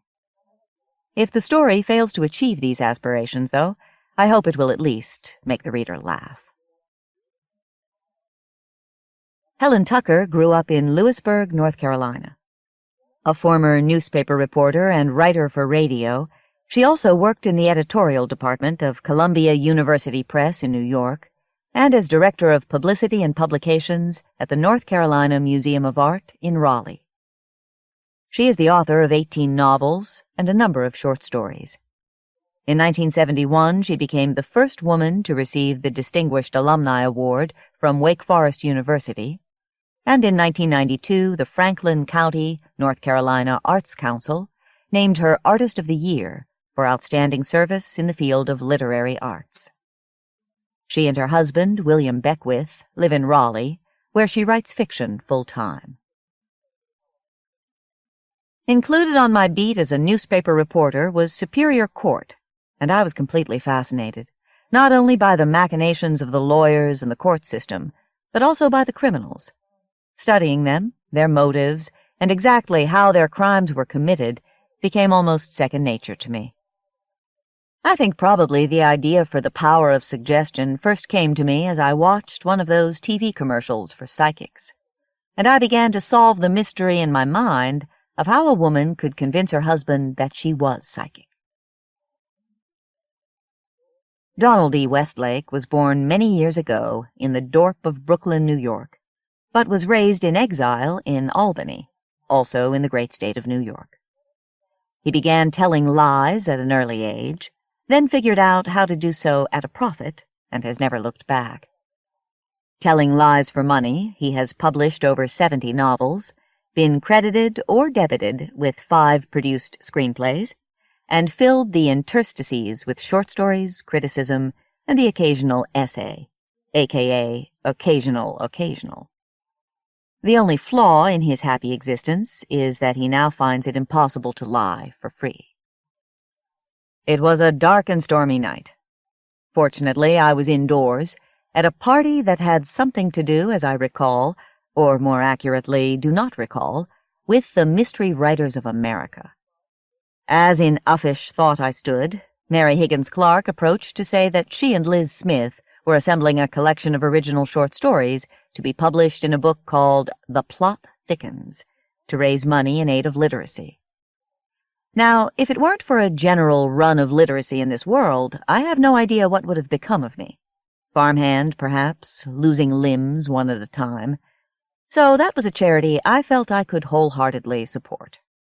Also, I have been grateful to Mary for some time for her having wrested the annual Edgar Awards dinner out of its church basement supper era and brought it to a height of splendid occasion. So I said yes. So she told me the gimmick. All the stories had to contain a thick book, a thick fog, and a thick steak. So I went away and mused, and wondered if I could do a switcheroo with one of those elements, S-T-A-K-E instead of S-T-E-A-K, for instance, as in through the heart. But then it came to me to use S-T-A-K-E in another way, and do the switcheroo on a different requirement. Thus, the story Pratt fell into existence, and here it is. And isn't it nice that we are all literate? A native of Mississippi, Steve Yarbrough lives in Fresno, California, where he is professor of English at California State University, Fresno. He is the author of the short story collections Veneer, due out in the fall of 1998, Mississippi History, and Family Men. His novel, The Oxygen Man, will be published in 1999. His stories and essays have been published in many journals and magazines, and he has won a Pushcart Prize and a fellowship from the National Endowment for the Arts. In 1996, Kathleen Kennedy, who produced such movies as The Color Purple and E.T., read an essay of mine about Southerners and guns, and got interested in my work. I went down to L.A. and had a meeting with her, and before too long her production company had optioned an unpublished novel of mine called The Oxygen Man and hired me to do the screenplay for it. The novel has 2 time frames, several years apart, and many of my struggles with the screenplay involved either cutting out material from the past or trying to find a way to work that material into the present action. The rest of her life is the first piece of fiction I wrote after finishing the film script. The structure of the story, in which most of the action takes place in the past, probably grew out of my impatience with the limitations screenwriting placed on me. Other distinguished mystery stories of 1997. Geo Aguilar, The Fire, South Dakota Review, Spring. Tom Andrews, Torch Song, Hard Boiled, number 23. Frederick Axtman, Line of Sight, Alfred Hitchcock Mystery Magazine, July-August. William Bankier, A Gift of Murder, Ellery Queen's Mystery Magazine, February. Eric Barnes, The Huts, Greensboro Review, Summer. W. Edward Blaine, Driscoll Henley's Last Day, Ellery Queen's Mystery Magazine, August. Linwood Block and Lawrence Block, The Burglar Who Smelled Smoke, Mary Higgins Clark Mystery Magazine, Summer, Fall. Beau Caldwell, His Moods, Story Magazine, Winter. Harlan Coben, Entrapped, Mary Higgins Clark Mystery Magazine, Spring. Stephanie Kaplan Cohen, Lady Luck, Hard Boiled, number 23. Gretchen Kamba, The Friction Point, Greensboro Review, Summer. Bill Crenshaw, Roadkill Poker, Alfred Hitchcock Mystery Magazine, April. Jeffrey Deaver, Double Jeopardy, Ellery Queen's Mystery Magazine, September-October. James DeFilippi, A Fog of Many Colors, New Mystery, Summer. Brendan Dubois, Trade Wars, Ellery Queen's Mystery Magazine, February. Edward Facco, Drunks, Antioch Review, Winter. Tess Gallagher, My Gun, Kenyon Review, Spring. Steve Hamilton, The Silence, Pirate Writings 5, number 2. J. A. Jantz, One Good Turn, Vengeance is Hers, editors Mickey Spillane and Max Allen Collins, Signet. Suzanne Jones, Shifter, Ellery Queen's Mystery Magazine, April. Tom Jones, Tarantula, Zoetrope, Winter. William Link, The Good Samaritan, Ellery Queen's Mystery Magazine, August. Malcolm McClintock, Kelso at the Voodoo Museum, Alfred Hitchcock Mystery Magazine, February. Mark Nicholas, A $5,000 Proposal, Cold Drill, editor Kent Anderson, Boise State. Josip Novakovic, Crimson, Manoa, Winter. Joyce Carol Oates, Lover, Granta, Summer. Earl C. Pike, The Magician's Wife, Whiskey Island, Summer, Fall. Stephen Saylor, The White Fawn, Classical Whodunits, editor Mike Ashley, Carolyn Graff. Robert Weinberg and Lois H. Gresh. The Adventure of the Parisian Gentleman. The Mammoth Book of New Sherlock Holmes Adventures. Editor, Mike Ashley. Carroll and Graf.